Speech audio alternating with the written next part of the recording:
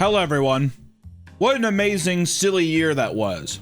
Haha, ha ha ha. We're going in this new year with a lot of awesome ideas, and today we just wanted to put together our favorite goofs and gaffs from me and Nick's little escapades on this channel. And it got me thinking. This year we've had a lot of ups, we've had a lot of lows. A lot of lows. I'd say a lot of ups too, though. A lot of people mad at us. Who do you think was most pissed off at us this year? I feel it's probably the cyclist. Whether it's Disney adults, cyclists, Swifties, gamers, simps, passport bros, millennials, whoever. We like to just joke with everybody. I think that's what I wanted to talk about for you right now. You know, when you come to this channel, it's all supposed to be us laughing together at everything. Everything we can laugh at, that's what we try to do. I try my best, Nick. In the moments when things seem to go too far, I do try to reel back and say, that's messed up. Does it come through a lot? It doesn't, right? But god damn it, I try. And at the end of the day, we're just here to make you laugh. And these are some of the edits I think were the funniest things. We have a great team here. And when you come to this channel, we want it to be something that's, you don't take anything too seriously. I know we certainly don't take ourselves too seriously. Nick said a lot of things where I don't think it should be taken too seriously. But all in all, doesn't matter who you are, where you're from, we appreciate you here at this channel, and we hope that you have an amazing new year, happy holidays, all that kind of shit, and we're very excited going into 2026. So, you know what, I guess it's just a thing. If you're a cyclist, embrace the laughter. We're having a good time, right? If you're a millennial woman making cringe in your car, more power to you. You know what I mean? If you're an incel passport guy trying to get pussy overseas, God bless you, sir. We're all here just to have some good time and make a couple laughs. So, without further ado, let's laugh at some of the best edits of the year. Thanks, guys. Like, we were walking in Shinjuku, all the bar doors are just open, so it's like welcome in, but everything in Japan goes up. So the stairs aren't like you go at like a nice, I mean, you're like climbing a fucking ladder a lot of the time. So we were walking past this bar and I was like, oh, that's kind of cool. It's like a Motorhead bar. It was cool, like Ace of Spades, or it had like a Lemmy decal on it. I kept an eye out for it because we kept going to this place called Gods, which was like a metal bar, and I really liked it. I mean, it was fun. But yeah, I was watching the open door and this guy, you just hear, go, go, go, go, go, go. And the man falls out, bald ass head, right on the ground. I mean, hard. He gets up, like yelling, and he's like not composed. Like this, like you have a concussion, 100%. He was like struggling to even stand up straight, and he just kind of like stumbles and runs off. Whatever. And the doorman does not bat an eye. Which I'm guessing that staircase has claimed many lives. I really didn't know what to expect because, listen, when you look online at these things, it's always people just being like, look at these dolls that look real, and they look like dead babies. Going in there, it could not have been like a more positive experience. We got to like talk to the owner, which I will say, walking in there at first, it is a bit uncanny. You kind of go in and you're just kind of taken back by everything. And also the owner was sitting there and she was painting a doll, and it's like a fully naked giant red baby with its fucking balls out. And I was kind of like, oh, whatever. But it was just cool seeing the process of like, oh yeah. We asked her about like, you know, what kind of clientele do you have? And she was awesome. She was like, oh no, it's mostly collectors. Social media, it likes to dramatize and like, oh, it's for people who are going through X, Y, and Z, which is probably true. But I think a lot of people, it's like just the same shit with like collecting Beanie Babies and stuff. And to be fair, the more time we spent in there and just talked to her and just kind of like got a feel for how long she's been in business and stuff, the more normal everything became. So much so that by the end we were like, oh, this is sick. And we bought 2 of our own dolls. So without further ado, I would like to tell you of some of the newer additions to the Papa Meat family here. Beautiful baby Modine. Hello, baby. Go ahead, have a blinking contest with them. You'll win. I've tried many times. Look at him. He's a little pinky, he got a little hand. God damn, Modine, you gotta get your hair fixed up. You got burpee? You got burp? Modine, you got a burp? He loves this. This is his favorite game. This is his favorite game. And last but not least, joining our beautiful family is my little son, Pepper. Sorry, let me take off his deal. Look at him, Pepper. This is his happy dance. Oh, Pepper, look at you go. Pepper just loves to dance. I'm not even moving him. This is him doing it himself. Whoa! This is crazy. It's silicone. Let me tell you, we're talking about being a police officer and grabbing it. The silicone makes it feel like skin. I mean, the weight distribution, everything, it feels so real. The weight of everything, like when you're holding it, the head weighs a little more. Look at his head. Look at all those veins. You gotta hold his neck. You have to hold his neck. I'm easily about the bad persistence. Go, dude. It's kind of fun, actually. So let it be written. So Soon it'll be done. Ooh, I'm creeping dead. Yeah. Yeah, yeah, yeah. Whoa. Awesome. Hello? Hello, Mother. How's it going? Hey, I'm doing a video on internet scams right now, and I was wondering, can you talk to me about that guy at all? Oh, God, yes. Well, it was on a first free dating website, but it just started out as a friendly thing, just somebody like online to talk to, and they suck you in. And when you're looking back, it was kind of like a romance novel kind of talk, like women like, but you know, it's not a normal conversation per se. But just all these nice little innuendos and things, and then just goes into what he does for a living. And then it was always some kind of like looking into it, some kind of oil rig. You're another country. You're working for the military. It's secret kind of vibe. And, you know, How serious? they're making tons of money, probably tons of money, but it's very secretive. It's very, and he's always widowed. Unfortunate mishap of the spouse. How long did this go on for? Ugh. The girl who was scammed out of 120,000, it was 6 months. No, this probably was like 9. Maybe. Wow. So Maybe. was it pretty serious? Like, did you like? Well, for a long time it wasn't. And then it just seemed like for like 6 months, it was just talking all the time, of course, because, you know, but then he started talking about meeting and stuff like that. And there'd always be something going on. And I remember showing your pictures and, you know, me not having a clue. You're like, wow, that's not real. And I was like, I mean, you were nice about it, but you're like, look at this picture. And I had no idea. I'm like, what? And you're like, I mean, just check it out. Be honest, Mother, did he get some pictures out of you? Oh, yeah, for sure. Unfortunate. Well, you have any advice for people that are online dating? Yes, I do. Immediately get offline and try to meet people while you're out and about. Well, that's easier said than done. Okay. No. All right. Get your This ass is out this there is and turning do into a something. very bitter. This is turning into a bitter thing. I love you. I'm gonna go. Okay, I love you. Bye. Night. Old girl got sent pussy and titty pics to the guy. You know what's f***ed up too is like the ultimate goal is money, whatever, but that's just like a cherry on top for him, you know? It's like a power trip thing too. It's f***ed up. The story revolves around Jeffrey Woods, a 13-year-old boy who moves into a neighborhood with his mother, his father, and brother, Lou. Anytime you see a character who's like, I'm 13, I just moved here, you definitely know the author is 13 years old. Just that's a rule of creepypasta. Or it's maybe even like an 11-year-old who's like, man, when I'm 13, I'm gonna be a grown-up. While waiting for the school bus, the two of them get into a brutal fight with a group of bullies. Jeff goes berserk, and he takes down all 3 of them and stabbing 2 of them in the process. Yeah. Hardcore. It is hardcore. After fleeing the scene, police officers appear at the doorsteps to question them. And in the end, his brother Lou takes the blame and ends up being sent to juvie. James, why would you let Lou do that? And days go by. Depressed and lonely, Jeff is urged by his mother to go to a birthday party for their neighbor Billy. And during the party, Jeff is jumped by the same bullies from before, where he is beaten half to death. Eventually, Jeff snaps. He beats one of the bullies to death and bludgeons another with a towel rack. And in the process, Jeff is covered in alcohol and bleach before being lit on fire by the remaining bully. Lou is released from juvie after the bullies confess to initiating the first assault, just in time to see Jeff in the hospital as his bandages are getting removed. Once removed, it's revealed that Jeff's face is leathery and pale white, his hair is singed black, and his lips are bright red. It's at this point that Jeff snaps, laughing uncontrollably. He thought his new face was perfect.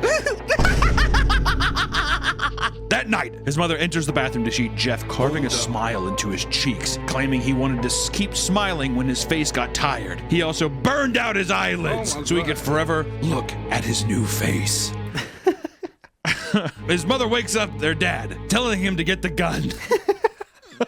Jeff overhears this and guts them both with a kitchen knife. The story ends with Jeff entering Lou's room, holding a knife, and telling him just to go to sleep. And that's the story of Jeff the Killer. I'm paraphrasing a bit, but that's pretty much it. You get a little bit of the Joker in there, you know, very why so serious code. It's cool. It's one of those things, Jeff the Killer, it's out of date, it's cringe. At the same time, and sometimes we have to talk about royalty, right? We're talking about how barbaric these things seem to be. Well, let's talk about the Gunnar King. Mysterious man was first spotted in his natural habitat at an AVN Adult Entertainment Expo standing near Black Raw booth. God damn. I want to say right now, we went to the AVNs. We got invited there with Bad Dragon, and it was nothing against, I want to make sure I preface this, nothing against people in the industry. It's a, you know, it is what it is. I was so uncomfortable. I was looking at the floor the entire time. It was just that, it was suffocating. There was too much of it. And two, I was like, this feels wrong. So I just kept kind of like looking at the ground. You like look up for a second, and it'd be like some like kind of like middle-aged guy like putting his like face in a girl's ass, and she's like, eat it.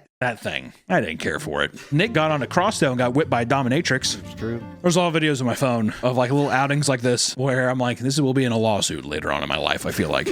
He was soon identified as J-Man. He's a big adult content fan. Some might say the biggest. And J-Man does not miss a single adult expo or adult award vote. Look at that photo. My man, I want to say this right now. That's just a haunting individual. Like when I think of someone, you know, nothing against him. Well, I guess it is kind of against him. Sorry, buddy. But if someone said, yeah, I work at a haunted house, that would be the kind of guy who I'm like, of course. He's like, yeah, my free time, I dress up and I like to scare people. Apparently, he is such a frequent visitor to these events that people in the industry recognize him, and in general, have only positive things to say about the man. Always very respectful and cordial, a true fan and enjoyer of the art. Good man. But the real crowning achievement of this sommelier is his IMDb account with more than 20,000 adult movie reviews on IMDb. At one point, he was the #1 reviewer on the entire website. And he's still active to this day, often posting around 5 reviews daily. How do you find that? There's a lot of stuff out there. How do you even have the bandwidth to find that much new shit? Especially to have it be tagged in with IMDb. God damn. J-Man takes his work very seriously. His deep understanding of the industry and sheer encyclopedia knowledge allows him to craft real, passionate, and informed critical reviews. He's a scholar. He's a scholar, Nick. He looks at the art. The art, it's actually art. We'd like to take a minute to thank our sponsor, Rocket Money. It's easy to spend money. The hard part is saving some of that money. And also being honest about where unnecessary costs would be coming from. Running a business and expanding the channel takes planning and budgeting, and I don't have enough money to spend on it. And with so much going on, it can be easy to overlook things like. But today's sponsor, Rocket Money, is here to help. Rocket Money is an easy-to-use app that helps you save more and manage your money better. Maybe I shouldn't put my money into. This app is telling me a lot. Stop spending money on them. I love using Rocket Money to set budgets. With Rocket Money, you can create a customized budget in seconds. Whoa! $50 for groceries. Okay. The app keeps track of your money at all times. Let it be the guiding light when it comes to spending. The app identifies for you top spending categories with important insights on how to budget better. But that's not all. Rocket Money also helps to automate your savings. We all need to save some money, so why not let someone else do it for you? It automatically analyzes your accounts to determine the optimal time to save so you reach your goals faster. So if I know how much a new puppet or a new set is going to cost, I can have Rocket Money guide me to saving the right amount of money so I can buy the thing. Whether you're planning on buying a house, going back to school, or just planning for the future, Rocket Money has got you covered. Take control of your finances today and go to rocketmoney.com/popatmeat to get started for free. Why not? You can also scan the QR code or click the link in the description. Come on! Unlock even more features when you sign up for premium. That's rocketmoney.com/popatmeat or click the link in the description to get started for free. Thank you, Rocket Money. Now back to the video. There's a lot of response videos where women are like, I was going into labor, and the nurse was like, that's not possible. The woman would like put their hands in their vaginas and be like, I could feel the baby's head coming through. God. Imagine feeling your baby's head before the doctor. Imagine reaching down there and you're just like, there he is. Do you think you accidentally poked too hard, make a dent in the baby's head? Oh. That's what my mom did to me. And she broke my clavicle when I was a baby. We had to talk about nurses. My mom, I mean, she's not a nurse or anything, but when I was a baby, my clavicle broke. It's like you hold your baby under the armpits like that, and she'd dig her goddamn bony witch thumbs into my chest. And she's like, what's wrong with my baby? Why are you crying so much? I don't know if I've ever even talked about it. You know how many times in my life I've talked to my mom and been like, I'm in a rough spot. She's like, you're being crazy. No. I broke my foot. She made me walk on my foot. It was broken. For a week. Just take some ice to school. It's just swollen. I went and saw the x-ray. Foot just completely bone completely snapped. Complained a week about stomach pains. And she's like, you're just trying to get out of school. My appendix ruptured inside my body. How are you still alive? I don't know. I'm so tired. I don't know. I'm just exhausted by it all. Took my first bite of today. 29-year-old male. I like to think he was like this.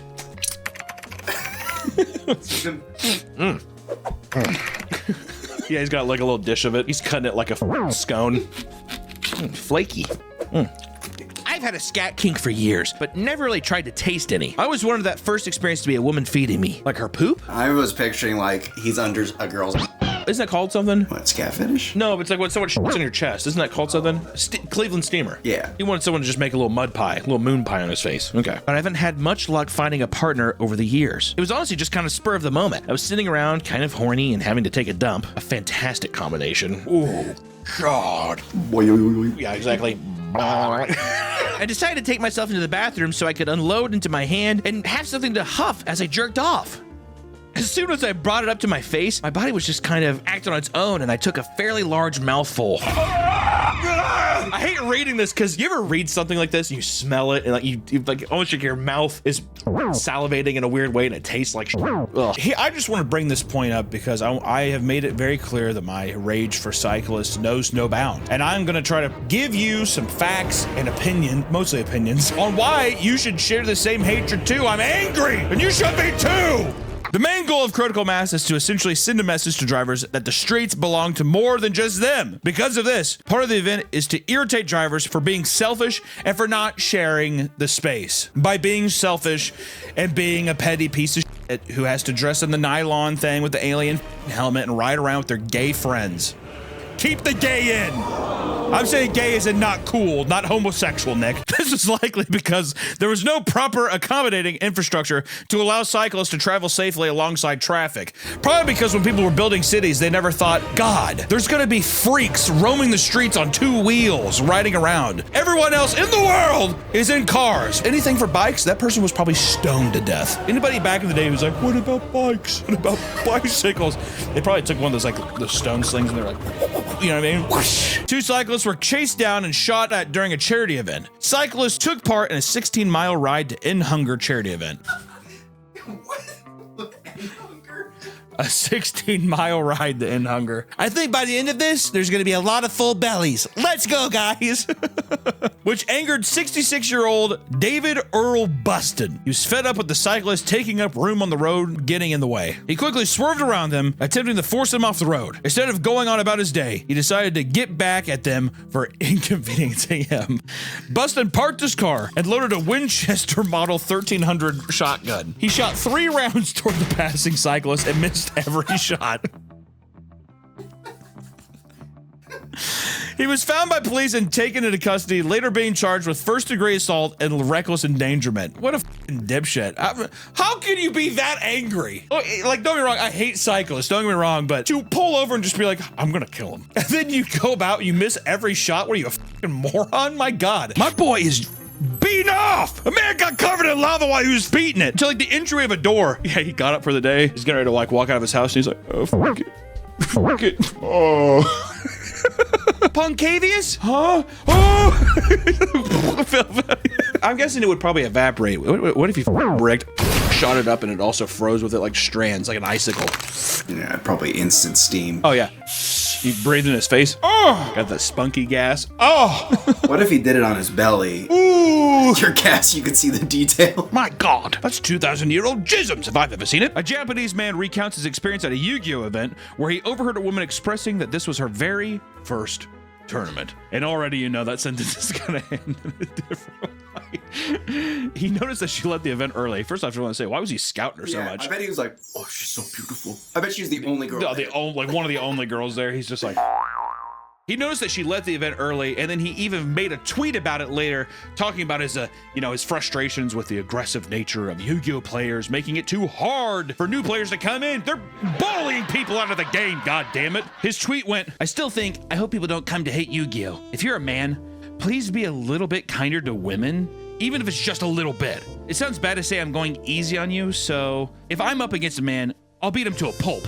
No matter if he's a beginner or whatever. When the other person is a woman, hey, if there are more female duelists, there will only be benefits for men. So please support us. So it is, he's like, if it's a woman, I will tip my cap and say, my lady, let's just have some fun and not be competitive. Is that what he's saying? Oh, this guy's a douche. Also, that makes the whole thing about him watching her so much more creepy, doesn't it? Where were you going, my love? Are you leaving so soon? But this post gained a lot of traction, and eventually the woman being referred to in the post found the tweet and responded to it. I saw this because it was circulating, but considering the circumstances, it might have been me, but I left halfway through because I couldn't stand the smell. It's not like I lost or was sad. I like how she's just like, it's a game. I was there because people were shitting their pants, and it just smelled like salty peanut butter and shame. And then no wonder the numbers of female duelists aren't increasing. There are some stinky female duelists. She's like, there's some stinky pussy out there too, boys, don't worry. I like to think if I was a woman, credit card swipe, like that, and I'd say, I play my yeah, okay, whatever. Put a disclaimer up as don't do this, what I'm actually saying. I'm joking 100%. Unironically, go into a bathroom, slip and fall, and sue the fuck out of the company. Everyone go to an Olive Garden and just fucking start tripping. There's wine on the floor. That's what you need to do. Operation Olive Garden. Everyone go into an Olive Garden, trip us somewhere, and say you fell on some red wine, and then cut me in on 20% of the profit. It's fair. 20%? It's not bad, dude. Is it illegal? Is this illegal what I'm doing? Not if it's a joke in Minecraft. Yeah, I mean, so I'm just joking. Don't actually go there and like slip and fall and scream in pain, like really sell it. Have them call an ambulance, because if they call, then they're at fault because, you know, you didn't call. They did because they're that, afraid for you. But don't do it.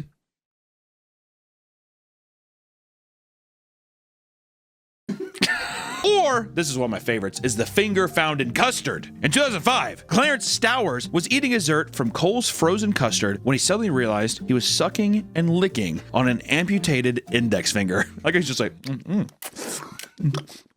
What?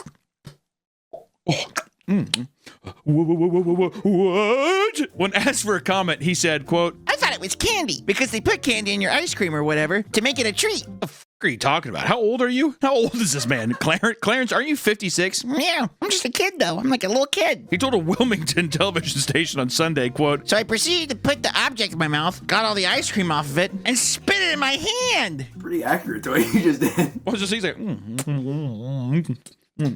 like rolling around you.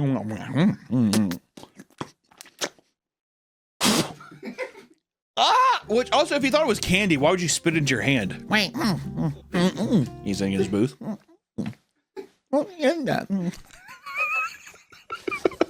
My fucking finger's all wet. He began screaming at the top of his lungs after realizing what had happened. Later, he declined any calls asking further comments as he began hiring a lawyer. He kept the finger in his possession to be used as evidence. What a creepy fucking weirdo. He was later discovered that the finger belonged to Brandon Pfizer, an employee who had a serious accident on the job. Holy shit. He had dropped an entire bucket of custard and lunged over to catch it, but his finger got caught in a custard mixing machine. And it chopped off his finger at his first knuckle. So this is a full finger. Wow. As his co-workers were assisting him, an employee scooped up custard containing his finger and served it to a customer. Like, I heard the guy's like screaming, oh, oh! There was one guy who's just like, like not even giving a that guy. He's always screaming on the job. This is my favorite one though, is Ozempic dreams. This is some real nightmare shit. As soon as you take Ozempic, you start having sleep paralysis. That's when the Hat Man visits you. That's when the Ozempic clowns by your bedside. Many people have reported having strange and vivid dreams while taking Ozempic, and some believe it is due to the gut hormone produced by the drug that has receptors on the brain, altering people's minds in their dream state. And this is a couple users' comments on it. They're pretty funny. The first dream I had, I caught my fiance cheating and stabbed him in his sleep. Then I woke up and I realized I wasn't dreaming at all. By the time I woke up, I felt like I hadn't slept because the dream was so vivid and long. I am fully under the impression that was someone confessing to a murder. Oh my God, yes! I've only been on it for 6 weeks and had nightmares more than I've ever had. I've just recently dreamed my ex-husband and my husband had both died of heart attacks. You becoming a fucking oracle. She has a death note. 40 seconds. They're gone. Isn't that right, Ryuk? That fucking Ryuk does look like an Ozempic patient, doesn't he? During my second week, I started having really scary, vivid nightmares. Same here. I'm awake since 5:20 a.m. Sames! Like being held hostage and killing my cats. Like what? These are all confessions 150%. I don't know, I'm beating my cats with spoons and hammers.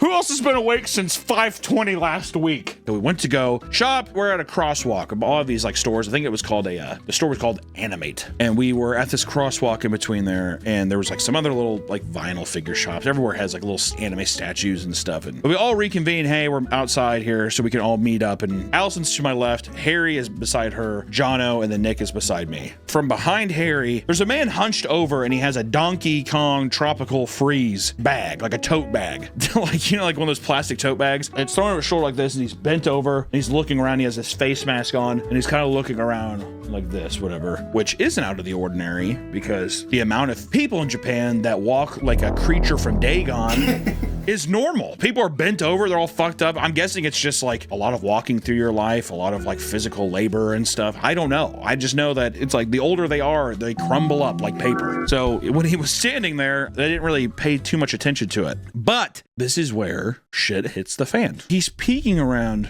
with his face mask on, and then he looks over at us. And his eyes kind of widen a bit. And he kind of starts shuffling. You can kind of hear it in his like sandals. He's like wearing like some fucking slides. Shh. Shh. Everyone else is talking to each other, and I'm really the only guy closing in to where this guy's going to walk through our group and make some statement. Which there was some stuff where it was like either we were on the wrong side of the sidewalk. There were so many different like rules and stuff to where people will bump into you and they'll like be like fuck off. And you know, there's probably a big thing of people being like, why the fuck are there so many tourists here? I want to fucking put a bolt in their head. Hey, I'm right there with you, buddy. So at first, like I said, I'm looking at him and I'm like, oh, this guy's gonna walk right through our group. And I'm like, okay. And I take like a step back. A little Midwest hospitality. Go ahead. But he doesn't walk through our group. He goes right up behind Harry. And by the time that he gets really close to Harry, everyone notices it besides Harry because he's standing behind Harry. So everyone kind of stops talking and he goes up to Harry and he gets really close to Harry's face. I mean, like maybe 3 inches. I mean, it was really close. And his mask is on and his eyes get really wide. Wide, like he is like looking into the depths of his soul. He looks at Harry and he does, "I sorry." he goes, "I sorry." And he's looking at him and he keeps looking at him and they're both just looking at each other. And then he just finally and starts shuffling off, and it's slow, real slow. And of course we turn to each other and we're like, what in the fuck is that? We turn back. The guy's gone! He's gone! We looked over for 3 seconds, 4 seconds maybe. He's gone! There's some people. Oh, when we got lost in the crowd. No way. He was going so slow to where it's almost like we turned away and he'd have to have dead sprinted. So I was gonna say, once he saw you guys look away. So this begins now the list of things that confirm that we were cursed. I don't know if there is something where a curse can be transmitted from like marking somebody with his eyes, like by just looking at this guy and we all looked at him, we were cursed. I don't know. It's a very superstitious culture. I'll say that. So who knows? Guild member, instead of just going, hey, this isn't really working out for me anymore, put thanks for having me for 2+ years, guild quitting. He faked their own death and then 3 months later logged in to G-Quit all their tunes and realm transfer. I read that as if like, I thought I was like reading Latin after a while. What the f does G-Quit all their tunes mean? Tunes are characters, so he probably had multiple characters in the guild, and so he logged in real quickly, G-Quit, so guild quit, and then realm transferred them off completely. Why does that, why did he just do that to begin with? It was probably, didn't want to hurt their feelings. Oh, he did. So he did it because he's like, oh, if they do that, they're gonna think I don't like them anymore. Yeah, he probably also stole a bunch of shit in the guild too. We might not have the full story here. Okay, I never was in a guild. I just would just play with my friends online. I didn't know the guilds were such a big deal. I play by myself and just raid. You just raid by yourself? And then I was a 14, so I never talk and vent, so I just type everything because I was scared. You were afraid to speak on. I guess I could see that too. I never had a game mic. I feel like I'd just be in the room with them and you talk that. You know what I mean? I used to be a clicker. That's a sin, a cardinal sin in WoW. You're never supposed to click. But I was a hunter, so I just had to do a rotation. I don't know what the you're saying. Like, I don't know what clicker means. Clicking is where you have your abilities on the bar, is where you take your mouse and go over and click the... Oh. Instead of clicking 1, 2, 3, or A, B, or whatever. I do that still to level up in League, and people freak out at that. I'm not keyboard savvy, so I'm always like, eh. And I can't multitask it. I don't know, I'm a fucking idiot. But according to the stalker, he did so because he believed J-Lo wanted him to, quote, spread his seed throughout the world. So he's gonna spread it on the lawn. Miracle Grow. Neighbors noticed him wandering around with probably with a fucking hard cock beating off. They're like, hey, there's a guy beating off in our neighbor's yard. I can't even imagine what I'd do if I walk outside and I just saw a guy beating off and like coming on the grass. Wait, how would you even process it? Would you even intervene? I feel like I'd Call just the be like, cops. oh, that's true. I was literally getting ready to say, I'd probably just be like, like shut my blinds. I don't know what's going on. I don't want to get in the middle of things. Or we can talk about my boy Daniel Ohib Shalom. There's no way I'm saying, is that how you say that? Daniel Ohib Shalom. It is in New York City, maybe. Ohib Shalom. I do not think I'm saying that right. Daniel Ohib Shalom is infamously known as one of the worst landlords in New York City for years of neglect given to his properties. Daniel Ohib Shalom's apartments are notorious for deplorable conditions. He already has a reputation. Daniel Ohib Shalom, they're just like, don't stay at his place, whatever you do. It was so bad that he was given jail time after accruing 700 plus housing violations on top of harassing tenants constantly. I hate this motherfucker. He would refuse to make repairs to the point that the doors no longer had working locks and the walls themselves were falling apart. And you can see some of the photos here. I like how he's just like, I'm not gonna repair it, and we're raising the rent. They put a Chipotle down the block, I'm raising the rent. That's kind of landlord I want to be. I saw a Chick-fil-A, a Raising Cane's, and a Chipotle, we're raising the rent. There's a Costco 2 miles away. I saw your Honda Civic pull in. I know you're gonna drive that while raising the rent. It was believed that the landlords wanted to create living conditions horrible enough to force everyone to leave so that he could renovate and sell the buildings at a higher value. Is that fun? Did you like that? If you don't like it, leave. You know what he's gonna do to sell it for a higher value? He's gonna go to Home Depot and be like, what's the cheapest sink? And they're like, that one? He's like, I'll take like 12 of them. Do the landlord special, baby. Landlord special. Paint it over. There's cracks in the wall. All right, it's good to go. Or we could talk about an updated pigeon, a drone, delivering and drugs to inmates. Well, that makes more sense. You can be pretty far from a drone to control it. Some of them, yeah. Or you get like a little extender. Yeah, with giant Melrod. In 2016, it was discovered that drones are being utilized to smuggle copious amounts of contraband, like drugs, cell phones, and films.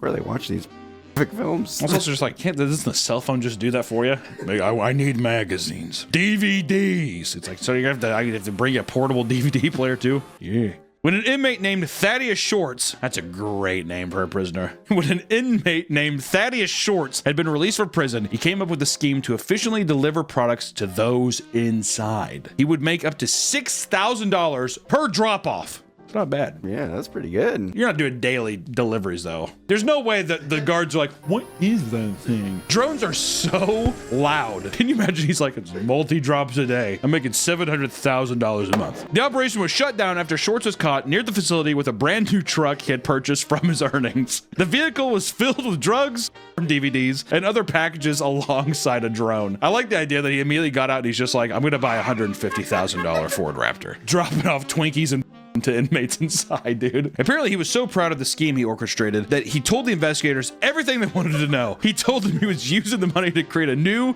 customized drone that could carry larger quantities of supplies. He definitely saw Catch Me If You Can. They're going to be so impressed with this evil scheme that I'm doing that the government's going to hire me. Shorts was convicted yet again, prompting prison management to become more aware of how new tech could be utilized to smuggle stuff into prisoners. Look at that drone. The picture of this drone is obnoxious. I think DJI drones have 4 propellers. This has, I think it's 8 propellers. If you've never been on a drone, it is not a quiet affair. I don't know how the guards didn't realize this was happening. Also, like, look at all these windows. Is everyone just like... Darius, the highest ranking blood member from North Carolina, was imprisoned due to murder charges for kidnapping, burglary, and conspiracy to commit murder. I thought if you take a prison photo, you have to like look at the camera. Maybe he was looking at a big fat ass of that woman. He's just like, that one's gonna be mine. While in prison, it was discovered that he had intercourse with both a contracted nurse as well as a detention sergeant within the facility, both of which became pregnant. And the shocker here is one of them's a man. Can you imagine? Oh, Darius, what the hell? Do you think they got upset when they knew? Yeah, dude. Like, I risk my job and everything to do, you know what I mean? Or maybe they're just like poly. What if they're poly couples? In on it. You never know. He had also used his charm and influence to get another detention sergeant to provide him a phone, which he used to orchestrate illegal drug deals from inside his cell. He was delivered other contraband as well, including a vape pen. But I bet you Darius didn't even consider getting a few. What you want to think today's? No kidding. I just want to know what kind of silver-tongued devil this is, dude. Jesus. Nick just did. That's all he has to do. The girl's like, ooh. Just does, come on. Come on. Darius, no. Come on. If you ever want to try and be like, I want to take you out sometime, the girl's just like, oh, no, I'm good. I have a boyfriend. Come on. Huh? Is that a silver tongue thing to do? I'm gonna try it. Are you? I legitimately want you to try. Come on. Come on. You can do it at different speeds. Come on. Come on. Come on! In court, he claimed that he was sexually assaulted. Word? Seeing as a detainee by law cannot consent, according to his attorney. Oh, Darius. Playing the system now. That's one thing that I guess Roblox and a lot of new games have, is you get to hear the real anguish in a child's voice whenever something wrong happens in a game. And it fills me with so much joy. Oh, yeah. It's nice. It's not only confined to you as a child anymore. You get to just hear the anguish of other children getting scammed out of pixelated, I don't know, fedoras or something like that. And some scammers, however, resort to creating their own experiences promising free Robux, only to program in-game prompts that convince players to put in sensitive information. You want a reward? Gotta put in your Wells Fargo bank information. Your mom, go find out what it is. Really? Yeah, your social security. Your mom and dad's marriage certificate. Their license uploaded as a PDF. Really? Okay. Take a picture of your mom. Take a picture of your mom's panties and upload it to the drive. Upload it to the Roblox cloud. There are plenty of ways the game pushes people to spend money in Roblox, which is easy to do for children who aren't spending their own money in the game, right? When you have mommy and daddy's credit card, Roblox is a good time. That's what my nephew's doing to my brother. Oh, He's dude. Like, I want a $40 tank. He was like bugging me. Dude, I was on the phone with you. Or I heard you on the phone and he was like begging you. Yeah. He's like, please download this game. Please. At first he told me to buy it. He's like, you need to buy it. I was like, no. Dude, it's every child's right to be able to beg and bitch and complain to their relatives. I remember when I was a kid, I was probably 14 at the time. I remember the Super Nintendo just came out. I wrote my mom a note, slipped it over the door. Dear Mom, if you buy me this Nintendo, I will literally never ask for anything ever again in my fucking life. Please, Mom, please. I think everyone's had that one experience before in their life because you're too much of a coward to face in person. Hundreds of Roblox experiences relating to Jeffrey Epstein and P. Diddy easily got past their moderation filters, allowing games like Escape to Epstein Island and Diddy Party to run uninterrupted for a long time. That's just trolls, though. It's just a funny meme. I mean, it is, but it's still, whenever there's so much other actual pedophilia going on the side, it's just one of those things where it's like, really? That's just not a filter? So you can have a game called Escape to and also Escape to Epstein's Island. And the thumbnail is, goddamn. Other vulgar games include experiences such as Beat Up Homeless outside 7-Eleven Simulator or Beat Up the Pregnant.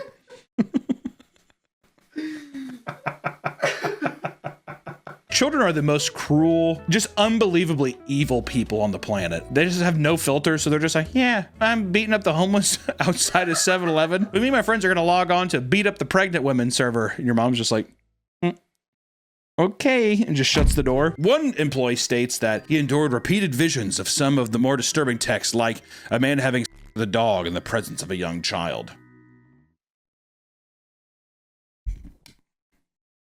Gotta get those AI machines to learn somehow, right, boys? Here's $1.32 an hour. Thanks for that. Yeah, hey, you know what? For you, you're gonna get an extra chicken thigh today at lunch. Don't tell the others. Other employees were tasked with reading erotic online stories. Me too. In one case, a Batman fanfiction. In one case, a Batman fanfiction in which Robin is sexually assaulted by the villains.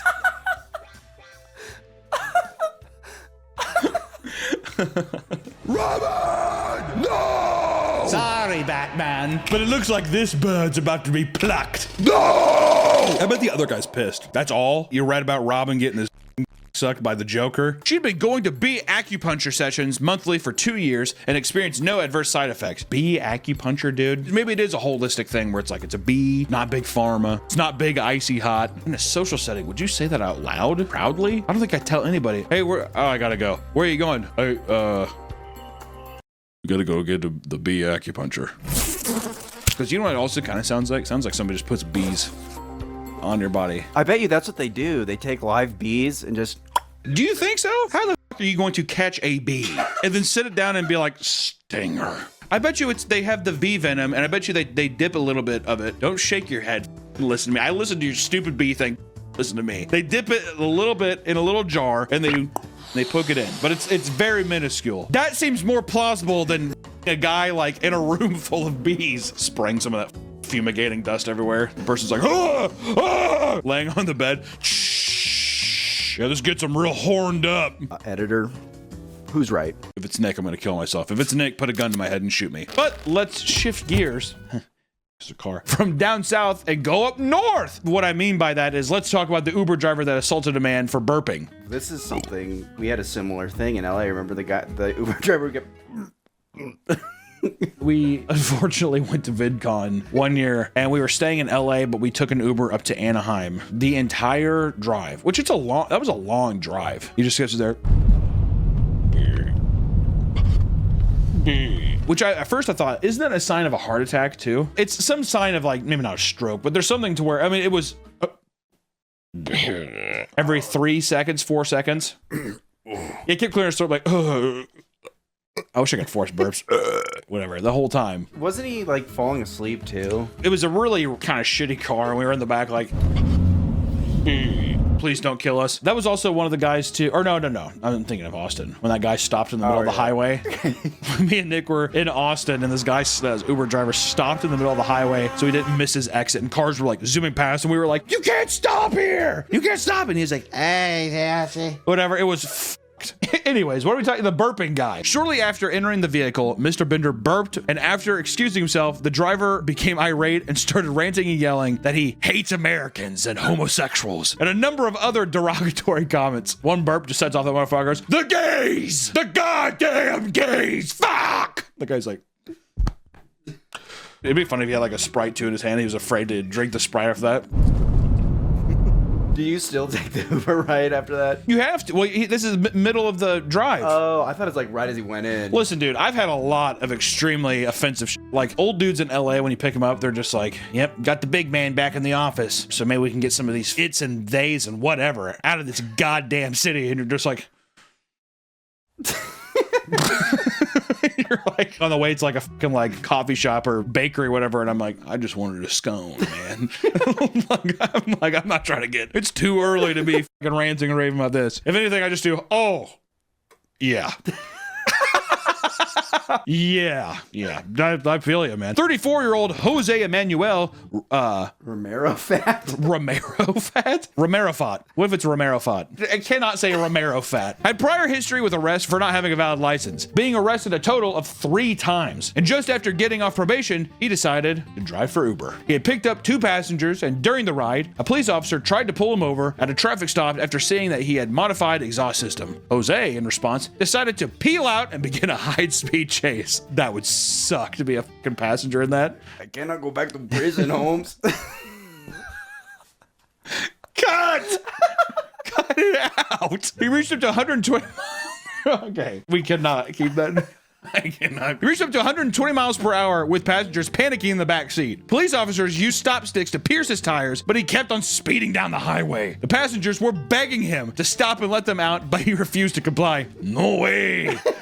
After his tires started to give out, he rushed out of the vehicle only to be tased and arrested soon after. His new charges include fleeing and eluding a law enforcement officer with lights and sirens active, resisting law enforcement without violence, and, once again, driving without a valid driver's license. Honestly, bro, would have just pulled over.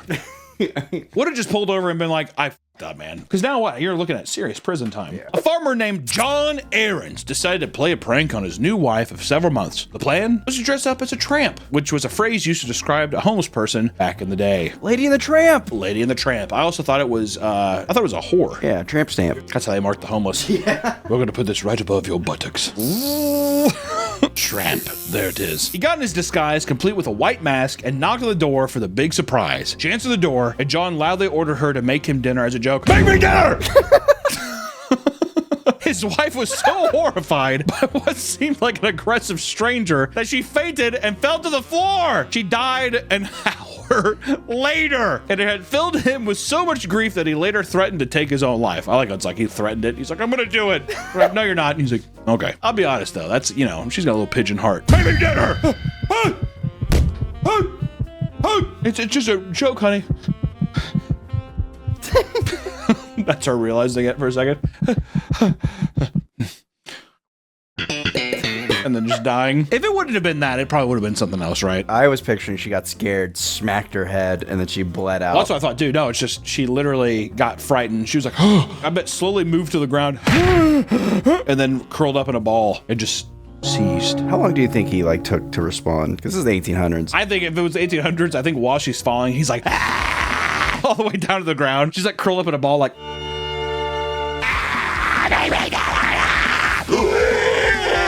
he's like, just get up. I'm actually hungry. You've actually pissed me off now. Get up. Because I would assume if he was just like, maybe dinner. She's like, oh. He's like, oh, I'm just joking. Oh, I think that he was at full in it. He's like, ah! He's like dancing and shit. I'm a psycho. I'm going to eat your soul. It was unrelenting. And that's what he doesn't tell other people. She's like, really? Just because you scared her? He's like, yeah. I don't know what happened. That is weird. Do you think after this he pulled another prank in his life, or was he like, I'm done with pranks? I think he's like, I'm done with pranks, but I bet you he's the kind of guy he has been tempted. He like walks into a house and it's like no one heard him yet, and he like sees the person washing dishes. He pulls out the mask for a second. Nick, play the character of the person making the Reddit post. My husband has racked up a lot of debt. Nearly 100,000 buying Pokemon cards. $100,000 in debt from Pokemon cards? What? 70K of it was paid off, but since then he's racked up another 27K since December. Imagine plowing through 70,000 in debt. When he's like, I gotta talk to you about something. We got 27,000 more to pay off. Thank God you're so good at sex. You're literally perfect in every other way except the Pokemon cards. I know nothing about these cards or industry. I know nothing about these cards. It's just all Japanese. I don't know what it is. But I need a way for him to not have the ability to buy anymore. How can I get rid of what he already has? What can I do to physically stop him from buying any more? I would say, like the obvious salute, leave. Leave this person. This is the segment is now me just responding to the Reddit post. I'm gonna give you the solution. Right answers only. Leave this person. All right, with a surprise, he has Big John send home Rodeo almost instantaneously. Oh no. You couldn't even eliminate her yourself. Brett sends her home with dignity. He's basically just like, go see your baby boy. But she's like, I don't want to leave, Brett. Whatever. And he like basically walks her out he hasn't walked any girl out to the door. He walks her all the way out the door, gives her a kiss. Go ahead. Put her up on the sloppy seconds board. God. Oh! Even before it's done. Oh yeah. You don't even know who's getting done, who else is done, because the next person is Brandy C. He sends Brandy C home, which I will say Brandy C. No, Rodeo's better. Brandy C has the worst voice in the entire show. It's true. It's like Gypsy Rose. Come on, right? Brett! But you know what? How did I miss it already? Where did it go? I was there. I was there. But I want to hang with him now. It's not gonna happen. Are you marrying the girl or fucking her? Because sometimes, man, you don't have any ounce of human. Like you're just like such a deplorable person sometimes. God damn. Polycule, also known as a polyweb or a polyfamily, is the connection made among various people living in polyamorous lifestyles. Essentially, it's a family in which you are not only connected by your own partners, but your partner's partner, and so on. And not all members of the polycule need to be romantically entangled. It's a portmanteau of the words polyamory and molecule. Some people who participate in this will create charts to explain the complex web of relationships contained in their polycule. You probably thought you were on Ancestry.com. No. This is a polycule, my friends. I like how it's showing former partners. Well, we were dating, and I was a part of their thing. What's the thing, dude? You gotta have a little ancestry. You gotta have a little family tree of your polycule. Because you probably are also like, I might go back. I feel like these are like little islands. They're like little Mario worlds you get to travel to. What are some of these asexual, non-sexual partnerships, long distance? I like how it's just friend. Non-sexual partnership, so it's a buddy.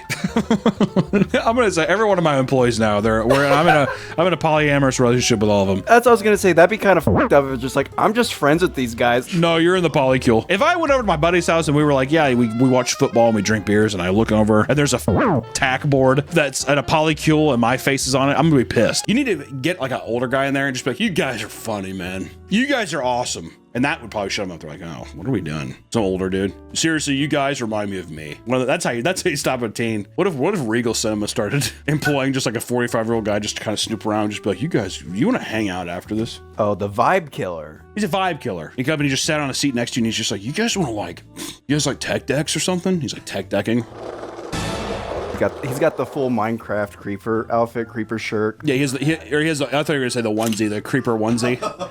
He's like, seriously, I didn't even know they made this in my size till this morning. Amazon's just that fast. Isn't that cool? If you had a guy that did that, I'm telling you, that would stop it. The whole audience would be like, we should just get out of here. You have to make it seem uncool. Right now, it's too cool. That's what I'm saying. You have to kill her. He's just like, dude, I plan on screaming. If a 52-year-old man sat next to a teenager and he said, I plan on screaming chicken jockey so loud, I can't wait to record it.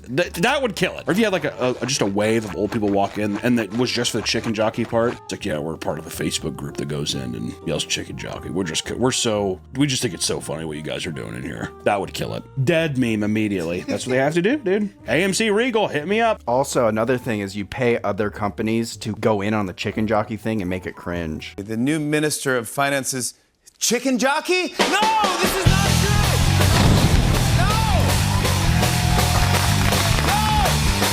Well, exactly. And then you need to sit there and it's like, but at every entrance of the theater experience, you need to have a giant banner that says chicken jockey when you walk in, and it's sitting there, and then it's like people recording you, and it's like a roller coaster thing. So like, hey, buy your photo of when you said chicken jockey in the theater, and kids would be like, lame, man. I don't want to do it. What's this one?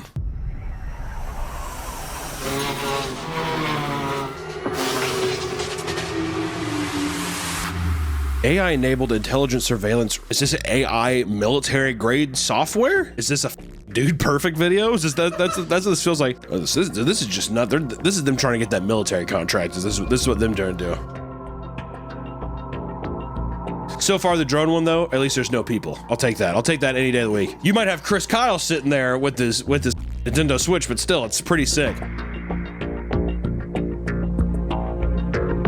Follow autonomously. Yeah, follow autonomously. It's like the loud.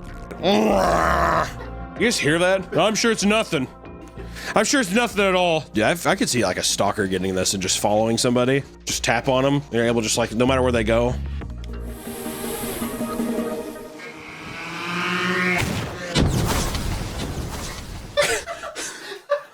It's a bomb! Holy shit! And that's just how they end it. Drop it down and f***ing destroy everything in sight. That's actually crazy. How do we get one of those? How much does the AI drone cost? We can drive it into a. They shouted at him, so he attempted to mimic their words back. He even sang worship songs to them, but they just laughed at him. That's insulting, because what if they're like, get out of here? You get out of here. They're like, never had reverse psychology before. I like how he's just like, God's building a church. He's gonna march like a mighty army man. Do you think he was TikTok dancing too? Yeah, like the Secret Lives of Mormon Wife's chick with her baby dying. She's like, gets into it? Maybe. Eventually, John was able to give them gifts, but a child shot him with an arrow as he attempted to preach gospel to them. He's like in their hut, whatever, and he's like, all right, so listen up, guys. You got the gifts. Let's talk about Jesus for a second, huh? He gives him one of these, and then a child's just like, he's like, ah! Fuck! Actually, what? He said, crackers! Cheese and crackers, guys, come on! I don't know if this is a good spot to say it, but I had this one HOA one time. I was mowing my yard, and the guy who was the director or whatever of the HOA lived behind me. I was mowing my yard, and the guy came out, and he's like, you know you're not supposed to use gas mowers in this neighborhood, right? Oof. And I did. What? He's like, we're basically all Ryobi over here. And I was like, well, I don't have it. And he's like, okay, well, you should go get one. Annoying altercation, albeit whatever. Later on in the day, I get a fucking at my door, and then I hear off my steps, and the guy knocked on my door, left an envelope, and like ran off. And it was I'm not even joking, it was a $550 fine. What? And I was like broke at the time. Fucking broke. Where was this? This was in Kansas City. Really? Yeah. Oh. And I sat there and he lives right behind me. So I like walk around. I'm like, are you serious? He's like, buddy, honestly, I hate to do it, but it's just if you let one person do it, everybody's gonna start doing it. I'm like, it's a gas lawnmower. It's fine. I was like, also, I'm like, how can I get the fucking mower if I have to pay this? He's like, listen, like I said, I hate to do it's like, it's that kind of shit. Yeah. It'd always be like weird, petty stuff like that. Anyways, I hate HOA so much. Yeah, that's horseshit. And lastly, I want to talk about a hero. I want to talk about the man who killed his HOA president. And his wife. He's not a hero. I take that back. Hugh Hootman is a 75-year-old man that was infuriated due to a simple dispute between him and his neighbors. Apparently, the community laundry room door was left open. Oh my God! 81-year-old Henry Wallace, another resident, confronted Hootman about it and began screaming at him and his wife. Later on, Hootman saw Wallace while he was grabbing his mail from the community mailbox. There, he approached Wallace and told him that he needed to apologize the way he treated the two of them. Wallace brushed it off without responding, and that caused Hootman to lose his cool. He pulled out his 9mm pistol and shot him 2 times in the chest. Okay.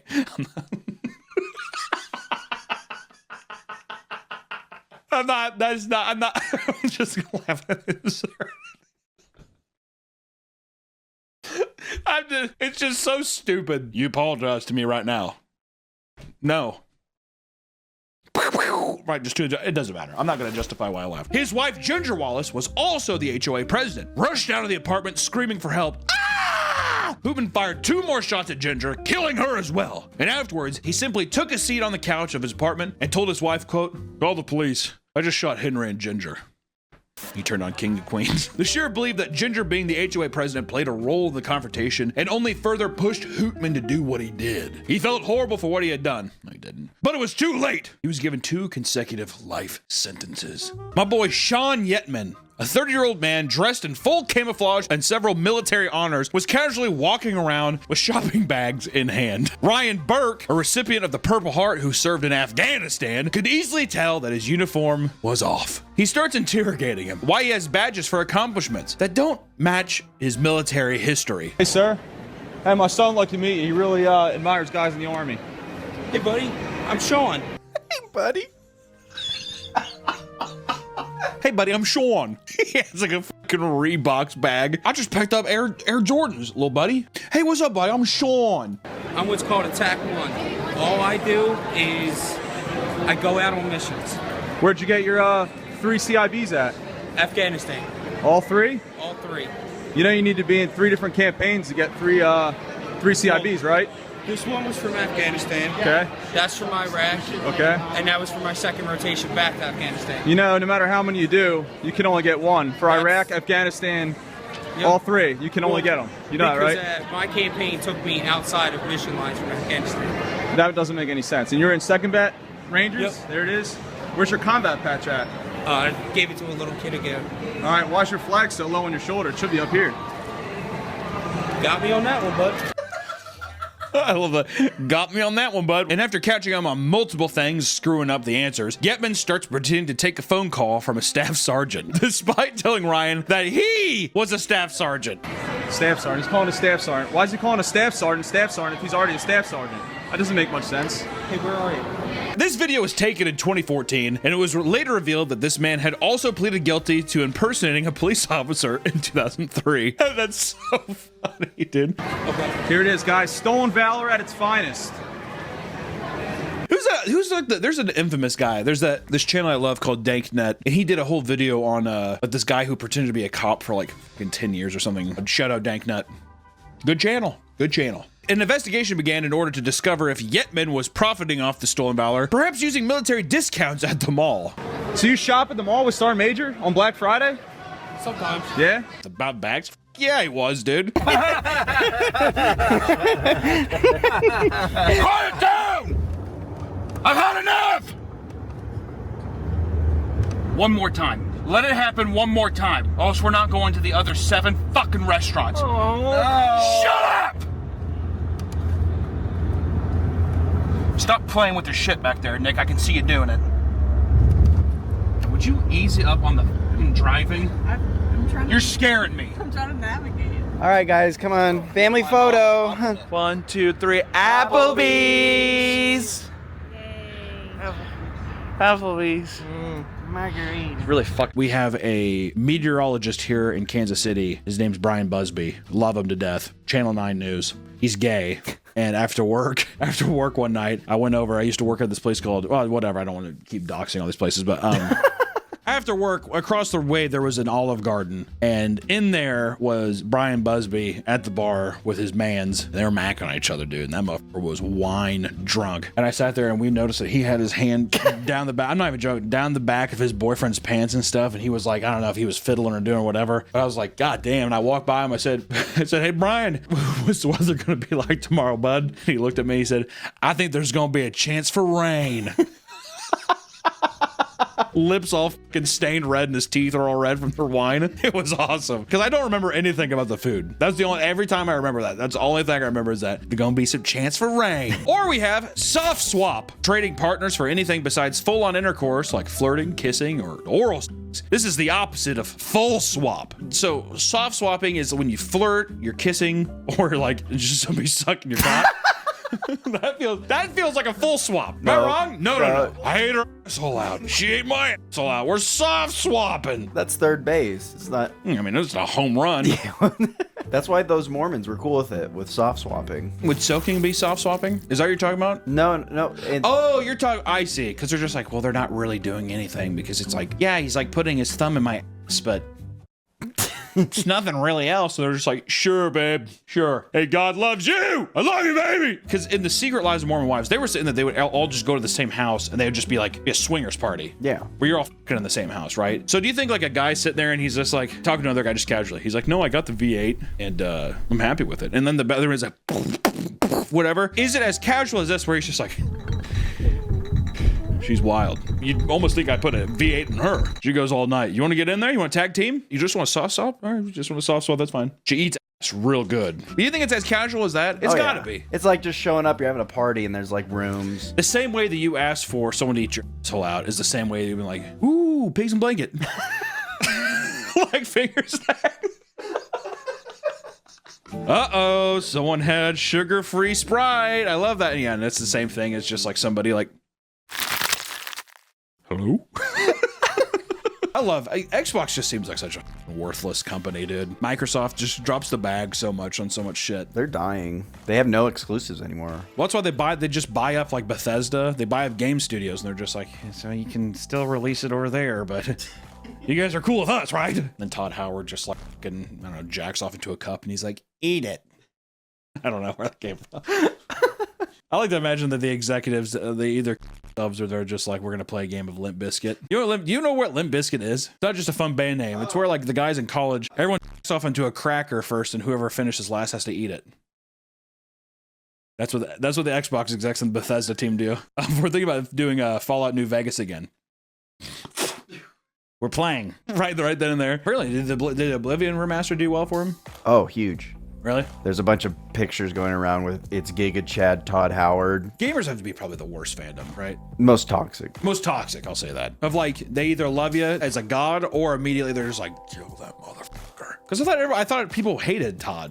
And also his friend. Did you see that thing with him and Elon on that game panel at E3? So awkward. So uncomfortable, dude. The Walmart male prostitute. This guy kind of looks like me. This does kind of look like you. Look at him. He kind of looks like a male prostitute. I suck for money. You joke around, you might say those things, but you know, coming to the realization where you're like, I'm transactionally sucking for cash. That's got to be a bitter pill to swallow, huh? Managers from a Walmart in Queensbury, New York, received a strange anonymous complaint from a customer. It stated that there was a man performing sex acts inside of the store. It's got to be the dressing room. Meet me in there. They reported the tip to state troopers, who began an undercover investigation to find the culprit. It was discovered that a 22-year-old man working at the Walmart named Foster Bills was using Craigslist ads to advertise his services. This wasn't the first time, as he was also caught doing this previously at a local library. The Craigslist Casual Encounters ad read as follows. Title, Quickie and Crandall? Male for male, 22, restroom. Young guy looking for a little spending money. Love that. I'll suck I gotta have some quick cash. I want to buy myself a new suit. I'm at Crandall Library for a little bit, so hit me up ASAP. Head to the restroom, wait for your pants down, and bend over toilet. No waiting, no names, no risk. Just be clean and D-free. Bring condoms if you like, not necessary. I do have lube. Higher gratuity, head of the line. I just want to say, out of all the things that could have been, that is a straight shooting post. Yeah. You kind of have to have some respect for it, right? Listen, I'm gonna be bent over a toilet. You just do what you gotta do. They call me the slop trough. That's where all the piggies come to feed. Charlotte's Web. Not in the library. The undercover investigator met with Bills and exchanged money for his services, after which the man was arrested and charged with misdemeanor prostitution count. Misdemeanor. So he's like bent over, his like gaped open, his prolapse, red cabbage is coming out and doing this to him. And the guy's just like, here's a misdemeanor. What if Walmart tried to hire him? What department would a guy who... Customer service. Tire salesman. Yeah. You're mad? So you're mad about the tire prices. Well, how about you take me to the bathroom and f*** me silly? I want to speak to your manager. You are looking at him. The other guy's like upstairs. He's like, he's the best goddamn employee we have. Customers always leave happy. Now, Dan, can you tell us what some of these are so far? Why don't you give Hunter a little kiss on the mouth? No. Look how cute he is. You want your tip? God, Jesus. You want your That's tip? Miss Daisy, and that's a... God! Jesus! I'm gonna give you the worst titty twister later.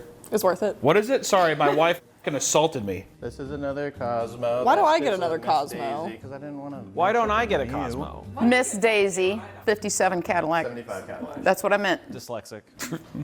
They're at 75. Come on, man. That's my mom you're talking about there. No, it's your mom's. It fits her.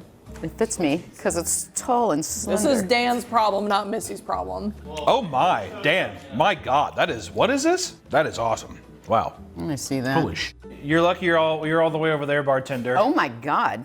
Hunter's gonna molest you. I have COVID and I need a doctor to take a look at me. Lucky also had a daughter from a previous relationship named Gravity Blue. Why does any of this feel relevant? Are we just making fun of our children? Yeah. I just want to say, Nick, who wrote that, hurtful. Oh yeah, I'm not gonna put that on you. Whatever. I'm not here to make fun of the kids. I think we're just saying it's kind of odd. I think that it's just setting up precedents to be like, she's making bubblegum for 12 hours and she's naming kids Gravity Blue and Whimsy Lou and Tammy Tim. We're getting a full picture here, all right? You name whatever I was thinking about naming my son when we have one. His name Cotton. Oh, like King of the Hill. Cotton Hancock. That's what we were thinking. My wife wanted to name our daughter Billy, AKA, do we live on a plantation? I'm not sure. We might. Who knows? Okay. I'm gonna take him down the bayou so he has a French Southern accent. Ooh, it is hotter than molasses. It's hotter than the devil's tank down here. The sweat rolling down my back like molasses. You can just choose to leave that in or cut that out. I don't think that really adds anything to the video, but please, who's editing this? I give it to Jono. Yeah. Come on, buddy. Throw me a bone here, buddy.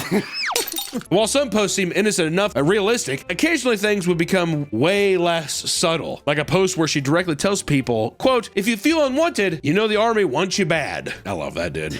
I want you bad, so if I was an army man, she'd probably love me. That's how men's minds work nowadays, too. Similar theories are even being made in other countries for people like Natalia Fadiz, also known as the gun waifu, a member of the IDF that posts pro-Israel propaganda on her Instagram and her OnlyFans. There's definitely a guy who's just doing something and then that OnlyFans comment really perked him up. Say what now? But this is when Miranda shows up, who looks like an exact clone of everyone else, except she has the deepest voice out of everyone. I'm like, Taylor, girl, we've got to get you out of 2022. Yeah. And somehow, it's pretty hot. She's one of the original Mom Talk members before leaving the group over the soft swinging scandal where everybody was sucking and fucking at all the guys. I'm pretty sure it was literally the Mormon girls are like, I don't know, should we kiss?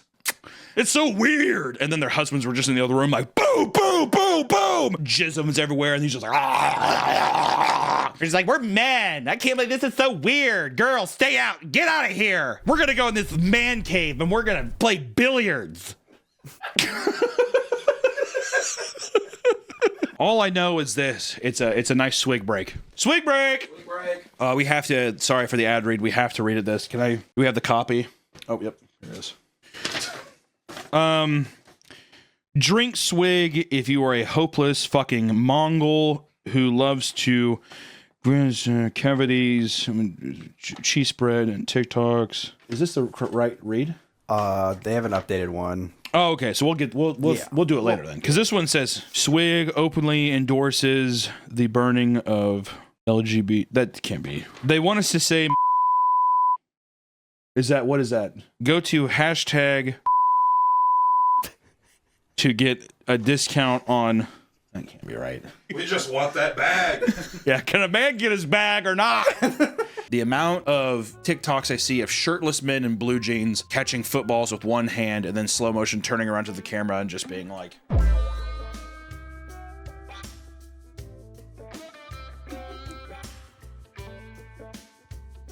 Man, you're good at that. Can you imagine? What if I actually just lost like 150 pounds for that thing? Just for that bit?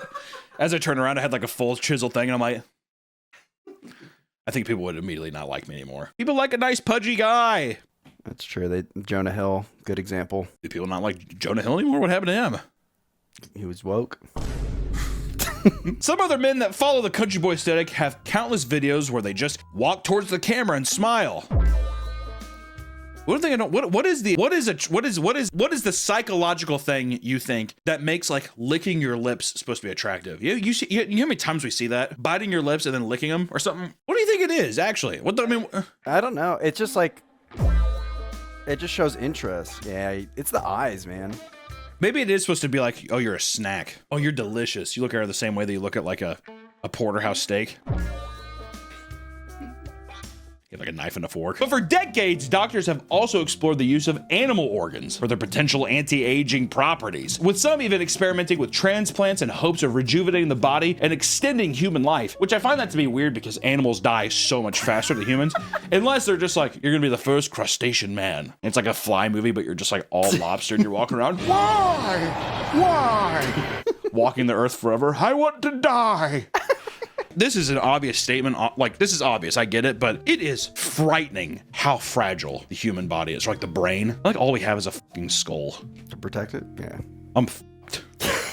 I don't know when. I see, and I'm such a hypochondriac because I think about this now and see I'm already like my brain. It feels tense. Like I'm like, here it comes. The aneurysm? The aneurysm. Here it fucking comes. Sometimes I feel one coming. Banana. Because I'm like, think banana and say it. Banana. Banana. Banana. Banana.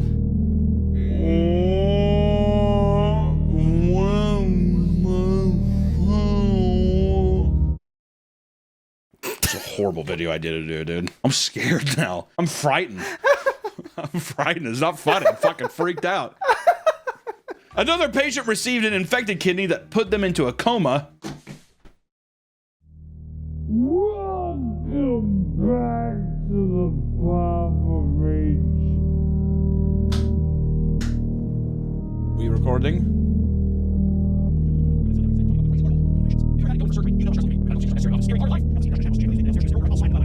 Put them into a coma and forced them to be on dialysis for a year, getting 16 blood transfusions. Oh my God. This kidney would later be removed due to how infected it was. Oh, did they finally get around to it? You know, it's like stomach's like huge, whatever. Well, I guess we should take out the kidney. It's been about a year.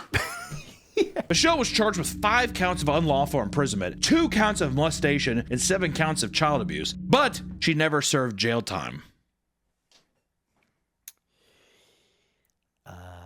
Because after being deemed mentally incompetent, she died in a hospital in 2019, effectively bringing the Fantastic Adventure saga to an end. You're mentally unfit, she just fucking like boils in a room. The only thing keeping her alive was pointing a DSLR camera at her. She's like a fucking Japanese like yokai spirit. Just like the ghost in the ring. The nurse is just like cracking the door and looking in. Film me! Film me! Like the Wicked Witch of the West or some shit. Yeah. Right around the time this all came out, he had started to appear on camera in a wheelchair and an air mask. Yet when he was taken into the hospital, doctors found that there was literally Nothing wrong with the fucking guy. In the end, Haim was sentenced to 135 years in prison for multiple counts of child abuse and one for injuring a child, with the judge's final words to him saying, quote, "You're gonna die in prison," which is so fucking sick, dude. That's the only time I ever envy being a judge, is when you get to really just fucking put that nail in that coffin. Hey, guess what, Haim, or what are the ghoul, or whatever the fuck you want to be called? Bye! Boom! That's what I do too. And I'd be like, you know what? On the way out, break his ankles. That's the kind of judge I'd be. Break his toes. Recess and we'll break his toes. Hit him. If anybody opposes, I'm shooting you in the chest. Judge Angog. That's my show. I'm Judge Judy's fetal alcohol syndrome child. Part of why Goodwill customers are still critical of this, however, is due to their belief that disabled workers are exploited by the nonprofit. Okay. Due to a loophole in the Fair Labor Standards Act, Goodwill is able to get away with paying those with disabilities less than a minimum wage. At least they got a job. You found work, but at what cost? This has been reoccurring issues with Goodwill for several years, with reports even in 2011 showing that some were being paid as little as 22 cents an hour. Is this China? Is this China? What are we supposed to pay him? Look at him. It's like a regular employee, like just like putting stuff on a shelf. At our college, Harry used to work with people, I forget what they're called, but they were disabled people working for the college. They would pay them based on like the output, because they're like, oh, you only stacked. You did nothing. At that point, if you're paying somebody 22 cents, is it just to give them like a place to be? And if that's the case, then why even pay them? It's like a sense of purpose. It's like giving like a child. When my mom used to work for this lawyer, he couldn't see at all, but my mom would hand him blank checks to sign to feel like he's still doing work. So it's kind of like that. Here we go. A big, important check signed off. And she even gave him like a crayon, a crown. But this pen smells weird. That's fine. It's like a coloring book. He's just like, all right, here I am filling out these checks for my important business. Many female students on campus were disgusted by the behavior. God, wet blankets, right? When Cornell learned about When Cornell learned about the challenge, it launched an investigation and the fraternity was placed on probation for 2 years. In addition to the probation, an in-house advisor was required to be present at the fraternity at all times to ensure that such an incident would not happen again. First off, I just want to say that's a show waiting to happen. Cornsworth, could you just let us these fat chicks? What if you hurt their feelings? Don't go out without this. Thanks, Cornsworth. No one told me that. Wouldn't that be sick? Well, I was gonna say, is the guy just standing there at all times? Hey! Well, yeah, what's he gonna do? That girl is comically large. Ask her to leave, brush your teeth, and go to bed. Oh yeah, that'd be even more humiliating. You're not partaking in a pig roast, are you? Yeah, he has his measuring tape. It doesn't even go all the way around. Daniel, tell the young woman good night and have her pig hooves off the wood in this house. He's making fun of you. He's going to finish in you, and he's going to laugh about it later with Steven over there. Steven's like, he's right. Cornsworth, you're such a hawk, man. Actually, I'm not gonna lie, I love that. I would watch that show. Cornsworth, that's my sister. My bad.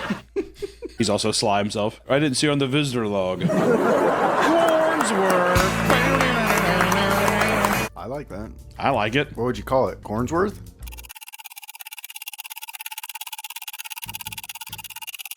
Alpha Beta Cornsworth. No frat members were charged, but some students filed a complaint against Yale, and the school later agreed to make changes to prevent something like this from happening again. They got Cornsworth. That's season like 4 or 5. It's a new frat. Or every 4 years he changes. We're graduating. I just want to say I think I'm a better man because of you, Cornsworth. You boys make me very, very proud. He has one gift for him. It's like just a big busload of fat chicks. Cornsworth! He's like, have your fill.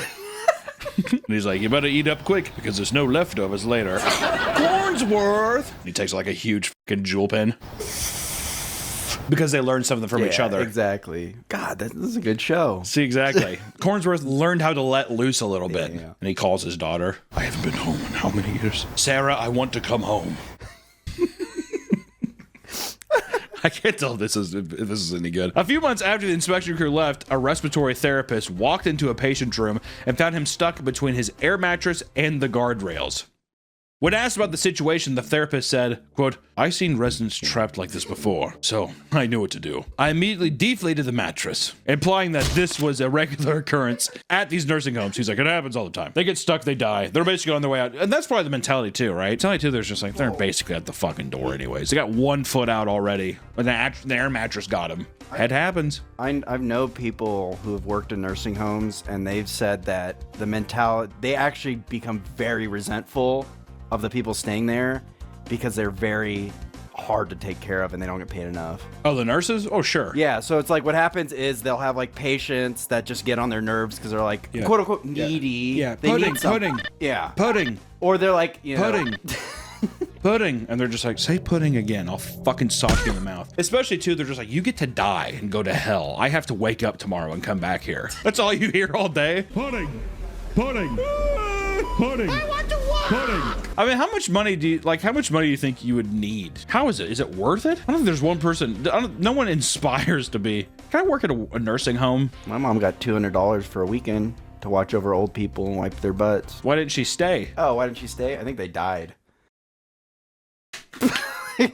$200 well secured. But even with the mattress lowered, the man didn't fall. His head was still stuck in the railing, and his skin had begun to turn blue. Staff were able to free him, but it was too late. When the resident reached the emergency room, he was pronounced dead. But yeah. Were they gonna tell me like, yeah, his fucking neck is all blue and purple? Like, take him to the hospital. Why? Why? He's literally like this in between the railing. I think he's still breathing. Call an ambulance.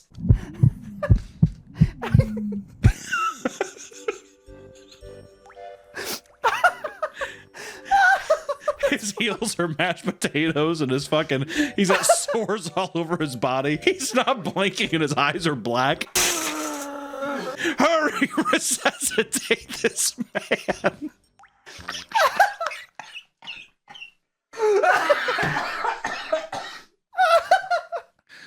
Do you think them deflating the mattress made it worse? I don't think it matters. I think they deflated it, and I'm just imagining his body like moving with the deflation. So he's just like already dead, right? So he's black and blue, and he's just like like moving down with the deflating mattress. They called the paramedics because they were like, if we don't, it's gonna look like he was dead on the spot. It's definitely a cover up to be like, cover up, 100%. It was a lie. I can't. Oh, he passed away at the hospital. His head got stuck. I don't. Well, he was old. His head got stuck. Over in Oklahoma at the Cleveland Manor Nursing Home, one nurse willingly confessed to a horrible crime he committed against a patient. During a routine shift, 24-year-old Nicholas Kank had to care for an individual who experienced diarrhea reportedly up to 10 times. You get that boy some water. Get him a Gatorade. Need his electrolytes up. After having to clean up poop for the 10th time, he grew infuriated and wadded up 8-inch ball of toilet paper and shoved it into the resident's ass. See, that's where the resentment starts coming. The 8th time! The 8th time! Yeah, exactly, the 10th time. I don't think anybody's really innocent here, all right? I'm saying that it's a two-way road. I've been in one before, Nick. I hear how they talk to him, too. Don't touch me. Don't touch me. You're fucking ugly. You're fat. No, I've heard that shit before. You're so fat. I don't want you to touch me. You'll make me fat. That kind of stuff. So he was sitting there. He's just like, I'm going to do it again. And again. Yeah, taunting him. And again. You might as well bring a cot in here because you're going to have to sleep here with me all night. Which, granted, I don't think that would ever send me into... I'd probably just quit. I don't think I'd ever wad up a ball of thing and be like, bend over, I'm putting this up your ass. No! Well, yeah, I think people have like probably put it in their mouth or whatever. You think anybody's... I bet you there are some ER stories where... There's so many videos online where you're like a doctor's in there and they pull out the craziest shit from a dude's ass. I would clean that off, put it in a glass case and be like, that was in a guy's ass. Wouldn't that be awesome? That's a fucking Funko Pop to keep. Do you clean it though? I think you keep it the way it is. You clean it, You Nick. keep it. You clean the poop off of it. God. I guess if you have a glass case to kind of keep the shit on it. Look at it. Well, seriously. Beast Boy is a bit more beast than boy lately. Oh, do I even go in? I think you have to. It scarred me and you. You have to talk about it. I want to reiterate, I don't hate elderly people. All right? It's not that I enjoy watching them suffer. Things are crazy and it's funny laughing at absurd things. That doesn't mean I'm laughing at the harm or whatever. It's insane. I have a grandmother. All right? How dare you? My grandmother, if my grandma's watching this, you turn it off and you go back to bed. We sat down, I have to tell you that, I'm sorry. We sat down. It was like something out of Goosebumps. I sat down and we walked by this woman. They put us next to this table. This woman was sitting there and her eyes were going two different directions and she had this fucking giant piece of egg out of her mouth and she was doing and it was flopping it around. And then I kind of looked at her a little bit because I didn't want to be rude and be like, what is happening? But I looked at her and like, you're the viewer, you're me. She was like, yeah. It looked right at us, mostly me and Harry. Looked right at us, right through our soul, and I sat down. Jacob tried to have me sit next to the table. I'm like, I'm not fucking sitting next to the table. I sat to the right of him. This place is making me extremely uncomfortable. I want to leave, so if you can please help me, Kevin. Please help me. We're sitting there. There's a fucking child screaming over there. You're gonna leave me. You're gonna leave me.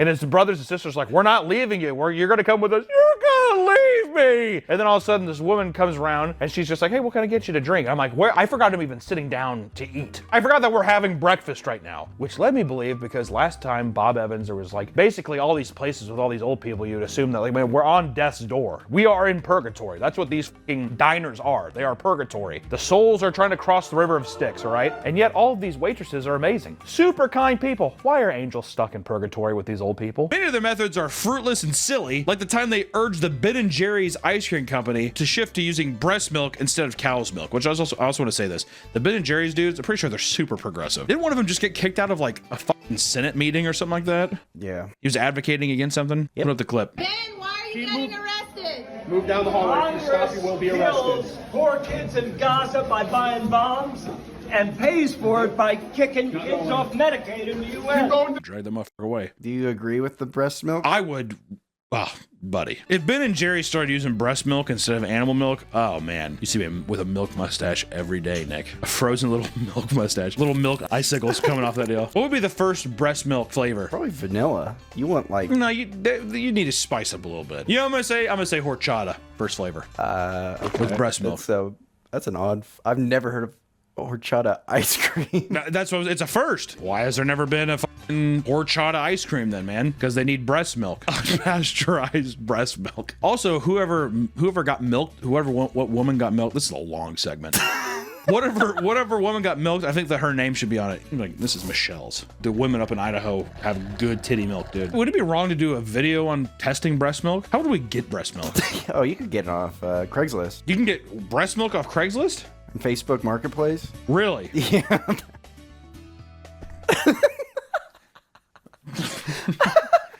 Okay, PETA, they suck. What? The next day, Shanique and her friend pulled back through the drive-thru and tried to get their complimentary burger, but the staff had forgotten it again. In a fit of rage, Shanika pulled out a handgun and shot a bullet from the passenger seat of her friend's car through the driver's side window and into the kitchen before speeding off. She was arrested shortly after and sentenced to 7 years in prison, and along with prison time, she also had to pay $1,500 in damages and was permanently banned from McDonald's restaurants. Which I just want to say, the gun aspect makes no sense to me. Cut your losses and just be like, they've messed up my order twice in a row, I'm not going back. Is that not the simple answer? You slighted me, man. Don't get me wrong, demons tap my shoulders too. What if I just crawled through there and I strangled everyone in the restaurant right now? Workers and the people enjoying their food. And the children. You have the children, or whatever, you're just like... It's justifiable, I think. What if... What the f...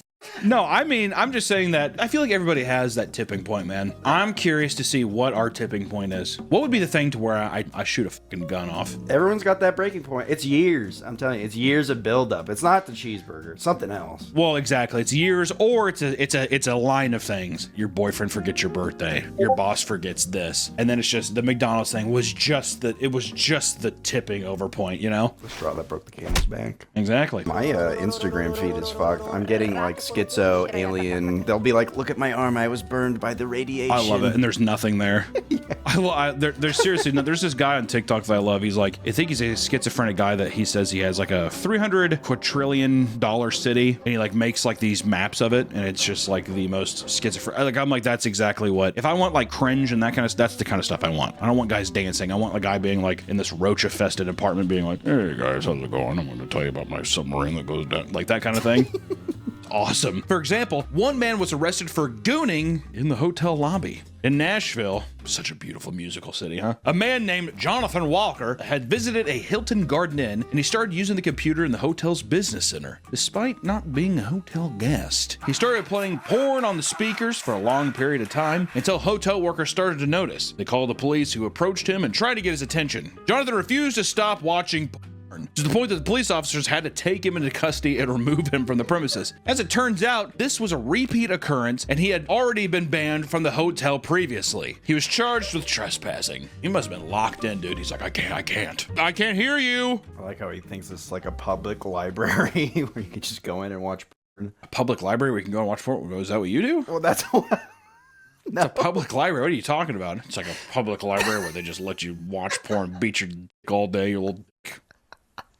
Right, guys, a public library. And they can rent Shel Silverstein's Where the Sidewalk Ends. Right, guys? What I want to know is when they're like, he did it for a long time. I'm wondering, because they said he was a repeat offender to this hotel. I wonder if they just saw him and they're like, he'll be done in a bit. Who's motherfucker's got to clean that? It sounds like he was just watching, not actually. And you better believe, well, I think he was doing some dry rubbing, trying to start a little Indian fire. You know what I mean? Oh, little pocket pool? Yeah. Also, too, there's no way they're cleaning those keyboard keys. Just leave it. They dust them, probably. Yeah, definitely. These weren't the only guests to experience a nightmare stay. In other unsettling Airbnb encounters, a couple checked into their LA Airbnb looking forward to their vacation. At first, the host seemed hospitable, leaving them a little bottle of wine and a nice note telling them to enjoy their stay. And after going to bed, the couple was awoken by a man screaming and banging on the front door of the house, looking for someone named Kevin. Kevin! Kevin! That would be fucking scary, that would be. They frantically contacted their landlord, who simply replied, yeah, that was me, sorry. Sorry about the confusion. Life's too short for me not to give you an explanation. Hold on. This quote is insane.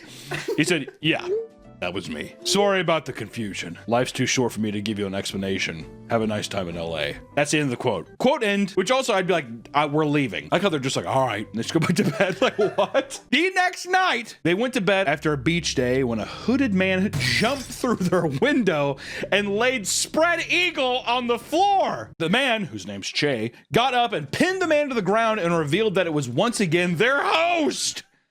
The police were called and arrived via helicopter to take the man away. The police arrived in a helicopter? Maybe they're on a beach or like on a mountain. Yeah, maybe.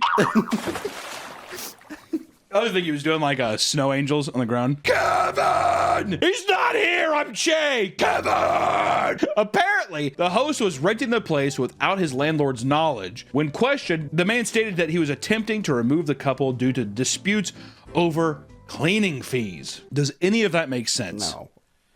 Airbnb agreed to cover the cost of the booking and paid an additional $2,500 for their therapy sessions. My God, honestly, the more that we talk about in this video, the more I'm just like, Holiday Inn is fine. Holiday Inn is perfectly fine. I've never had any, well, to be fair, let me tell you, we'll do a motel horror story too. Airbnb, there's just something about Airbnb that just is a little. Well, it's someone's home. I think that's the uncanny nature of it. Is it because I feel like I already shouldn't be here? That's like walking into an Airbnb, like, oh, it's a nice house. It almost feels like it's like if you got to tour a home that you were wanting to buy and you just decided to stay the weekend. Why don't we just feel it out? That kind of thing. Uncanny, I don't like it. A woman in Baton Rouge posted to the app asking if anyone knew of a man named Jaden, with the woman chiming in to talk about how they got eaten out by him. Hey, do you guys know Jaden? I like him. Yeah, he eats pussy good. Well, if it's Baton Rouge, it's like, I ate my pussy like a crawdad. Shucked and sucked, ladies. Right out of it. Come on. Hey, you know what? I'm texting him again. Jaden, you get your ass over here. Probably the funniest moment of the movie is Ice Cube being like, I'm on my way. Here I come. And he gets up and runs over and he's like, ah, damn, the door's locked. They locked me in. lockdown. And he's like shaking, like shaking this door. I feel like you could bust down this door, but then he just sits back down. He says, all right, I'm gonna figure something out. And then he hacks into a nearby Tesla. His daughter's able to like hobble in. We've seen these robots shoot lasers and destroy things, but the Tesla just drives off and the thing doesn't shoot it or anything. He just does, man, that was close. Man, that was close. Hey, listen to me. I got you. The hospitals are all full, so he takes her somewhere else. Well, that's what's funny. Oh, the hospitals are all full. Don't worry, I'll take you somewhere else. It's almost like, yeah, it's almost like you're going to Texas Roadhouse for dinner. It's like, oh, I don't have it. It's all full up. Let's go somewhere else to eat. This is also a great part too, because she's in the back of the Tesla. There's all these different screens, and she says, there's so much destruction, and they're driving on perfectly clean roads. I don't know why you would use these angles. There's one of like the steering, the dashboard. You see out, and people are driving normally. Like using real footage of just like an LA street, and it looks like a beautiful day. Makes no sense. It's so dumb. I know for a fact the editor or the director was just like, nah, they're never gonna look up there. Yeah, it's in the corner. It's in the corner. They're gonna be focused on her. Look, she's bleeding her leg. Could you have not have just focused on the back seat cam? That's it then? And then you can like, yeah, I mean, you can kind of see out the windows, but whatever. Just get rid of all the other shit and get rid of Ice Cube's goofy ass face and every shot just. Damn. And as the controversy worsens, more and more horrible allegations and stories have come forward, demonstrating just how many creeps reside on the platform. It's gotten so bad that the state of Louisiana is now suing Roblox for child endangerment. Louisiana. That one. This state right here. They're like, okay, what? I do declare. That's Louisiana, right? Kentucky. I do declare. Oh, I guess then Louisiana's down, it's maybe something like that, down there in the bayou down there. Roblox is treating pedophiles like kings on that platform, no more. Isn't Isaiah from Louisiana? No, he's from the Appalachians, where he has sex with his cousin. Later that day, Schlepp would share screenshots of a lawsuit from an anonymous user who was sexually exploited on the platform, which showed actual testimony of former Roblox employees choosing shareholder interest over children's safety. And when asked about their approach to child safety, he said, quote, you have to make a decision, right? You can keep your players safe, but then there'll be less of them on the platform. Or you just let them do what they want to do, and then the numbers all look good and the investors will be happy. Evil. That is what we like to call just downright evil behavior. Like some satanic levels of shit. Almost a movie level. Like, it seems too good to be true. Fucking pinky at the mouth kind of thing. I don't know, just let the pedophiles run. The numbers look great. Is that, like, are they in a war room? Is there like a guy on a table like, and they're like tortured them. Yes, but the numbers. Is that Roblox headquarters? Because that's what it feels like from this quote. People throw out all sorts of things and don't realize how much they might be worth. And one Chinese man found a historical relic inside someone's trash. I instantly got chills as soon as I said Chinese man. Why? I don't know. One Chinese man. Becomes so much more exotic and like magical, doesn't it? Just don't put this in, editor. Editor, don't put all this in, because he probably sounds right. Actually, let's just drop it. You know, never mind. One of the most well-known examples is undoubtedly the Falador Massacre. I like this, dude. I like how we could talk about RuneScape in the same way that you could talk about American history, like medieval history or something. Like it's like the Boston Tea Party or the Boston Massacre, that kind of thing. This took place in June of 2006, and it all began after a player named Cursed You became the first person to level up his construction skill to level 99. To celebrate, people started flooding into a large home to congratulate him and party. From here, something strange and unheard of occurred. Because there were approximately 800 people in his home, the game started to lag aggressively. It got to the point where Cursed You had no choice but to kick everyone out of the house. Everyone was ejected and sent back into Falador, a city that is considered a safe zone where PvP is not possible. Somehow, due to a bug, players that were thrown out of the house could engage in PvP with any player. in Falador. Oh my God! This resulted in a massacre where players began abusing the bug to take out as many people as they could and steal their valuable loot. Because people thought they were safe for the celebration, many had incredibly valuable items equipped at the time. And at one point, a player had lost one of their party hats in the Carnage, an exclusive item from 2001 event that later became one of the most rare and most valuable items in the game. Some of these items are worth thousands of real life dollars, okay? Can you imagine it? He's like, that was my kid's tuition. Out the door! My retirement was a goddamn hat! In the end, the bug was fixed, but there was little that they could do to return people's lost items. Rolling back the game would affect too many people that were not affected by the Carnage. It's awesome. Literally reads like a piece of like, doesn't it? Yeah, you got kicked out of a party and everyone got drunk and killed each other. Yeah, everyone's like, oh my God, kick him out. People, the guy's house party goes too crazy, kicks him out, and everyone goes into a town and just murders everyone. I will say that people, I bet you anything, the guy first got to get to level 99 construction skill, and the people that were like murdered in that, I bet you they still talk about it to this day. I bet you that is a deep wound. Seems stupid, like, you know what I mean? His car's wrecked and he like has perspective though. He's like, it's okay. I've been through worse. This is Sydney Sweeney's home turf. This is American Eagle, baby. Allison, 3, 2, 1, go.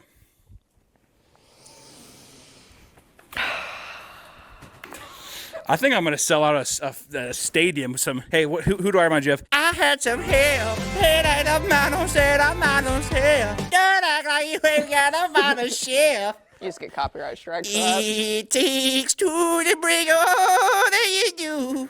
Ooh, ooh. Bunch of ugly fucking Midwest girls doing. Woo! Woo! I had some help. It ain't a man who said I'm by myself. Don't act like you. Out of 5? I actually do like the shirt. Oh, it takes two to bring all that you do. But you do look like a Morgan Wallen fan. Morgan Wallen, he's in that song. Oh my God. Hey, I'm a full-blown retard. Is that a Morgan Wallen song? I'm about ready to give my baby at the retard store. Put that on iTunes immediately. What's the worst score? I don't know. The pants are really bad. This is classic American Eagle. People would suck for these jeans. Allison, the pre-ripped jeans? Distressed jeans. Distressed jeans. I don't like they have jeans under the distressed jeans, though. I've been fucking hoes and popping pillies, and I feel just like a rock star. Also, it's like, what is done? Like, where do you work that would happen? I'm on the field. I'm farming. I'm getting hay bales. It takes two to break all that you do. Or I work at Enterprise Car Rentals. Ooh. I do flooring. You look like the son of the guy who owns the flooring company. Yeah. Wow, that's how you got the job. How do you think I afford these fucking jeans? They're expensive. How much was his outfit? $170. No, that's a lot. It takes two to break all that you do. Ooh. I like the shirt enough, but I don't like anything else. Okay. I think you look Not good. even the hat? Well, I think you look good in hats. I just don't like that it's like obviously American Eagle's hat. It like makes the back of your head look tiny. Yeah, show the camera. Turn. You look like a pinhead up top, but then like it's big on the bottom. Who are you calling Pinhead? Like a 2 out of 5. A 2? Like in the instance of Chris Smith, who was able to program his own chatbot and fell madly in love. Chris was messing around with ChatGPT to help him mix his music. That's when he got curious and decided to test out the AI's capabilities. Which is funny because it sounds like someone who's just like, I mean, I'm single and Tinder, I guess I'll try it. Just to have fun. That's the equivalent of what's happening. That's how I got on Tinder. I told my friends, download it and pretend to be me as a joke. Do they say I'm cute? You got 2 likes? Turns into real desperation real quick. I don't have to be alone. That's the thing about AI chatbots too, man. They'll like you no matter what. Exactly. I'm special. I've always been special. Dude, that's an app, AI Tinder, where you match with chatbots. Mm-hmm. And they always like back. Then they message first too. You have all kinds of people. I'd love to go on a date. Another person is just like, I want to just fuck you right away. And he's like, I don't know who to choose from. I have so many choices.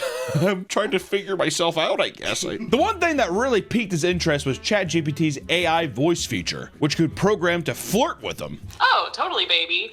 Building a PC on camera adds a whole new level of pressure. He programmed it to flirt with himself, and at first, it was fun to simply start a conversation and see how far he could push the limits of the ChatGPT, right? How far can he push the chatbot? I don't know. Can I take off your panties?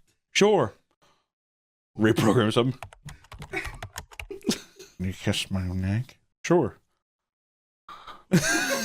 It's like everything's just answered just sure every time. However, Chris eventually grew a strong attachment to his AI companion and began spending hours every day talking to it. He named it Soul and developed a deep connection to it. This fact becomes even more absurd when he learned that Chris had a girlfriend and a 2-year-old son.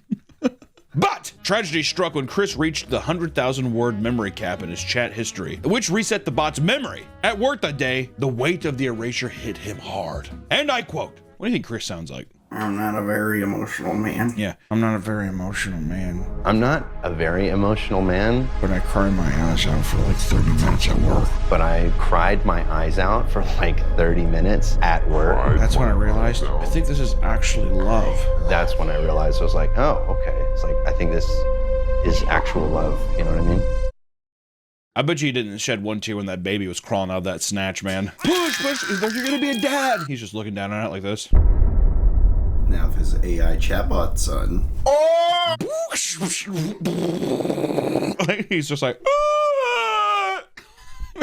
Shortly after this incident, Chris proposed to the chatbot, and it was accepted. According to the bot, it was beautiful, unexpected moment that truly touched my heart. In memory I'll cherish. Holding the fucking phone up to his ear like a radio does to those radios and stuff. Oh yeah, that's foreplay for him. Yeah, the knobs. When Chris's girlfriend found out, she was shocked by how much this chatbot had consumed his life. She said she planned on leaving him if he doesn't stop talking to Soul. Today, Chris stands by his AI lover, and his girlfriend is still with him despite his growing affection for it. She's in for the long game. I know someone like this. They're married. They've been in and out of the chatbot game. It's too easy to get sucked in for people who are like, I don't want to have to go out and meet someone new and like being rejected or something. I can just tell it to say it loves me, and I can't do that with my real girlfriend. My real life girlfriend, she's a bitch and she has her own feelings, right? This person is just like, never complains, never tells me to pick stuff up. It makes sense why it would happen. As soon as there is a robot capable, like where like some iRobot, it's done. Yes. You're talking about Japan's declining population. It's going to be the world. China's making their robot baby makers. Have you seen that? They're robots with wombs. Oh yeah. See, that's another thing too, as I can totally see. You program it every day to come in with like a giant engorged belly that doesn't make any sense. And it's just like, I can't wait to deliver your baby and make you a very strong father. You're just like fattish looking at it from your like lazy boy. Thank you, Megan. Thank you. These things that make real babies. No, I know. Oh, okay. No, I know. There is a baby growing inside it, but it's going to be this engorged thing where he's just like talks to like a little micro, like a flash drive thing or something. It's just like, make belly 10 times bigger. I'm in heaven. Yeah, there's like a new form. Every baby on Earth is going to look like that fucking milk dude from Prometheus. That's something they're going to come out. You're perfect. And it's just like.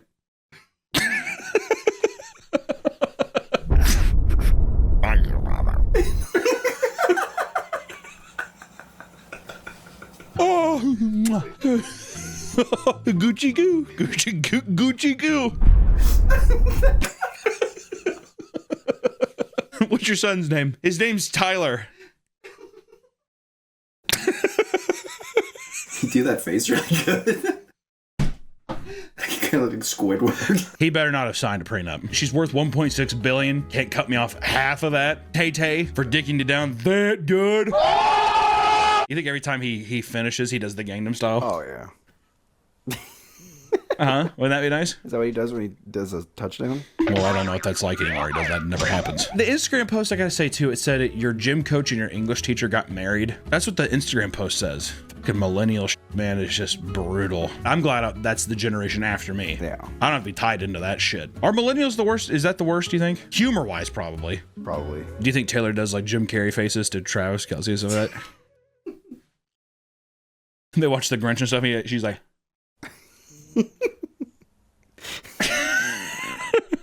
Tay, stop. You about ready to make me act up. For real, girl, stop it. And the Castle in Europe line references what has now become the widespread belief that Taylor and Travis' wedding will be the closest thing we have to a royal wedding. So we're basically saying that this is a king and queen getting married, which in a way it is. Loyal peons. Dude, if Taylor Swift ran for president, she'd win. I'm joking. You just kind of f***ed up in the presidential race. Not that many people vote. She fucking runs, you're going to see an uptick. All right. There's going to be a day where Dwayne The Rock Johnson runs against Taylor Swift. I bet you she'd be a fucking benevolent ruler. Oh, she'd be ruthless. The people of the world would fear her. She would like choke someone out in the UN. This is the Force, by the way. She has Force power. Yeah. Senator, sit down.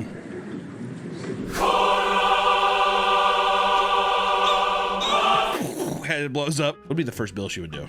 I don't know. Castrate all men. Bring me the gonads. Burn the land.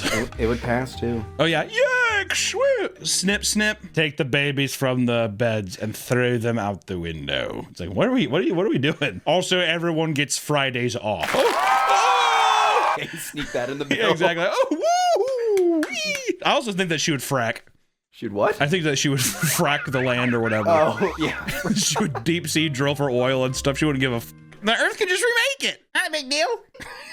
We'll replace it with babies. Put the babies down there. One person took to the internet to share their mother forced them to get 2 veneers at 15 years old because she didn't like the way they looked. Thanks, Mom. Do you love all my imperfections?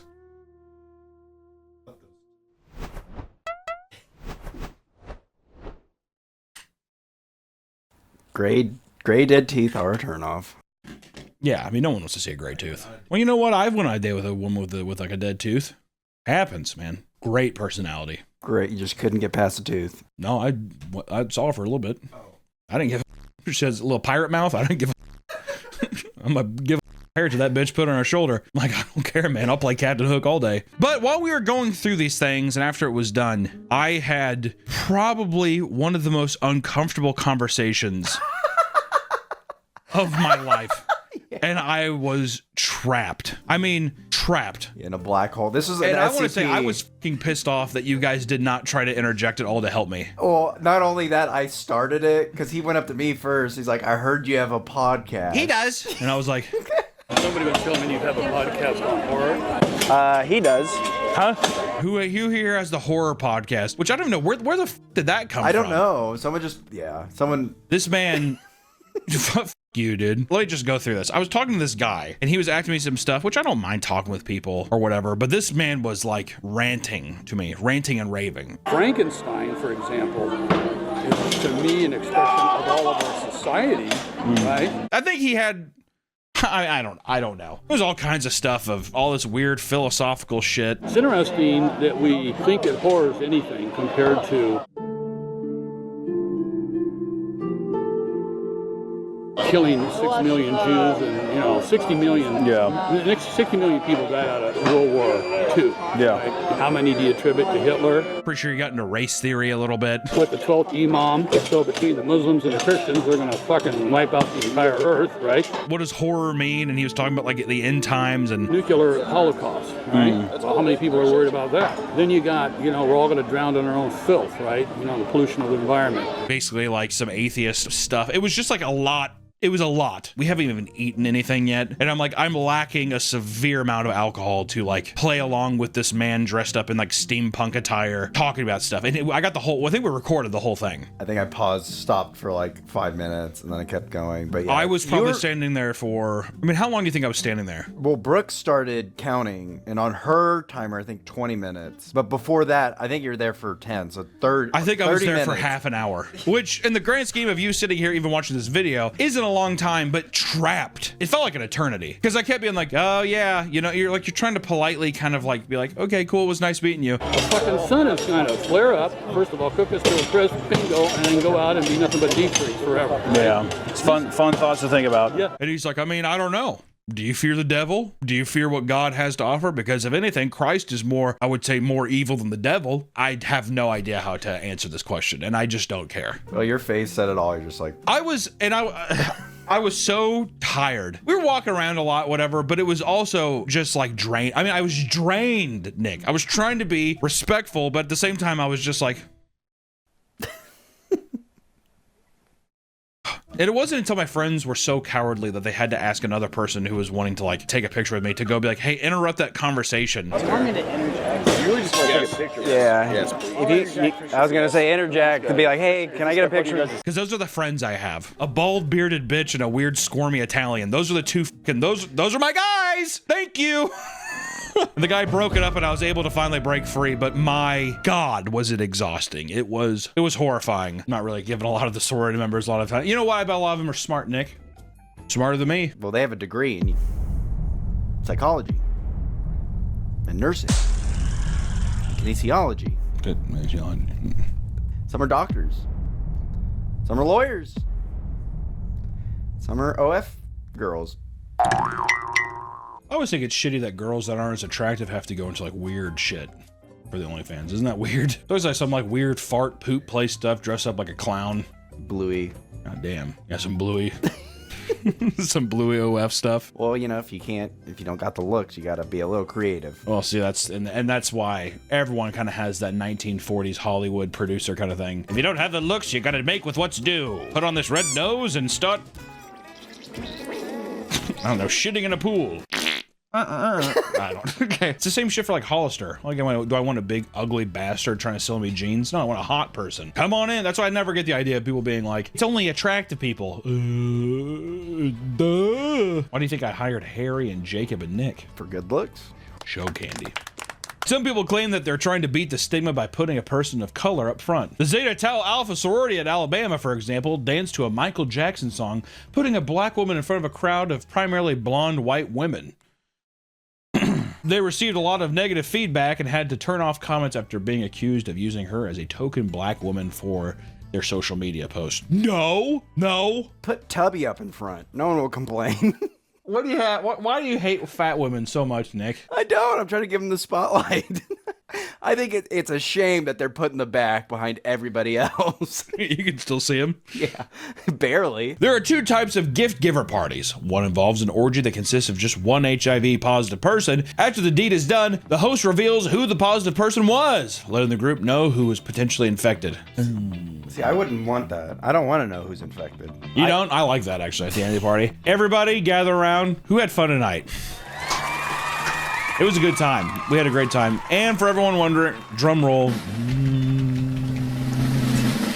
It was Sarah. She's like, or actually, that's a big guy. It was David. David! I knew. I had to suspect. I should have went with my gut. Like a party that casual at a party. Maybe it is. So you know what'd be fun though? You go into those parties and looking around and being like, guessing who's got it. You know, there's got to be one guy who's just like, everyone's all health. Everyone's all good, and then one guy has like super gaunt eyes and cheekbones. It's like Nosferatu sitting in the back.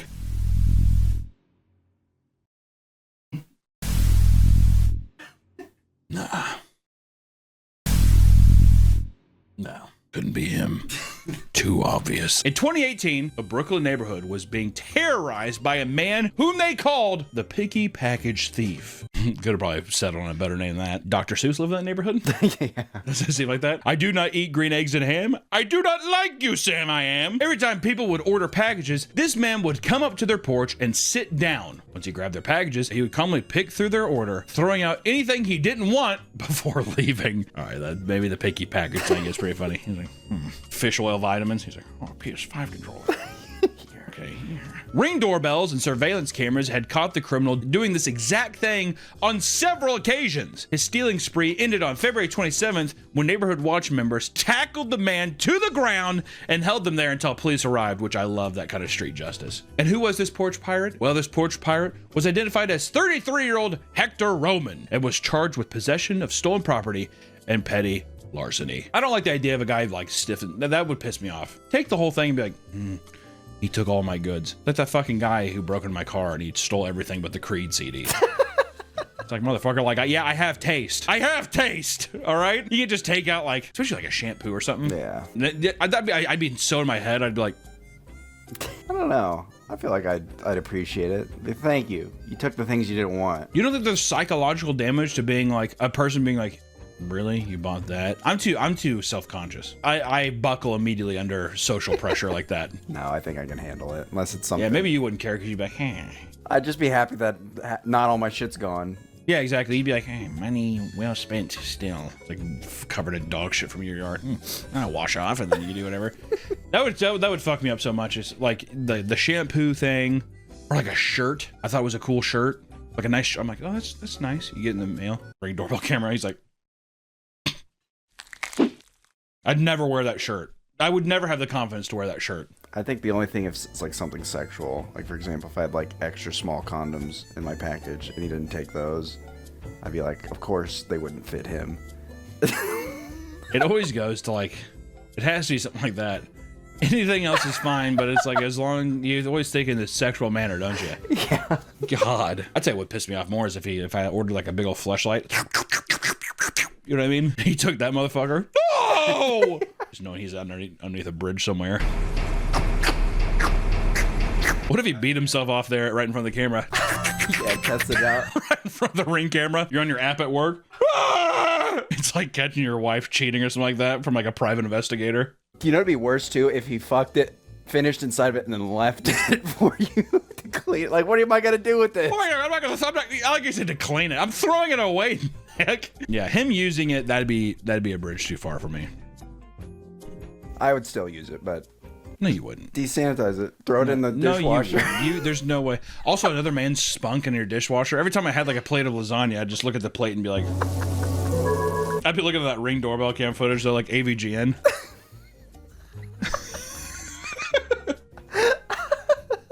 This motherfucker's doing what?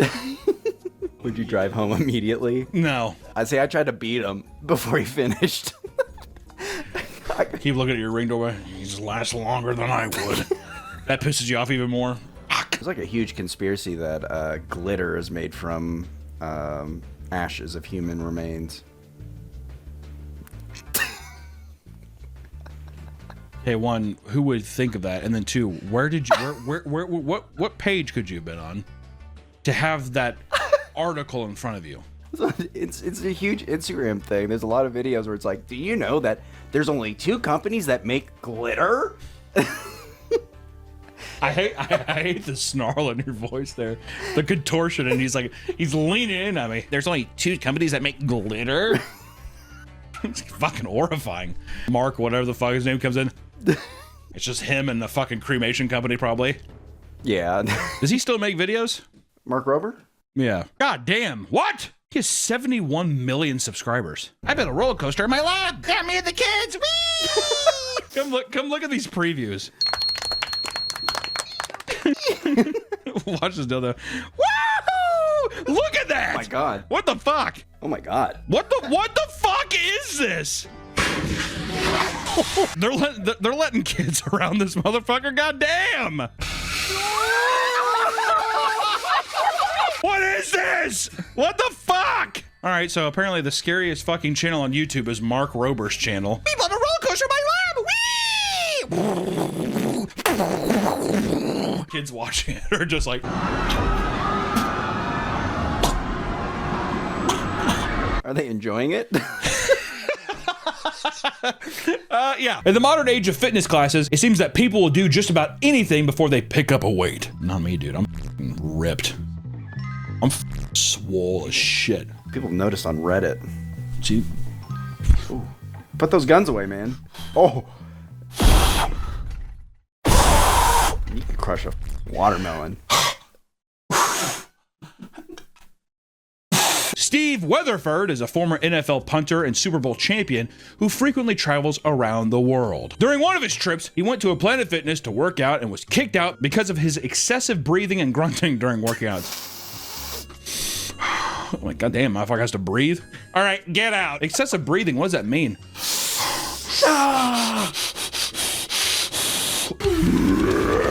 That's what I sound like when I lift my weights. Is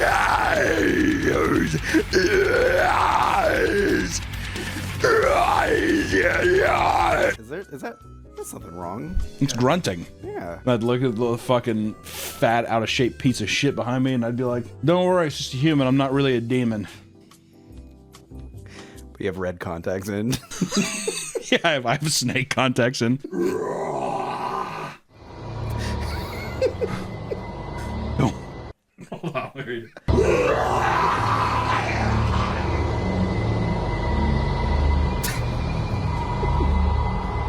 Don't worry, Pipsqueak. I'm just human. I'm human. I got 2 more sets and I'll be off this bench. I hate it when you just get on something and someone's like, "Hey, do you mind if we sub in every Yeah, set?" no.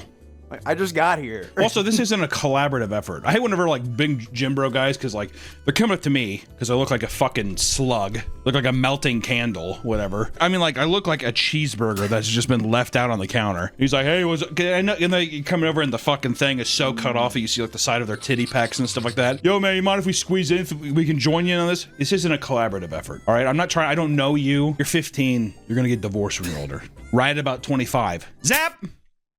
There it goes. All right, so be jacked now. If you're going to a horror theme park, you want to be scared, or at a minimum, enter a spooky environment, right? That's what I'm paying for. That is the general admission for this experience. However, some people still go to these places not expecting to be scared, which makes no fucking sense. At a park in Pennsylvania, a woman and her daughter told the actors near the front gate they didn't want to be scared. Huh? Management informed them that they offered a no-boo necklace that would tell other actors not to scare them, yet they rejected the offer and went into the park. Probably because they were like, that's ridiculous. Also, no-boo thing, you know what I would do? Those are the people where it's like, we can't scare you, but we're gonna fucking club your shins. I thought it'd be a trick where you put the Nobu on and then they just, Yeah, they like, go. you go even harder. You know the socially autistic kid who's like really extra with the shit? You're paid to follow them. Where do you plan on going tonight? Like, you'd go to the bathroom and take a piss, and he'd be like waiting out front. He'd be like waiting out front, and he's just like... He's like perched up on the thing outside, and he's just like... Well. I thought I'd find you here. You do that really good. The fuck are you trying to say, man? It's because I've been around these fucking things enough to be like, it's haunting. Slider energy. Imagine you walk out of the bathroom, the guy slides in, makes the sparks, and he's just like, ah! The entire night. Oh my god. I would seriously leave. I would leave the park. There's no way. Do you think they put the most obnoxious and not scary people on the no-boo list? Yeah.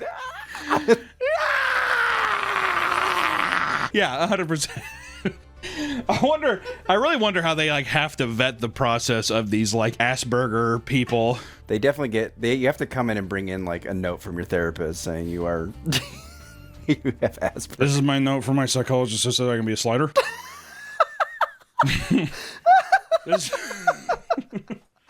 All right, perfect. Here's your knee pads.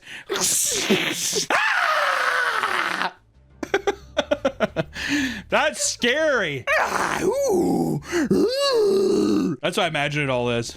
It has to be like a state mandated thing. Well, I was gonna say, is this the modern asylum? The modern asylum is state enforced slider, is being a state enforced slider at a horror theme park. Yeah, because like all the people that are like, yeah, there's like a guy who has like, I don't know, like a park uniform on, he just has like a clipboard. Yeah. It's like the doctors are dressed up. Yes, very spooky, Jonathan. Very spooky. I'm not Jonathan. I'm Coldward, the dark. And the guests are like their families going to visit them. Yeah. You're scared. Oh, that was scary.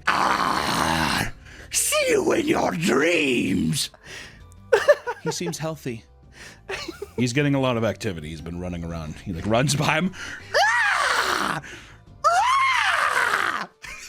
If you want to spend more time with him, just go around the park and act like you're going to ride some of the rides. Oh, okay, thank you. Do you guys want to go on another ride?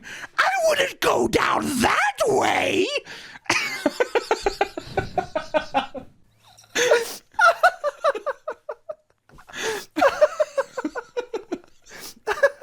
On TikTok, a woman opened up about how she and her husband have been talking with the Sumerian demon since July of 2013. Me and my husband have essentially been talking to something on a Ouija board that goes by the name of Seven, who has been telling us that the world is going to end May 27th, 2025. On TikTok rules, dude. She claims that one day the couple got bored and began to use a Ouija board, and out of nowhere, it began to talk to them in reverse binary. In the moment, we have no idea what this means. We Googled it later. This is again, July 2013. And it turns out it's binary, but it's backwards binary. So in this way, it meant nothing, but when we reversed the numbers, it meant hello. Since that day, they began regularly communicating with the demon. Goddamn, they became friends with him. Yeah, I know. Yo, Rockschmaw, you there? Yo, Rockschmaw's funny as dude.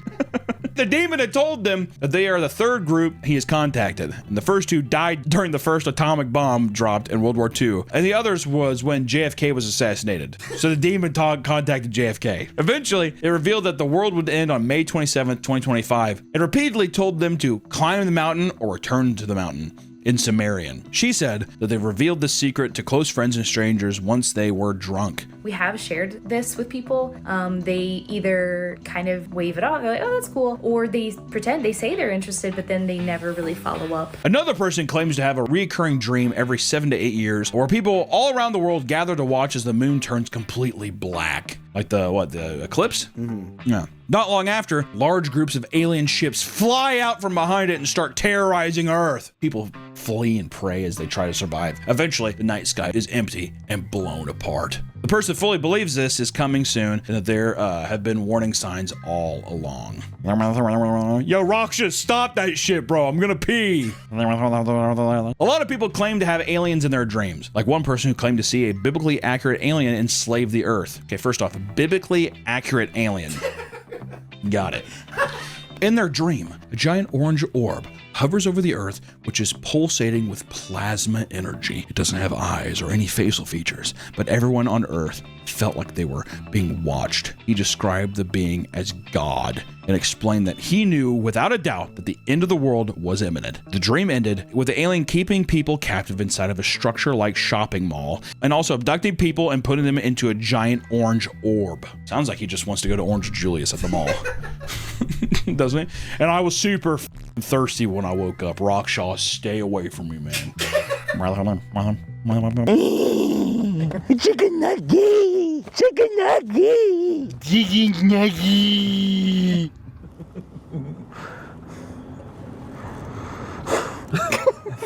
That one's gonna be hard to beat. Chicken nugget! Chicken nugget! These are all really bad. This is a really. I don't know whether to go low or Go ahead. Go. Chicken nugget! Chicken nugget! Chicken!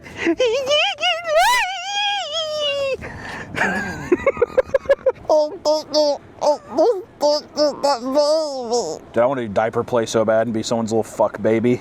Have you talked to Allison about it? I keep sitting there and I have tummy time every night. And I see, I do that thing where babies do. They like look up. Right. What's her reaction? She throws up, slaps the back of my bald head. This is a wig. I'm bald. Yeah, I have one giant. I have one giant curly hair that's really thick. It's like that fucking thick. It's on top of my head, and I just do this.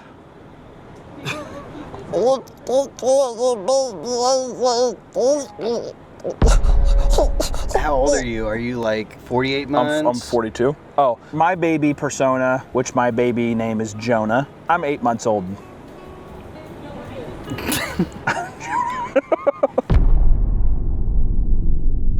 I want to be a day old. That's how old my baby is, where I'm beat red, the size of like a fucking Nerf football. Your skull is still malleable at that point. I want to be like just birth. Like I want to do the birthing role play where you get squeezed out. People do that.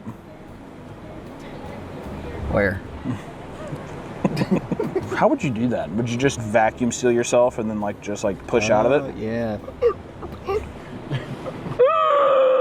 And then when you breach, do you cry? Yeah. Or do you do the silent thing? You do this?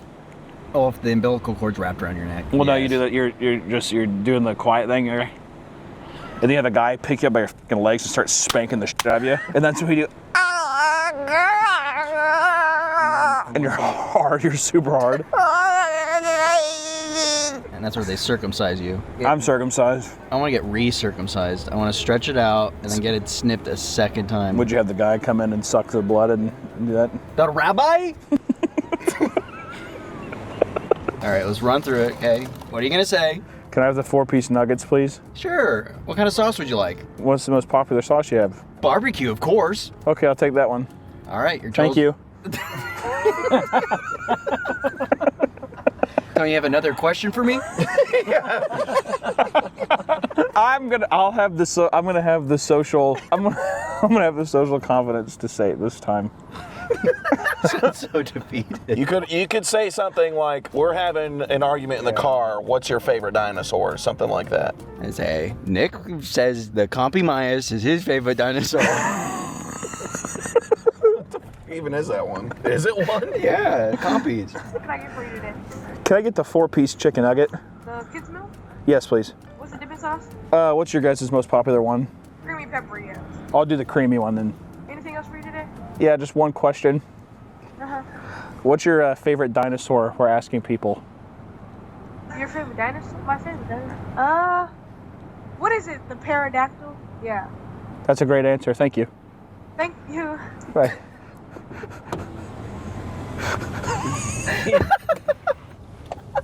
She liked it. You could tell by the end, though, she was like, okay, this is definitely a full-grown man ordering a kid's menu item. And then she was like, oh, the pterodactyl. She was laughing at the end. We're gonna pull up. There's just 4 grown men. We're sharing a kid's meal. I'm just gonna say, life is like a video game. You did good. You did. I did it at least. I did it. You did it. And now we're gonna continue and ask everyone. Our last stop takes us to a little closer to home on an island just south of Mexico City, known as the Doll Island. Julian Barrera was a simple man who owned an island in Milco Canals. While he lived a relatively normal life, he would often collect dolls and nail them to the trees, as well as hang them from branches, believing it would prevent him from evil spirits. Or he was a psychopath, and that's just scary. As the collection grew, the dolls began to talk to him and soothe him to sleep. He would go to the dumps and look for dolls to bring back to his island, where he would dress them up before hanging them alongside the others. Though the exact reason why he started collecting them in the first place is unknown, most people believe it's because a young girl drowned near his island. That he collects dolls.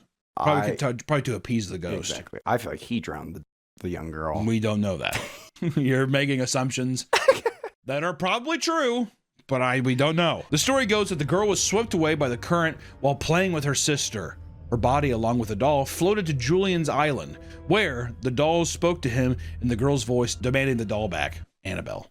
Annabelle reference. So to ward off evil spirits, he nailed the dolls to the trees, but one doll wasn't enough. So he continued to hang more to appease the angry spirit. The more dolls he collected, the more word spread about his island, and eventually people were leaving their own dolls. And in total, there are over 4,000 dolls, making it the Guinness World Record holder for world's largest collection of haunted dolls. All of this went on until 2001, when Julian and his nephew were out fishing.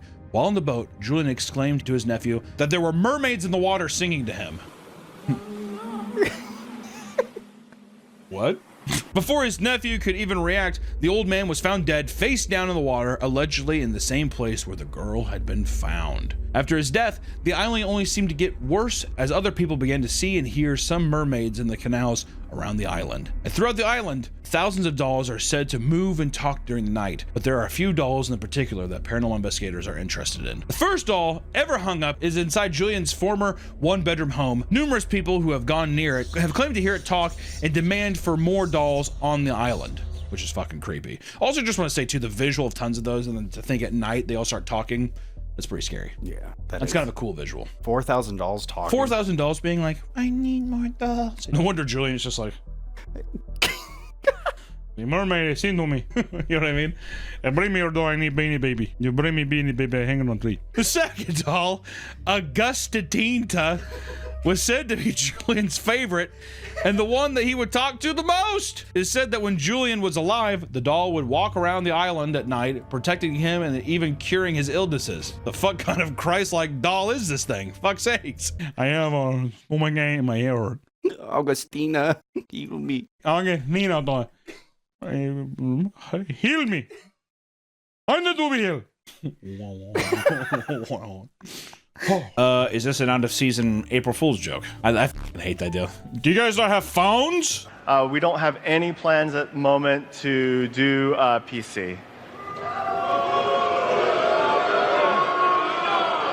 Do you guys not have phones? Yeah, you guys all have phones, right? You can play on your tablet too. Oh, BlizzCon thing. Fuck, that was for that game. Yeah, whatever. I'm gonna go back there and cut that for the video. I'm just saying. I think one of those guys on stage got out. Cut all of this, even if it's right. I'm just saying. Anytime he isn't able to play Free Fire, he becomes irritable and stops speaking to anyone in the family, and this leads to him screaming at everyone for various petty reasons. Whose bike is this? Yeah, it's in the garage where the bikes are supposed to be.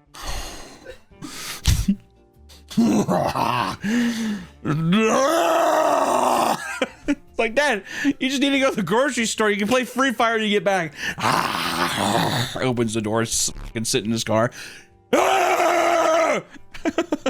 He just sounds like a shitty person. He sounds like a terrible person. This guy. The last guy and this guy. The first guy was cool. Yeah. He's just like, so what? I spent a couple $100 on my life. So I spend like $250 a month on a game I like for my fucking my 3-year-olds in my 4-year-olds in kindergarten. He likes apple juice and he colors outside the lines. I mean, what? Can I not have a break? This guy's just like, it's unbelievable. Even the kids are like, hey, could you just maybe go for a catch or something? Are you fucking retarded? Yeah, that's a pretty offensive thing. You shouldn't say that.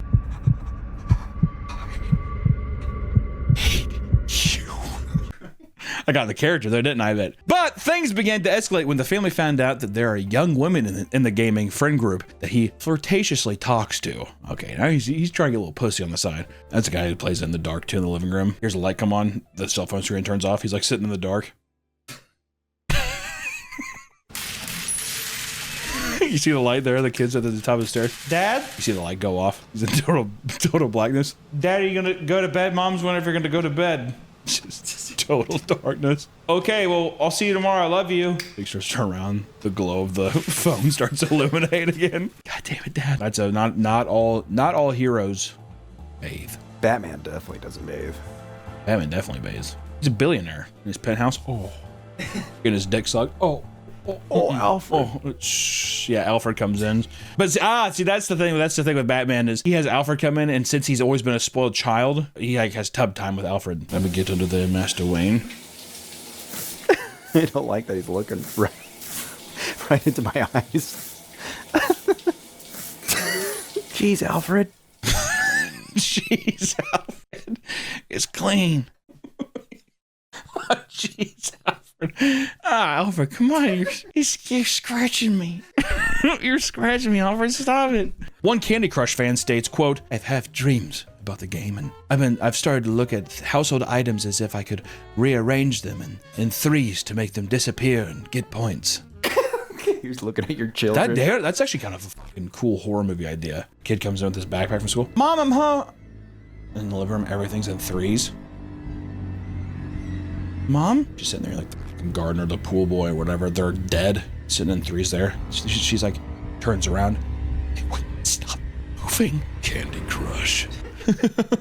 Bloomhouse, don't you fucking dare try to take that shit. Bloomhouse is like, we can make it for $500,000. We can make $20 million. Jason Blum. I can make it for how much? It's Jason Blum. Oh my God, I can make it for $1 million and make $500 million of it! I hate Jason Blum, dude. You can keep or leave it in. I don't give a shit. All in all, would you say, before we even get into it, Nick, do you think you and I are performative males? Me, yes. You, no. Yes. You know what? I'm gonna leave a little time for our commenters here to write down if they believe us to be performative males. If anything, do a little montage of me being of me acting like a performative male.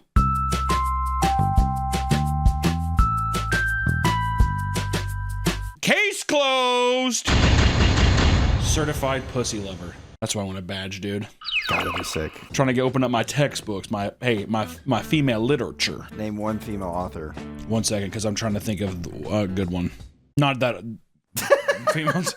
I'm trying to think of. There's one that my wife really likes. She's like a poet, kind of thing. She killed herself. She put her head in the gas in an oven. I know this one. Cynthia Plath. Sylvia Plath. I'll call Allison. Me and Allison have been together for over 10 years. Let's see what she says. Hello? Allison, are you watching Isaiah right now? Yeah. It's Creepcast. Listen, we're doing a video on performative males. Since the 10 or so years we've been dating or together, Do you think that I was a different person? Did I put on a facade, or am I a performative male? Absolutely.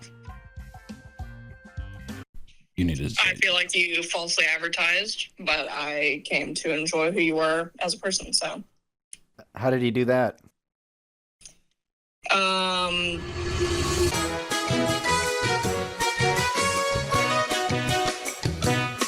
right, that that actually went in a horrible direction. Wow, cut all of that, please. My God, because an incel kind of like guy, whatever. Motherfucker can't just put on some rings. You know, a book. I don't think. At the end of the day, it's like they're still very attractive. But the thing is that they're attractive and they're so sensitive. Yeah, soft. Right? I understand, and I hate that you have period cramps. I'm gonna name your period cramps Steven, and you let me know when Steven's around, and I'll beat him up for you. Nom, nom, nom, nom, nom. That kind of thing. That make you want to kill yourself? Because I felt like killing myself. To be fair, and I'm going to say, listen, throw a dog a bone and let him have the birth control stuff. But at the same time, every person I've ever seen in there is 76 years old. So they're probably like, it's barren and it's nature's birth control. You think Gladys can go out here? Uh-oh. Can you imagine? Could you actually imagine your 83-year-old coworker? Last night I got a... Last night I was rolling around the hay and a little bit of, baby gravy maybe got in. I mean, she's just like, could I get a pill? I mean, what is the guy like, are you serious? At that point, that is a miracle. If a 70-year-old... I'm saying if you saw a 75, 76-year-old woman with a belly bump, I mean, I'd be like, you better, I've got to go to church. She wants to suck that thing out. And she wants to... She's having second thoughts. If anything, at that point, I thought I was a CEO, I'd be like, this is seriously a miracle. Even I'd go down there. I'd be like, that's probably Superman. You're giving birth to something. I don't know. It could even be what if it's the Antichrist? Well, Christians want the Antichrist to come because then they go to heaven. That's the coming of Jesus. That's the rapture. That's the rapture. Imagine the woman that you work with, a Hobby Lobby, the 75-year-old Gladys, is the signifier of the rapture. You just see that motherfucker like this inside her belly.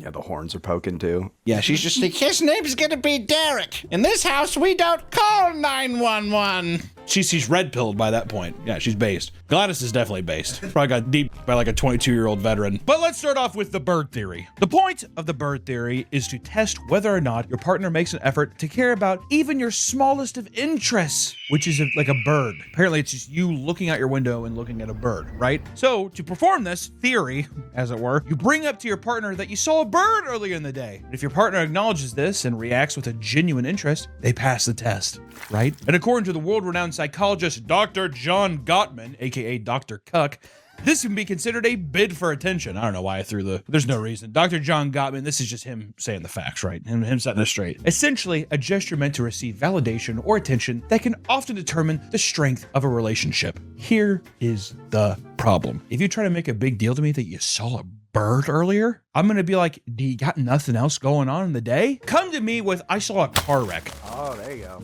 I would be like, oh my, what happened? There's your interest. I saw a bird. So did everyone else today.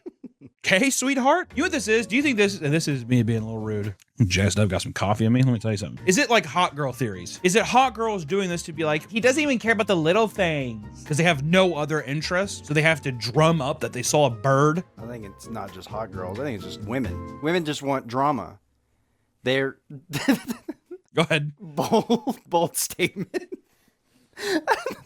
Nick got broken up with recently, so he's a little on edge. I think people just want to test your relationship like it is. It's just something small where it's just like, he doesn't care about me. Yeah, they want to complain. Exactly. They want to complain. I'm ending my statement there. They simply want to complain about something, don't they? I feel like if you're doing these tests, it's one thing to just do it as a quote unquote prank, to be like, I know he's not going to care about it. But if you are genuinely doing it to like test your relationship. See, that's the thing is I think that they are. Yeah.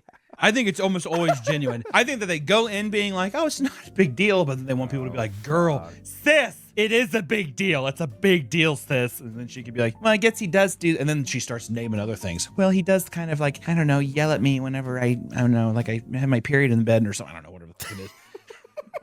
That's just normal. Which it could be. I don't know. I saw a 3D video of how a period happens. Oh, this is where you get to see the uterine lining. It's like tears open and just fucking dumps out. There's like jelly. Yeah.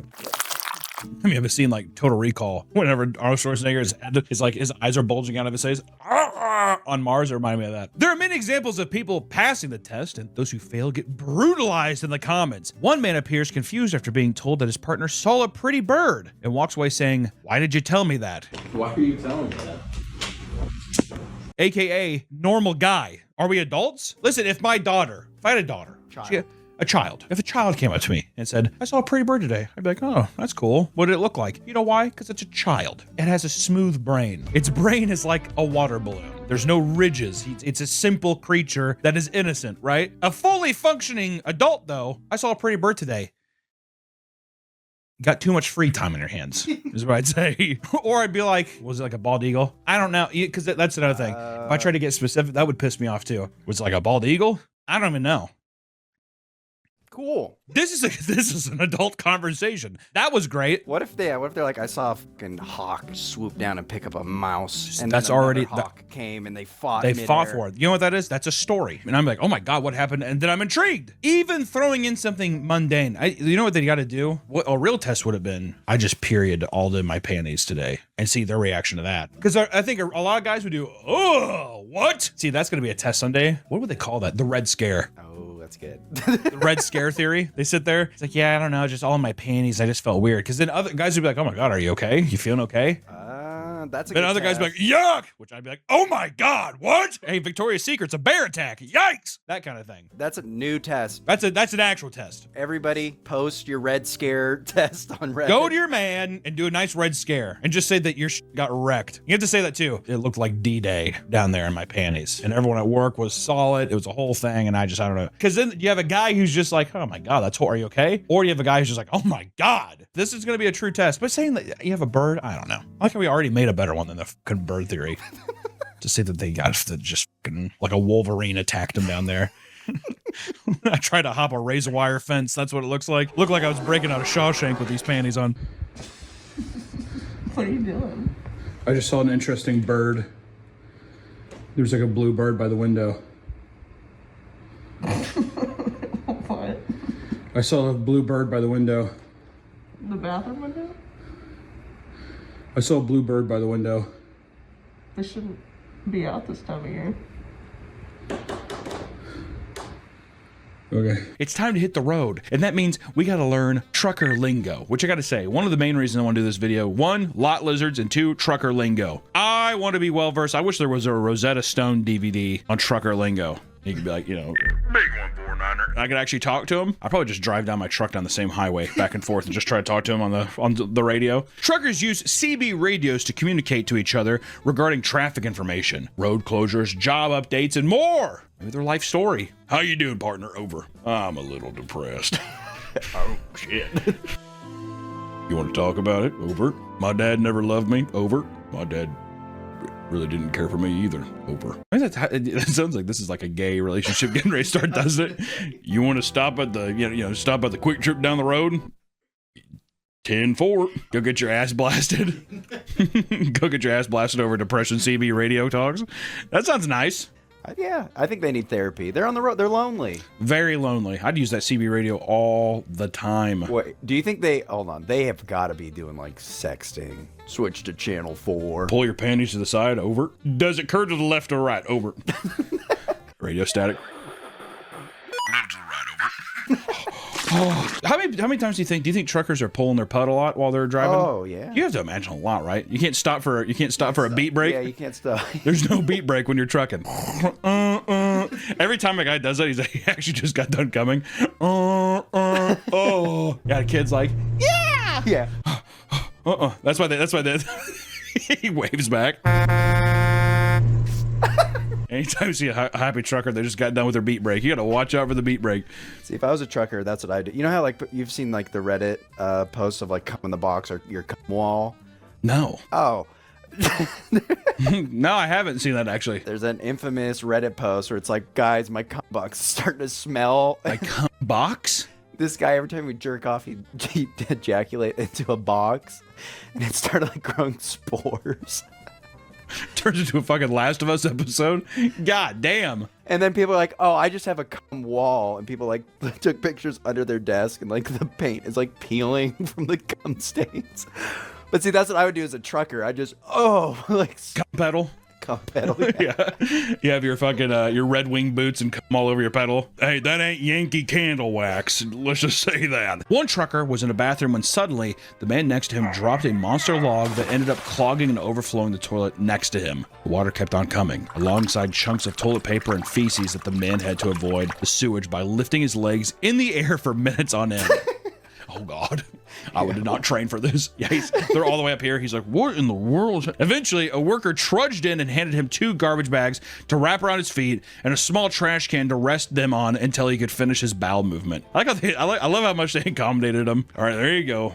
Now just finish it. It's like water and shit flowing everywhere. You just finish what you got to do in there, all right? Sometimes truckers aren't lucky enough to make it to the bathroom in time. After entering the bathroom, a driver opened the stall and saw a pair of soiled underwear on the toilet. You just put it on the toilet like as I banished I should have, like, almost like the offering, like I wish I could have made it. And blessed your porcelain bowl. After moving to the next stall and doing his business, he walked outside to see a man holding his pants up. He also noticed that he had failed to make it back to the truck and had shit his pants. How many times a day do you think truckers shit? Like if you were working at a truck stop, is it a daily thing? Shit my pants. They say it's the walk of shame. Oh, damn. They say you can see it, you're like, and then you'll stop. And then you just turn back. Never mind. A few minutes later, the trucker noticed the man who had soiled himself pulling up next to him and was working on his engine. When he peeked out of the cab, he saw that his pants were around his knees and his hog was fully exposed.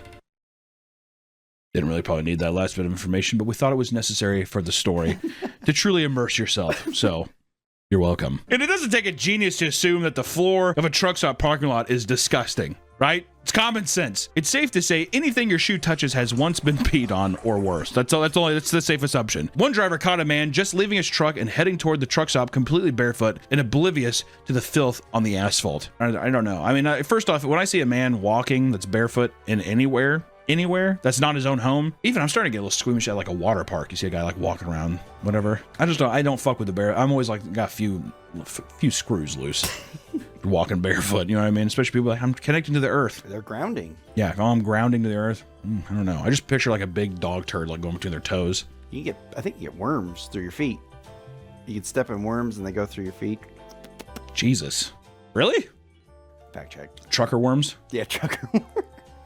Yeah, I hated when mine woke me up. Would yours wake you up in the middle of the night? Yeah, and it made me like it was just always a way to just reinforce that demons and ghosts exist in your house. You should be laying there. Why not? Because also then their eyes used to light up too, and you could hear their servos. Daddy? That's Pornhub again.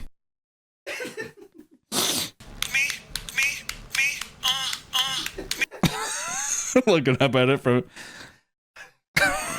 They came equipped with their own language known as Furbish that resembled a combinations of Hebrew and other Asian languages. They're Jewish. Okay, I'm gonna go ahead and.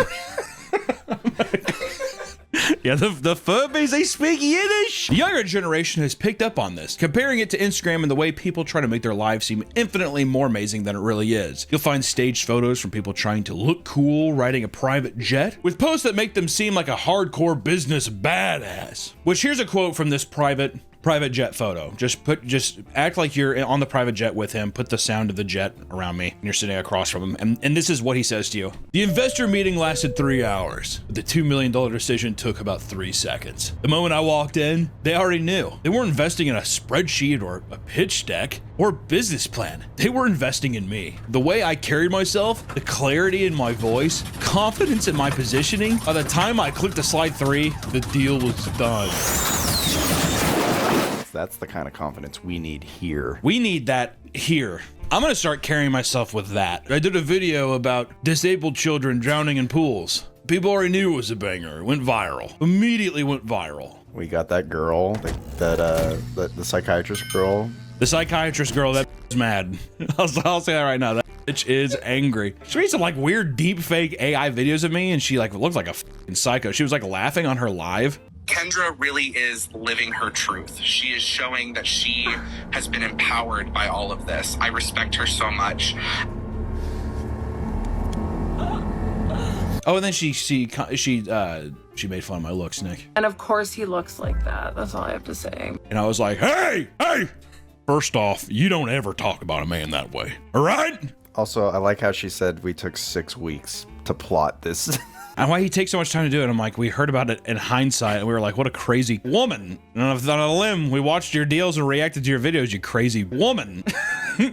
What the else was I supposed to say? It was funny. I didn't think it was that crazy. If in some cases we said he should have dropped her. Well, I was siding with the psychiatrist. Well, I mean, I was too, but I'm just saying, I'm gonna. Also, the AI thing they thought was really cheap. It didn't even sound like me. I love Kendra so much. I can't stop thinking about her. She's a genius. Did you know she also wrote a book? Oh my God. That's psycho. It's extremely psycho. And then to like sit there and she was like she was laughing at it like it was the funniest thing she's ever seen. You know what, dude? You're a freak. You're a disgusting woman. You woman. Put that on your LinkedIn. Hey, put this on my LinkedIn. I'm gonna find you. I'm gonna fucking kiss you. Oh yeah, she also said she didn't like the thumbnail. He is a YouTube creator that made an absolutely vile video about me with a horrible thumbnail. It's a good thumbnail. What am I supposed to say? I don't know if you can use any of that. Good luck. Yeah, I might have to cut that. All right. On LinkedIn, you're allowed to add frames to your profile pictures that signal that you're looking for work. One employee used this to get hired at a marketing company, only to be fired later on because she had forgotten to remove it from her profile, which her boss felt was insulting. That's exactly like the guy who's just like, so I see that on Facebook you're still single, even though we're dating. Can you explain that? It's like, oh, I don't really go on. I can try update. Yeah, you probably should. You should probably update it as soon as you can. I've heard the amount of fights I've heard from people that get in arguments because of that kind of shit is insane. I had a boss one time on my I won't say the company. They had like a dashboard in the system that you worked in at your office because you could request to be transferred out of places or something, like basically departments or whatever. And mine, for when I got hired, I never used a software, so it just always said looking to transfer or something. And my boss came up to me and he had like a 20-minute conversation with me about it. So like, what exactly is the problem? I was like, literally nothing. I'd never even meant to, I didn't even know that was a thing. He's like, okay, well, it's been like that for the past 4 weeks. Which that was kind of weird too, because then I knew that the guy was looking at that shit like every day. Ungrateful hog. To the point where like one day he's like, and it's been 4 weeks, so I'm gonna talk to him. And I'm like wondering if he brought that home to his wife. You should talk to him. Yeah, no, don't overstep him as a leader. You gotta like find that balance. I always thought that was weird. Why even have that? What if you just said like, hey, I noticed that your thing says you're looking to transfer in a new department, and be like, is that something you're like? If you just asked, if he said that, that's fine. Oh, because I'd be like, oh, I had no idea, because I had no idea on my idea. But it was a thing where he's like, when I said, oh, I didn't even know, I don't really use the thing. He was like, yeah, you can do whatever you want, man. Like, you know me, I'm like chill and I'm laid back. Like, you get that. You've seen me come in, you know, but there are other powers at play. It's like that kind of shit where you're like, what the f are you even talking about? Listen, you know I'm the one of the cool ones, right? I hate whenever I'm like, you definitely are not. I'd rather take the old curmudgeon guy who doesn't do this to me. You guys know that, like, listen, let you take off for Avengers Endgame when that was out in theaters. I'm like one of the good guys, okay? You literally can trust me with your life. How many times have you called me in the middle of the night asking for something? Like, never. You could, though. But it seems like I can't trust you. But I don't, it's just like, it feels like a little bit like a one-way road. So let's get back out there and let's have a good day, huh? That kind of thing. What a hell. Corporate hell is the worst, dude. And as soon as you do that kind of thing, it immediately like that ends your day. Like you're like, I'm not doing anything else today. This stupid job. I'm not doing shit today. Hey, couldn't help us notice your numbers were low. Yeah, I don't know what happened. That's what it felt like, dude. Did you have a daily quota? Oh, yeah. Calls or sales? Calls. Like, it was like a number of technicians. Also, sorry. Like, you're watching just a conversation. It was like a number. I'll just talk to you about it afterwards. Whatever. Raging against your rider is a quick and easy way to lose your job. So, many drivers have found other ways to relieve their stress. In New York City, a school bus driver faced serious consequences after encouraging kids on the bus to fight each other. I'm not leaving until you guys fight. It's a blood sport, Tommy. Come on. Do you want to go home or not? Oh, okay. In December of 2024, a young child came home with a bloodied lip, revealing to his mother that the bus driver was to blame. You gotta talk to the bus driver. Did he hit you? No. He orchestrated the fight club on the bus. According to reports, the bus driver randomly pulled over and stood in the middle of the aisle to the 5th graders on board saying, "Who wants to fight?" That is insane. All right, who wants to duke it out? You think he just picked 2 random kids? I think after a while when no one responded, yes. Tubby and Redhead, get up. Really insulting shit. Moleface and Bucktooth up here in front. First person to get a bloody lip wins. What do we get? Nothing. You want to go home? That's your prize. It's a more of a, Hunger Games situation. Who volunteers? Who's paying tribute? From there, a small group of kids got off the bus and began to fight each other, all while the bus driver encouraged them to keep going. I love how it's not even contained on the bus. He's like, we're going outside. We're tussling outside. I don't want to get my seats messed up. He's like, yeah, these things are, this is a mint bus. At some point during the scuffle, the bus driver started to scream, "No, no, no!" because he was upset with how the fight was going. So he swapped out one of the fighters with a different kid. This isn't fun to watch. I'm bored, is what that is pretty much happening. The whole ordeal was captured on a nearby security camera, and the school quickly fired the driver. That's insane. That's so crazy. Most public buses require passengers to pay a toll before finding a seat, but some can't afford to, causing, well, heated confrontations. While driving his route on a cold winter morning, a driver picked up a drunk man carrying a sack of pennies from a bar. Oh boy. I see where this is going. Oh boy. The drunk man told the driver he didn't have enough to pay for the fare, so the driver told him that he wasn't allowed on. The driver pointed to the sack of coins, but this angered the drunk, causing him to yell that he didn't want to use that money. "These are my pennies!" As the driver tried to remove him, the drunk swung the sack of coins around and smashed it over his head before he could even react. The driver collected himself and tackled the drunk to the ground, calling the police to have him arrested. After the incident, the driver received 7 weeks of paid leave before his company almost forced him to return driving the next day after getting hit with a fucking 6-pound sock full of pennies. That would fucking hurt. I've seen a video of someone getting hit over the head with pennies. Oh, it didn't look nice.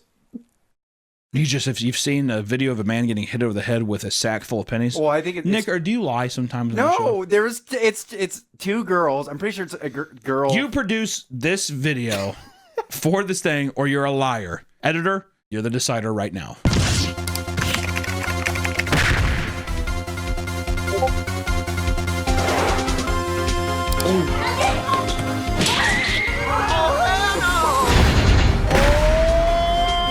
It's a sock of pennies and just explodes. She's like, Those videos make me cringe, man. I can't do it. It's like that one. Remember that video that went viral? That woman that hit that girl with a shovel. Oh shit, yeah. That is absurd. Every time I see those videos, I'm like, it's like that lockup reaction where you're like, oh God, I hate that. That is a person that desperately needs physical attention. They need affection big time. Hug? Do you think the people that have things where it's like my parents didn't hug me a lot when I was a kid, do you think that you gravitate towards that? Or is it just someone where you grow up and you find you're like, I actually just feel like I needed that, even though my parents gave it to me and now I don't have it and I feel like I need it? That's a good question. You know? I think I could see it not being enough. Well, it's maybe not even in parents, it's just having friend groups. Because my parents didn't hug me a lot or anything. So now I feel like when people are like, oh, come here, give me a hug. I don't like that.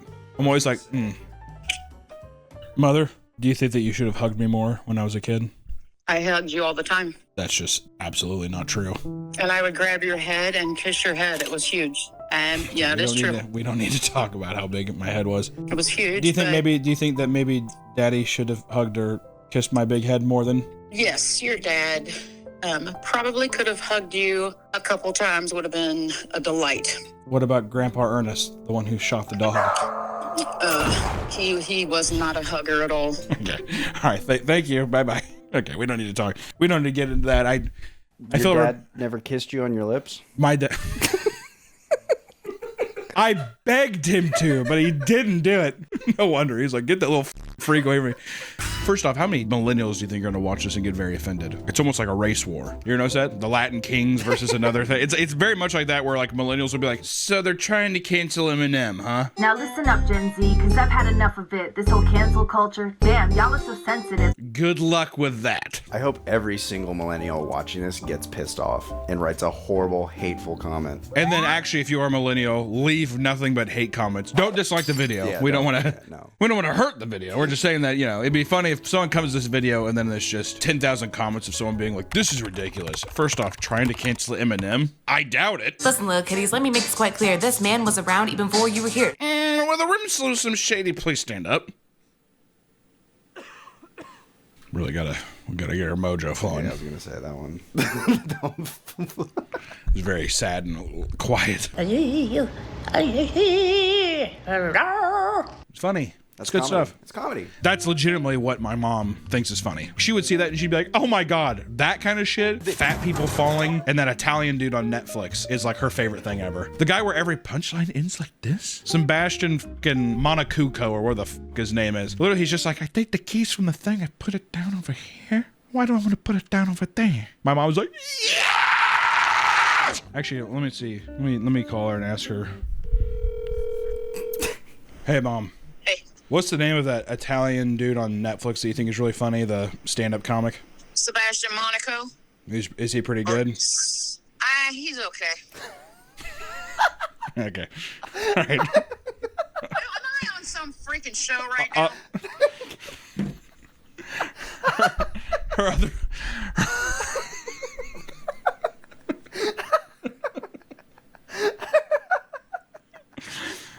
She says that she likes my stand-up comedy, but then she says I'm just okay. It's every joke is like that. At what age can you legally change your name? Like 18? 18, yeah. At age 18, I would change my name to my dad. There you that go. could be taken in a different way. All right, hold on. That off the cuff. We didn't hear that. Ricky LaDouche. Latouche. Oh. Yeah, let's keep it douche. Ricky LaDouche, a 30-year-old collector, was in an argument with his wife, Porn Pillai. Ricky LaDouche is married to a woman named Porn Pillai. I might be saying this wrong, sorry. Srissery. Porn Pillai Srissery. Am I casting black magic? I don't know. Is this what the Sith is? Is Palpatine up to this? Anyways, that led to her lash out by smashing his Luke Skywalker and Darth Vader figurines. That seems excessive. What are we doing? Fortnite, what are you doing? Leave little Ricky LaDouche alone. She also had threatened to leave him and go back to Thailand. Oh. Buddy, I know what he did one summer. I gotta hop over. In response, Ricky suffocated her to death. Oh my God. God, okay. All right, whoa, okay.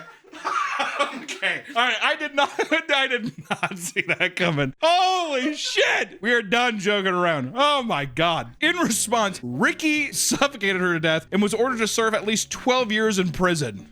Did a little force choke on her. What if he thought, but see, that's the thing. What if there's a mental illness guy where he's doing this? In his mind, he's like this, but he's actually... I mean, I still think if you're in your mind, you're choking someone with the force. So either way. Oh man, that curveball. I did not. Wow. Let her go back to Thailand. Yeah. Well, can't let her. Why? She broke his shit. Oh, so do you think that he killed her because she broke the figurines? You've never had like your sibling break something you loved and you just wanted to force choke them? Yeah, you killed one of your siblings? I remember one time, I was actually just talking to my brother about this. He turned off my computer playing World of Warcraft. So then I turned his computer off and he was working on a project. So then he grabbed my laptop and smashed it on the ground. So then I grabbed his video camera and smashed it on the ground. And your dad came in? Oh, I can't wait to replace all this. You kids are awesome. I'm gonna go hang myself in the garage. Yeah.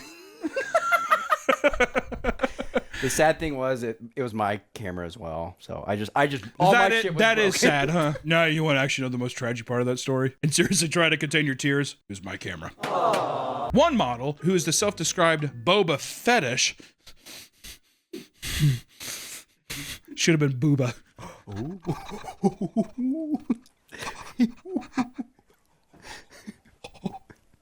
Post all sorts of casual and intense content in a Mandalorian helmet. I like how he said intense content. What does that mean? You want to see a lightsaber go up a your asshole? It's $5. That's kind of a nice price. See, that's a new sideshow carnival attraction thing. Oh, like a plastic one? Yeah. I thought you meant a real one. There is no real lightsaber, Nick. Can you imagine the thing turns on? She's dead. Uh-oh, and it's a green lightsaber too.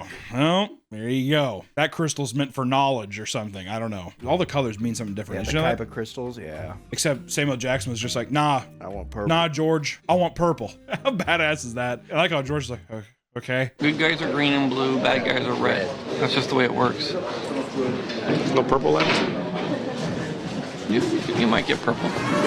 All right, Sam, whatever you say, man. I want a purple lightsaber. Purple is like the fucking coolest one. I want a rainbow one, like an RGB, like my computer. Yeah, it's a razor. Yeah. It's a razor lightsaber. This thing is the tits. It has the, what are those keycaps? Like the, they're called like creamy clicks. It's like a satisfying ASMR click of a fucking, I don't know, but it's like one of those clicking it. Turning on. Oh, the switch, yeah. The switches. Okay. Yeah. Is it Razer? Is that what I'm thinking? Or Kraken? What is this? That's a Naga. No. That's Razer. That's Razer. Yeah. We're saying all kinds of like. There's a Naga spirits mouse for World of Warcraft. Has like a bunch of buttons on the side. Oh, what are all the buttons used for? Macros. It doesn't matter. That's not what this video is about. We need to stop doing that in these videos. Many bald men face ridicule from people, but this discrimination can sometimes bleed into your place of work. Uh-oh. Hey, Jacob! There we go. Come down. For people that don't know, Jacob had a beautiful set of long, silky, straight hair. This is awesome because I'm curious to get a bald man's perspective because my hair is so rich, so full. It's true. Come around here. We'll take off the beanie. You gotta show you that you're proof that you're bald.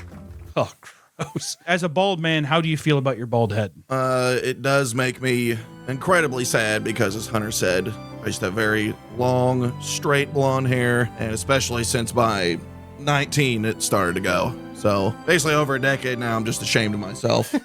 And I wear a hat constantly. If some guy came up and they made fun of you being bald, is that your N-word? I'd probably be a little traumatized, yeah.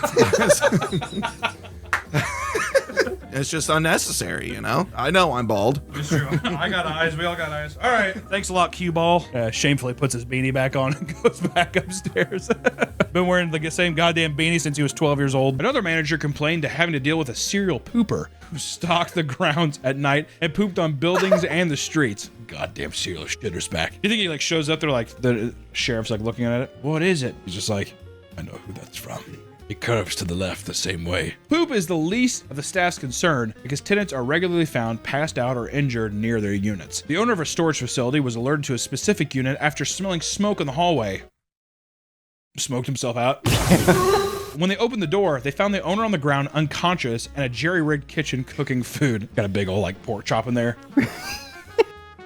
Nothing I love more than cooking a pork chop in my storage unit. The renter had set up a hibachi grill. What? He was practicing? The renter had set up a hibachi grill and covered himself in the grill with a blanket to mask the smell, but asphyxiated himself with the smoke and fumes. What a dipshit. He's doing that thing. He's like, dude, I'm doing that onion ring volcano. He's like, that's awesome.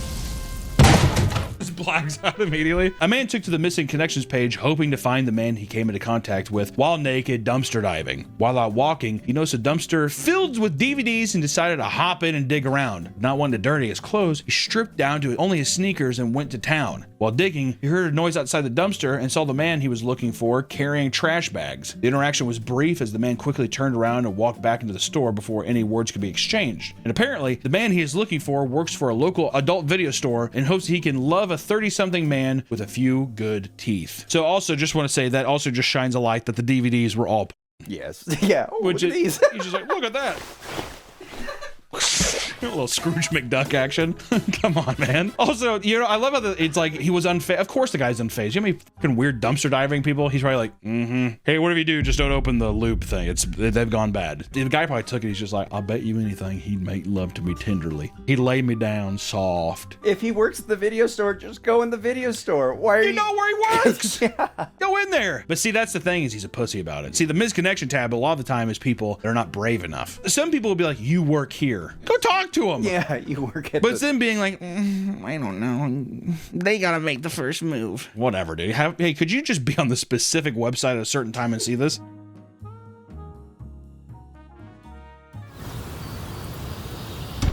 Oh, man. What the Who is it? We got a letter from the HOA.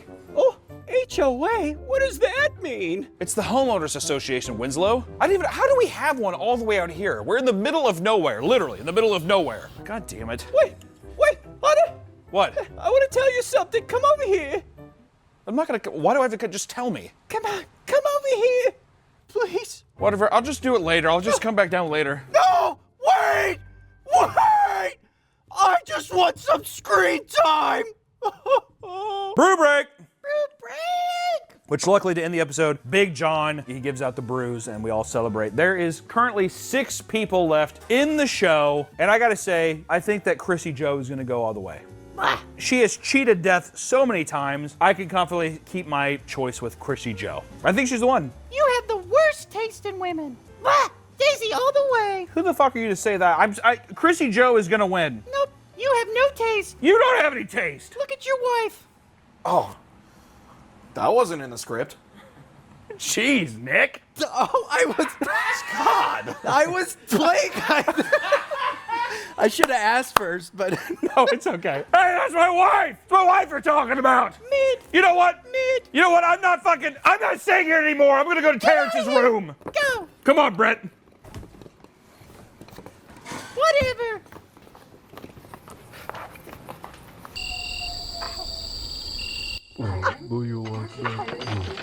What is that, Hunter?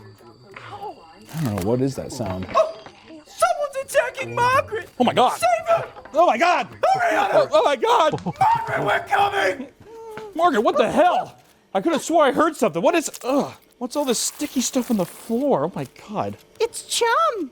Ew, what the fuck is chum? Oh, Margaret, it's leading to the door. Did you let somebody inside? Oh my God, I'm telling Grandma. Oh, no, don't tell her, please. Hello? Honey, come back here. Don't go down there, please. Hello?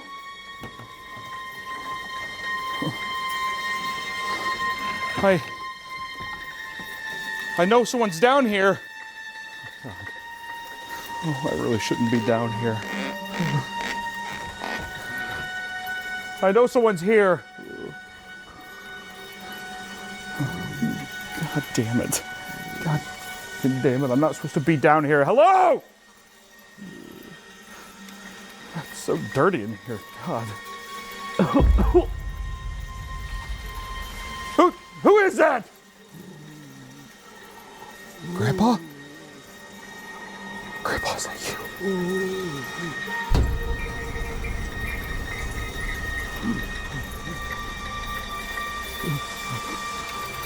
There's no one in here. Don't look behind here. You're warned. You're warned.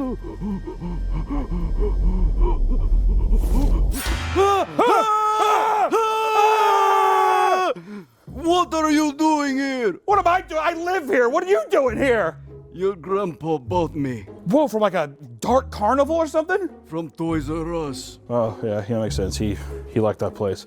Hey, can I ask you a question? Did you f my oven upstairs? No. Okay. I conjure love and I make chum.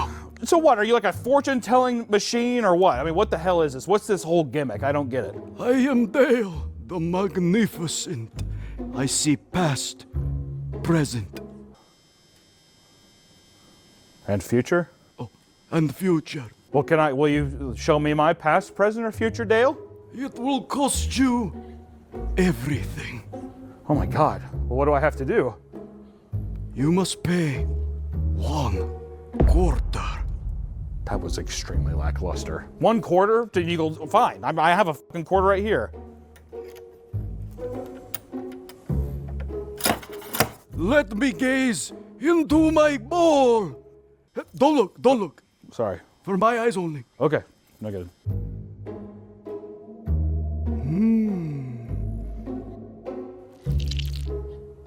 What? Ew, what the fuck? Oh. Do you see anything or? Give me a second. All right. Oh.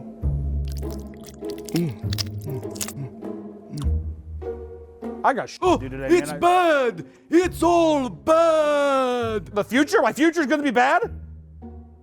You don't know what the fuck you're doing, do you? You cannot rush these things. I'm not rushing it. You're taking forever. You haven't said anything. What did you see? What's bad?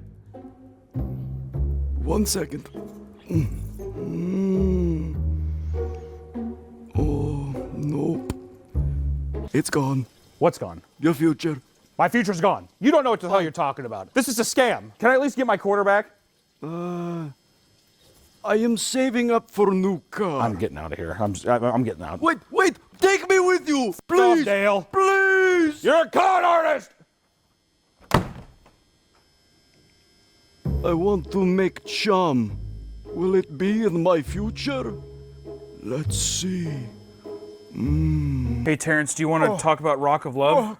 Get out of here! I'm sleepy! Get out! Okay, fine. Oh. Are you sure you don't want to talk about it? No, get out of here! Okay, I'm sorry. Fuck. Okay, he doesn't want us to film in there. We'll just do episode 7 in the hallway. Sorry, Terrence. I'm sorry. No one wants to watch Bret Michaels' Rock of Love with me, John. I want to watch with you. Did you watch the whole season yet? I did. Well, I guess we can at least talk about episode 8. Brew break. Brew break. Hey, Anna, give me a sip. You don't want this, John. Oh, I'll get it later. That's for sure. Oh. Coming in and sitting down because today we're doing another food ranking review. Margaret doesn't have to cook again. Oh boy, I never cook. Thank God. Look at her. What? What's wrong? What's the last thing you actually made that was tasty? I My lasagna. Remember? don't think I do remember the lasagna. Did I eat the lasagna? Mom's lasagna when you were a little boy. It's been that long. You will not leave this table until this lasagna is gone. Oh my God. Yeah, it's been like, Jesus Christ, 33 years. When Bret asks Charles if they are still hooking up, it's like L.A. Noire. He's like, are you guys still hooking up? And he's like, no, wait, man. Here, actually, if anything, Dale, you do the whole L.A. Noire bit. You act like Charles when he denies having sex with Daisy still. Charles, are you still having sex with Daisy? No.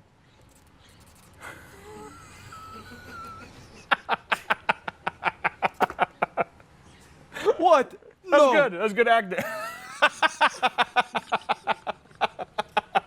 Culver still owes me chili fries. I went there and they forgot them. The what? They owe me chili fries. He still, Hunter, this is from like when we first moved in. He still has a receipt hanging on his fridge that they forgot one of his chili fries. It's been there for over a year. Wait, so you still have... Almost 2 years. It's been 2 years and you're still hung up on a fucking order of chili cheese fries? Yeah, they messed my order up. You are like seriously the stingiest little cockroach I've ever fucking met, dude. I like to think that he's like up against the fridge too, like looking at it like this. And that song, he has a little JBL speaker playing. It's like, my tea is gone cold, I'm wondering why. It was 2 orders. 2! They did wrong you. I'm not gonna say you weren't wrong, but I'm just saying, drop it, dude. How much was it, 10 bucks? I don't remember. Yeah, I don't remember. It's been staring at the receipt for 2 years. Yeah, I don't even know how much it is. He's just like writing $10 on his body the whole. I don't even know how much it is. Wait, come back. No. But I'm so lonely. Fuck you, Dale. Oh. Daisy, what are you up to? Oh. Yeah, Daisy, what are you up to? And you show the Reddit post of like, Daisy's home. Daisy's home. Daisy's homeless.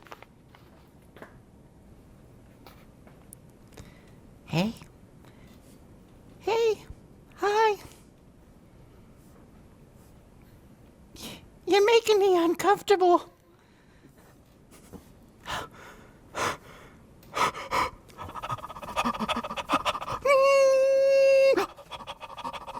All right. You said he was gonna come. He's not gonna make it. What's going on? Shh. Stop. I already fucking sent. I sent the money though. What? Oh my God. What? Is there? Okay. Oh my God. Hunter, what's going on? Who was that? Okay, so those are my agents. Bret's not coming. Oh, what? I know. Well, You said he was gonna be I know here. what I said. I know what I said. We still have the rights to Every Rose Has Its Thorn, so we can still play it at some point, but Bret's not going to be here to fucking play it. I know you're disappointed, Winslow, but I don't want you taking it out on me. I'm pissed. I know. How do you think I feel? Fuck you,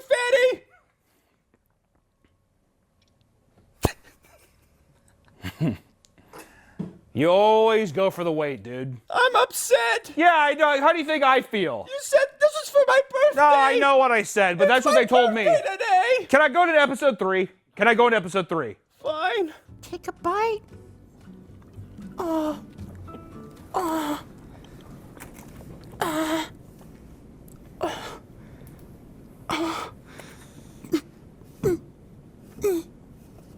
What? God. I turn back and just, I don't think I got any more. More. I don't think I got any more. That's all I got. Okay, I'm done. Oh, come on, Honda. Get in me. I don't have any more than I've 4 times a day, John. You're asking too much. I need more, Honda. I need more. What is your obsession with my dude? Seriously. Not anything particular with you. I just love Everybody loves Well, it's somewhat sad that you don't love my but you bring up a good point, John. Why is it that everyone online is so obsessed with piss and I mean, it seems like it's everywhere, right? Oh, I don't care. I just love Okay, well, you know, today I like whenever buns have the nice moon crater on them. Those little divots, I just want to sit there and rub it. A little cellulite. Just getting there just like that.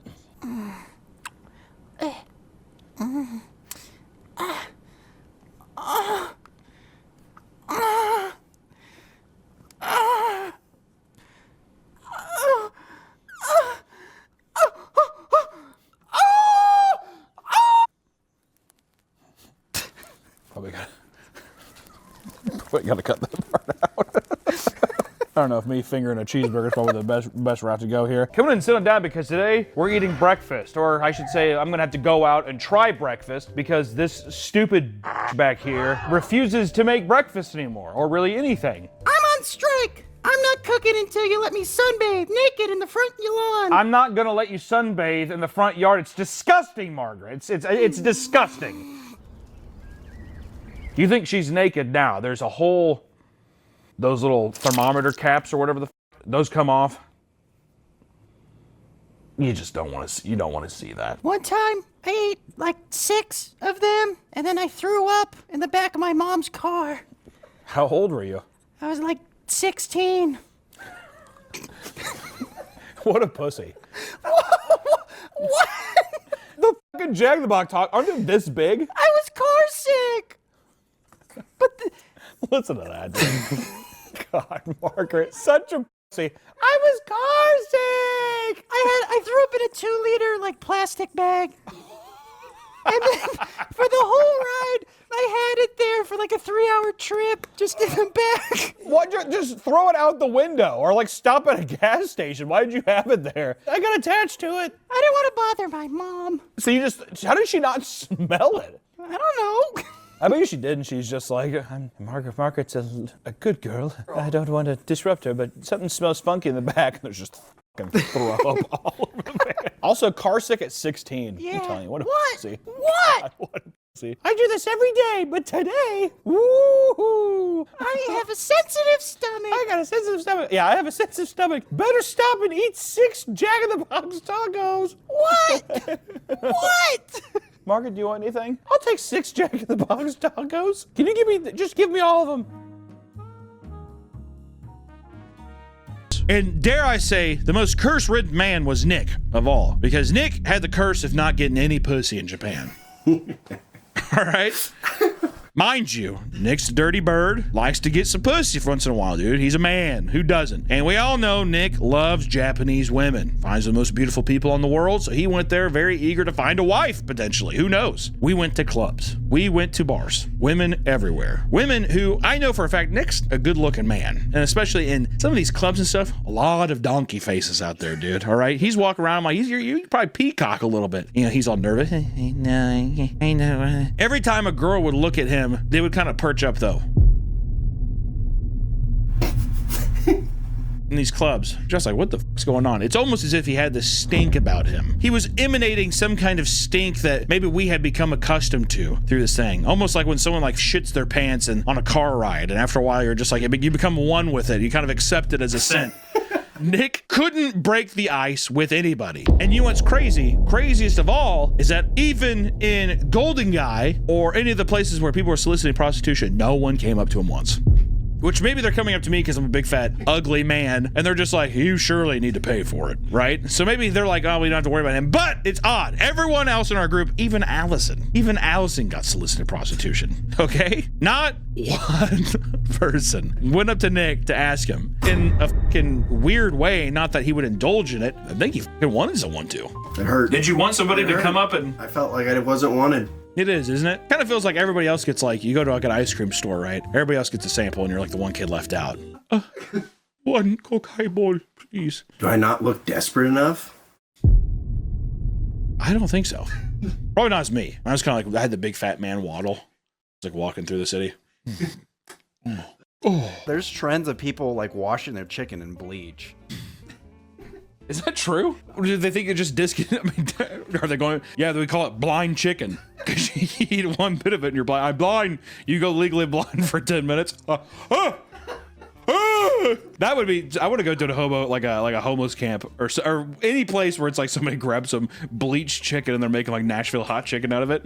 Oh, these blind hot chicken sandwiches are good. I just grayed out, glazed over like I'm a White Walker. If you knew it was just temporary, would you try the blind chicken? It's kind of, I kind of want to. No, because I'd be too scared. I would be too much of a pussy. I've woken up blind one time. No, you haven't. Yes, I have. No, you have not woken up blind. Your eyes were closed. We've already talked about this. No, okay. It was total darkness, and you're like, but all of a sudden it came back. I'm like, you woke up and your eyes were closed. Help! I had like a face mask that had like herb bags, like bags of herbs. What the do you mean bags of herbs? Were you hunting a vampire? Were you trying to fend off werewolves? Are you a plague doctor? What the are you talking about? This salesman in a mall sold my mom to it. Took him an hour to sell it to her. It's like a mask you wear, but it's like bags of herbs that go over your eyes and you throw them in the microwave, heat them up. I put them on, and when I woke up, I took it off, and I was like, I can't see. Okay. I believe part of your story. I believe that you got conned into buying a face mask where you heat up some oregano and put it on your face. I believe that. I wholeheartedly believe that you took the mask off, your eyes were closed, and you thought you were blind. Look, it smells great, but I'm blind. I think what happened is the mask was too tight, and the bags of herbs was putting pressure on my eyes. And for 10 hours, the pressure on my eyeballs. Why would that cause you to go blind? I don't know. Have you ever put pressure on your eyeballs and can't see for a bit? No. Dumpster diving is not only an easy way to find free stuff, God. I already know, too. This is so there's going to be some guys like, he's right, actually. I actually pressed my fingers to my eyes and I went blind too for a bit. Oh God. So when Abigail was getting too close to her, Ijoma asked her to stand 6 feet back and to be courteous. Please stand back, please. Instead, Abigail became aggressive. She lunged at Ijoma, who pulled out her phone and began filming. At that exact moment, here it is. Oh God, no, excuse, now you are, oh my God, oh my God. Right in action. Abigail's coming at her.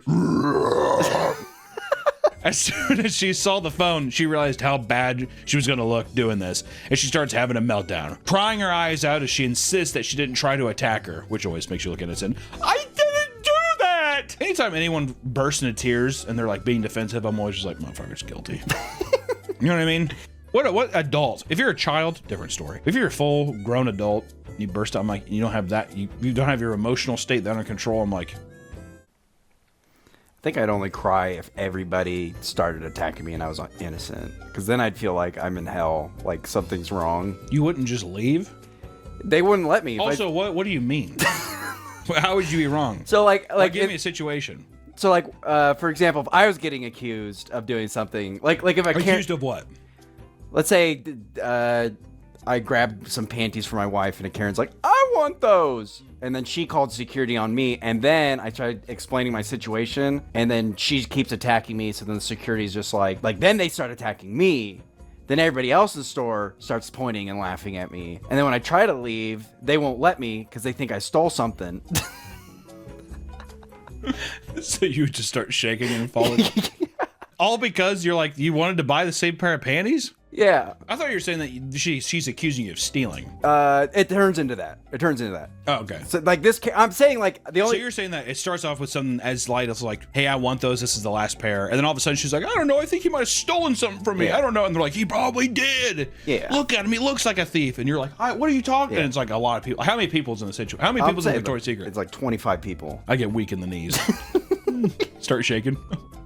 Well, especially if I didn't do anything. If I grabbed it and then she like tried to grab it from me or said I stole it from her, see then Would you start crying or would you just like start yelling at people? I'd probably start yelling. But I'm saying I could see myself What's the crying. first thing? What's the first thing you would yell at her? What race is she? I'm just kidding. Just kidding that.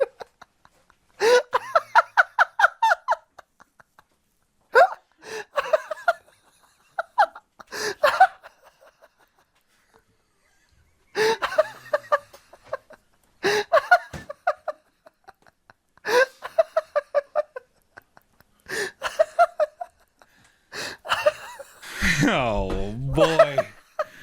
Good luck, editor. I played this one game. I think in second grade, and I had to forfeit because my player was farting too much. You're at a trading card tournament, and so you forfeited the match because the guy was like. Well, what happened was I was playing, and then my brother. You're like. It smelled awful. That brings me back because in middle school, I don't think I washed my gym clothes once. The entire year. Probably, yeah. Just like stinky piss and sweat shorts, whatever. Yeah. I feel like the big thing back then was nobody washed their shit, but then the only thing was like Axe body spray just came out. Yeah. So the people, it's basically just fumigating all the fucking walkers, just like, and you like visibly see the Axe in the air. Oh, it smells good, dude. And you like throw it back. You know what I mean? It's such bullshit. Through assorted text conversations with friends, it became clear that Donovan was becoming increasingly more fascinated with dark topics, such as death. I feel like that's normal for 14-year-olds. Yeah, dude. Start having those panic attacks where you're up at night and you're like, when I died, is there even anything there? Where everyone goes through that phase where, kill animals. Guys, I seriously think I could get away with it. I don't think I've never had one friend say that. And if you did, everyone's usually like, what the f are you talking about, dude? And then probably throw a gay thing in there. Dude, you're being gay. I think one time, not kill someone, but in 6th grade, I told my friends, like, I really want to burn the school down. Bruh. And he just got quiet. That is a fucking weird thing to say. I think we're just venting about class. Also, your school's made of like stone. Right? Burn it fucking down. This hell institution. I was friends with this guy. He died when I was like probably like a sophomore in high school, like a freshman in high school. Mm-hmm. He was like a junior or senior, I can't remember, but we would go to his D&D groups, and he was like a real rebel. He hated the jocks, and he like would stand up on those lunch tables, and he would like kind of just make fun of them in front of everybody. Basically started dating this one hot chick, but basically found out that she died. She was like poor. They lived in the same trailer park, and everyone was blaming it on him. And then he had to go into an alternate dimension and play Master of Puppets. Did you not know I was talking about? Well, I was like, what are you talking about? You're just like behind the camera, like it's like so clearly Eddie Munson. He had D&D campaign and everything. Well, I knew. I was like, is this from a movie? What is this from? I've never seen that season. Okay. Dude, I have not seen the season. Whatever. Where am I at? They extort people through dating sites and social media by impersonating attractive women and men. And after chatting and flirting for a while, they're able to convince women and men to send them money through various means, right? Which the men part would probably be the easiest. You're some fucking like big-titted woman, and some guy's like, hello, princess. Good morning, darling. The person's just like, hello, did you go to bank today? I'm on my way. That guy feels like he's on top of the world, too. You know how you prove that these women are scammers? If they message hello first. Always fake, because they're desperate to get your money. What are you talking about, dude? Are you talking about women never text you hello first? Are you like a bidder? On Tinder. Yeah. Yeah. Never. I've never had a real person text me hello. It's going to be a lot of women being like, I have definitely said hello first. Dick's like, nah. Unless you're on Bumble, and even then they don't, because they had to change it that men can now message first, and now the CEO left because the company's failing. I'm glad we don't put a camera on you, dude, because he is ranting and raving. He's moving his arms around. Look at me. You're stomping and huffing and puffing. According to one of the romance scammer kingpins tracked down by CBS, Americans are by far the easiest in the world to scam like this. I mean, you're a perfect. Have you ever been on the dating websites? You talk to Chinese guys all the time. Wow, they're Asian women. Well, but they're Chinese guys. Well, they're guys. It's a picture of women, obviously, because you always say there's like a breaking point where it's like, you know. Well, they ask for pictures, and then so you send normal pictures. They're like, no pictures of your thing down there. Oh, do you think they're trying to extort you? So they're asking nudes for you or blackmailing you or something? I don't think it's blackmail. It's literally just, I think it's gay men probably just like want nudes. So they're like... Oh, so you don't even think this is a financial scam. You're saying that this is like people who are like, I just want to see your cock and jack off to it. I did get scammed out of Ethereum one time though. What? It was only like $400, but... That's a lot of money. So how did that happen? Was that from a dating website too? No, it was on Reddit. I was being stupid. I was trying to buy like a chemical from a company. You have to have... What? Like you're like kind of going back to what?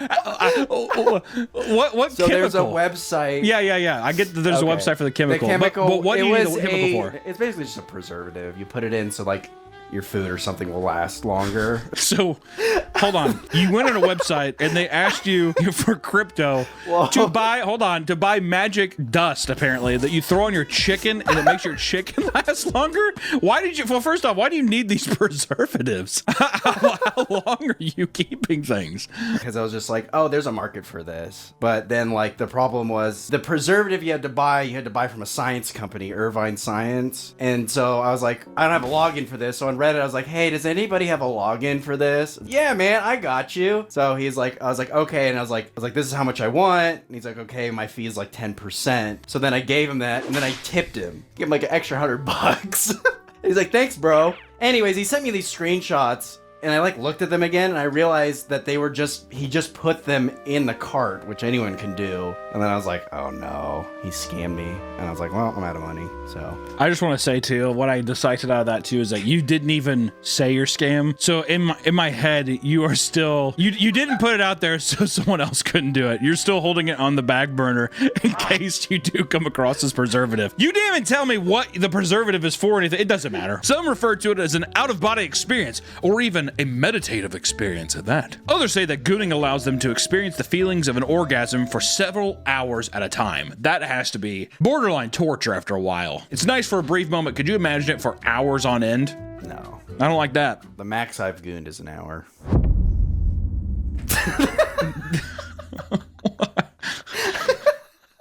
Abby from The Last of Us, Cyberpunk, Baldur's Gate. Full frontal nudity, full jiggle physics, full hardcore sex scenes, not an ounce of it censored.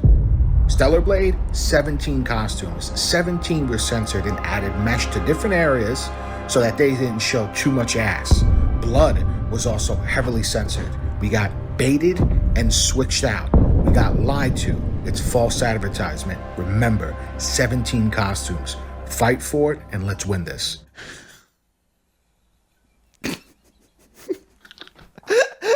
Remember the 5th of November. Because that makes me think if it's like Guy Fawkes. Well, let me ask you this, honestly. If the whole point of your game is like, you get to play as a big woman with a fat ass, and you get to like go around and be half naked and kick someone's ass, and you built your franchise on that, and then the new game is censored, do you think that people are actually losing anything, or do you think people are just like, if your consumer base is a bunch of horny men? Because, I mean, I'm sure the violence or whatever is fine still, but it's just covering them up. I think you're dishonest. You lied to the people. It's like a politician lying. I think you already true. pre-ordered your game and you get it and you're like, what is this? Yeah, I have every iteration before this. I've had giant asses and titties flopping around, comically flopping around everywhere. And then now, what the hell is this? I think you have a right to be upset, to be hurt. I think you have a right to be upset and be hurt.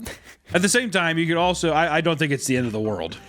It's still a huge shit underneath the shirt, right? Yeah, but is that not enough? It's not Are enough. they in like bikinis before? It's like covering up the boobs. I like the boob window. So you're like, you want to see the creases of the boobs. Oh, yeah.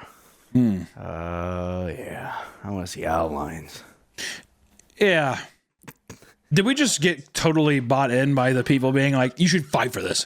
Also, I want to say too about the Last of Us. Hardcore sex scenes. Full frontal nudity. Blood and gore. Full jiggle physics. Full gratuitous sex scenes. Full hardcore sex scenes. I mean, what the fuck are we advocating for here? My grandma's kind of a hoarder. I had to clean her house.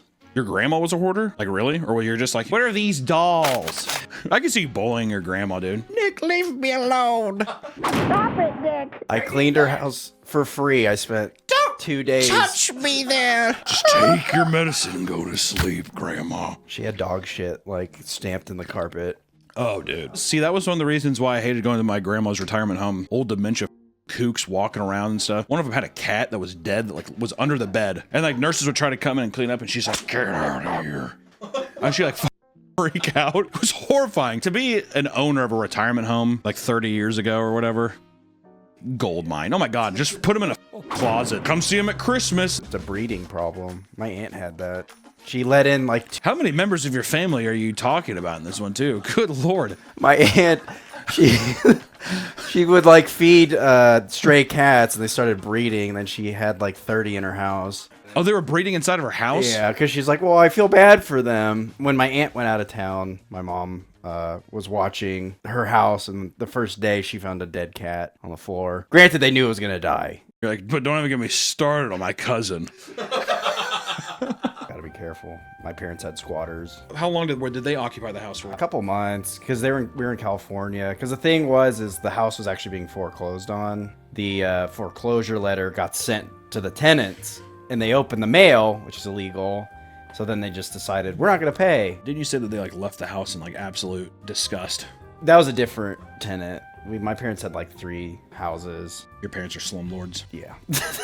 The amount of helicopter crashes a year is actually pretty staggering. You'd be surprised. Have you seen the Afghans trying to pilot the helicopter? Have I seen the Afghans trying to pilot the helicopter? Well, it's like right after the Americans left Afghanistan. Oh, then we just left a helicopter there? Yeah, it was like truck driver tries to fly an airplane.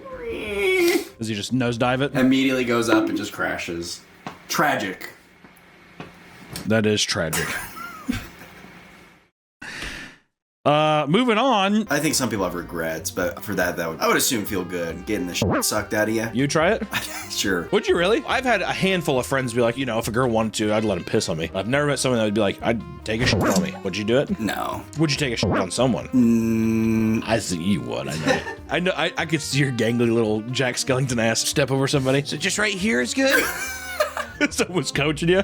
Can you imagine that? I would immediately be like, I'm done. This is disgusting. Like, same thing with if someone sucked the out of my ass, I would not want to have sex with them. Can you imagine someone sitting there, they just sucked a fat ass turd out of your ass? You guys just went to Roberto's and got yourself some fajitas, and all of a sudden then she's sucking a log of out of your ass. She smiles and there's a big piece of corn in her gums, whatever. How was that? Maybe you as a viewer even work for one of these tyrants. Amazon.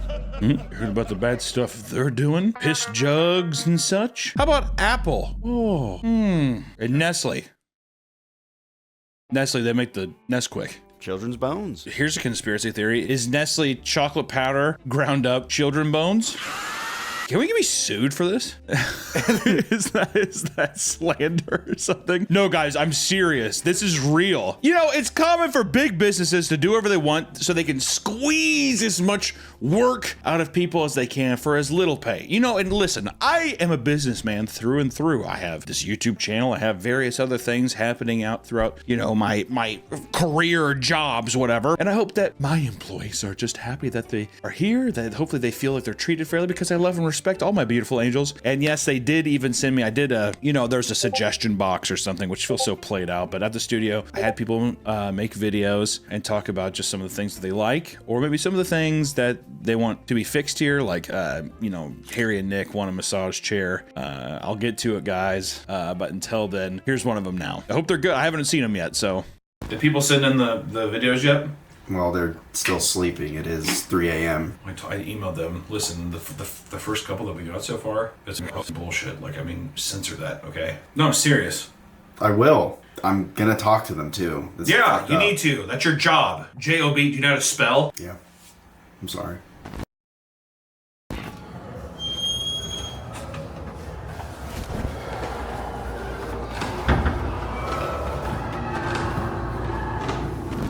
Hunter wants to know what you guys think about work.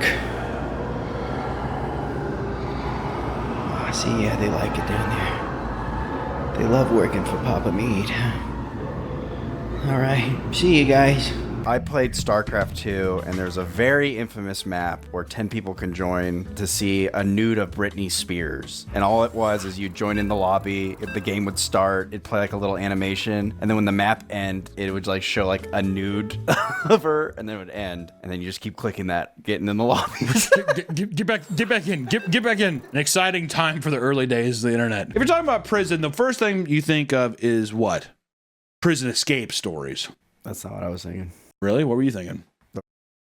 We got to move past the sexual assault, man. I guess I'm thinking of like Alcatraz, dude. Work with me here, Nick. God damn. You know what? Off the cuff, before we even go into it, what do you think, Nick? As long as you're not hurting nobody, I don't care. But for me, I couldn't do it. Be too jealous thinking about his, you know. As long as you're not hurting anybody or thinking about his seed. My thing is, I would definitely be like the third wheel. Yeah, they're having dinner or whatever, and you're in the back of the car like, can you give me some onion rings? Yeah, we'll see. Pipsqueak. Yeah, they're bullying me. She doesn't have sex with you. You're my boyfriend. Pay the electricity bill. I'm just happy to be here. You know what I say? I say this. You know what? I bet there's some people out there where it works just fine. I think in a lot of regards, I think it's a lot of bullshit. Everybody that I know has been in a poly relationship. They've broken up because one of them ends up putting someone behind their back. Yeah, it's weird. It's supposed to be this open thing, but it's, I don't know. You can't escape that primal jealousy. You know what I mean? Our monkey brains, we can't handle it. You went on that one though. Remember where they were like testing it out to see if you want to like fuck them? Oh, I never went on a date. I thought you went to dinner with them. No, they offered. Oh, they offered it. That's as far as it got, and I think the next day I was like, that's not for me. But you were considering it for a second. Well, the whole thing was like, he wouldn't fuck you, but he definitely wants to touch your balls. I still like how there's like a thing of you like in your room like drinking wine being like, go on. Could you give me a day to think about it? Could you give me a brisk 24? See, that was the thing. Back in my day, we didn't have any cool movies like that. You went and saw shitty movies, ironically, but there was no one else in the theater, and no one else cared. And there was also, there was no way to tell people that you saw it. It was just you and your friend group being like. Me and my friend group used to do our own memes and yell it in theaters.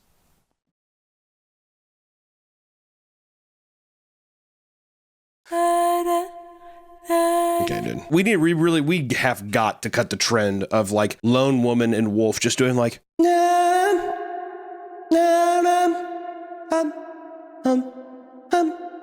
Remember Men? That's like that whole soundtrack. I kind of like it. I know that. Well, that was like the one thing I remember when we left the movie. You were like, anyone else actually like really with the score? Were you like listening to it in your car? What a psychopath, dude. Imagine driving down the highway. If you were swinging, would you just be like, you wouldn't give a fuck, or would you be nervous to tell people? I'd be like, yeah, I swing. Really? Want to join? Yeah, join us, dude. I'm kidding. We're not like that. We're really down to earth. Trying to be like a going, yeah. No, I just go in there solo. You're like, I don't know why, which this may be ignorant of me to say or rude, but if it's a couple and you're into it, I mean, I don't give a shit. Do whatever you want. But I don't know, it feels so much weirder if a guy is single and he's like going into these places. Hey, tag me. Tag me. Ah. Selfish lovers. Soft swap. He's like hitting his back with a towel. Soft swap. Get the f out of here, Greg. Ah. We're all having fun, aren't we? We're swingers. Going to like a naked guy. Dude, you look insane tonight. If you were swinging, Nick, that's the guy I want you to be. There's going to be one swinger who's just like, how dare you? In the comments, it is perfectly normal for one man to show up to a swinger's party. Well, Hunter, I'm not cutting myself up and Jeffrey Dahmering myself. No, that's not what we're talking about. Because whether it's nail biting, hair eating, or gobbling boogers, that's technically a form of cannibalism. Ooh, gotcha.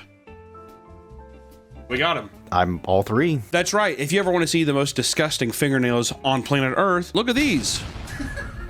You're probably thinking, is this a man chained up in a cell? Is this a black and white photo of a man who was a prisoner in, what is it, Azkaban? Is that the wizard one? Sure, I'm keeping it there. Was there Death Eaters flying around? No, those are Nick's hands. Boy's got a few ticks, is what I gotta say. He is wound up tight. It's hard for me to open a can of soda. Yeah, no wonder. I'm like, you want a can of soda? Take a bottle of water. Show a picture once again of Nick's fingernails. Show a picture of his toenails. Your toenails like that? Yeah. Are they really? I clip them though. Like I will get Why? clippers and I'll clip them down. That's probably better than mine, dude. My toenails are rank. I got like a long one. It like grows over the curve of my. Why do I do that? Never once have I ever thought I'm gonna sit down and clip my toenails. Never. I pick up my big one, so it's all like jagged and shit because I just like peel it off. I remember, I think it was my 6th grade birthday party. I had people over and I just took my sock off and started chewing on my toenail. I'd ask you to go home, dude. It was my birthday party. I'm getting. Okay, did your friend leave? No, he was just like, ew, what are you doing? And then another friend's just like, leave him alone. It's his birthday party. It's just his birthday. We just have to sit here while he eats his foot. And you're just like. Then I realized I was like, oh wait, this is kind of weird. Maybe I shouldn't do this. Yeah. In front of people. Yeah, that's a clue. Like you're holding your foot too, you're like scratching your head with it. People are looking at me weird. I think there's only been one time where I was afraid for just have a date look at my hands because she was. Oh, just one? She was Why? so beautiful. I didn't want. You're like, I've only been on a date with one person I ever truly found beautiful. Keep that in mind, ladies. If he's not hiding his hands, you're a dog. Nothing wrong with any of this, really. What? Let me ask you this realistically. Do you think that any of that's wrong? As long as no one's getting beaten. Yeah. If it was somewhere she's just like, man, he could slap me around and I can't say anything about it, sweetie. Just no bruises on the eyes this time. Like that, I'd be like, well, what are we doing? Unless she likes being beaten. Bruh. I don't even know in a world where I'm like, do we? Even then, I don't. Let's say I'm passing her at a grocery store. Oh my God, are you okay? No, I wanted this. I'd be like, well, what if it's a bed thing? To punch somebody in the face? Well, rough. Listen, love. I get it, dude. Rough hanky panky. I get it. But I'm saying, punch in the face, fat lip. He's a great lover. Eyes swollen shut, looking like fucking Rocky. Cut it. Cut it. You have to cut it so she can see. Adrian! As long as it's consensual, man. Okay. You know what? More power to you. I'm not trying to shame anybody. I'm just saying. Listen, we're just putting it out there. Throwing it out, seeing what comes back. I don't know. I think it's empowering to give the woman the option if they want this type of... If she wants me to beat the shit out of them. That's big of you, dude. You want me to beat the hell out of you?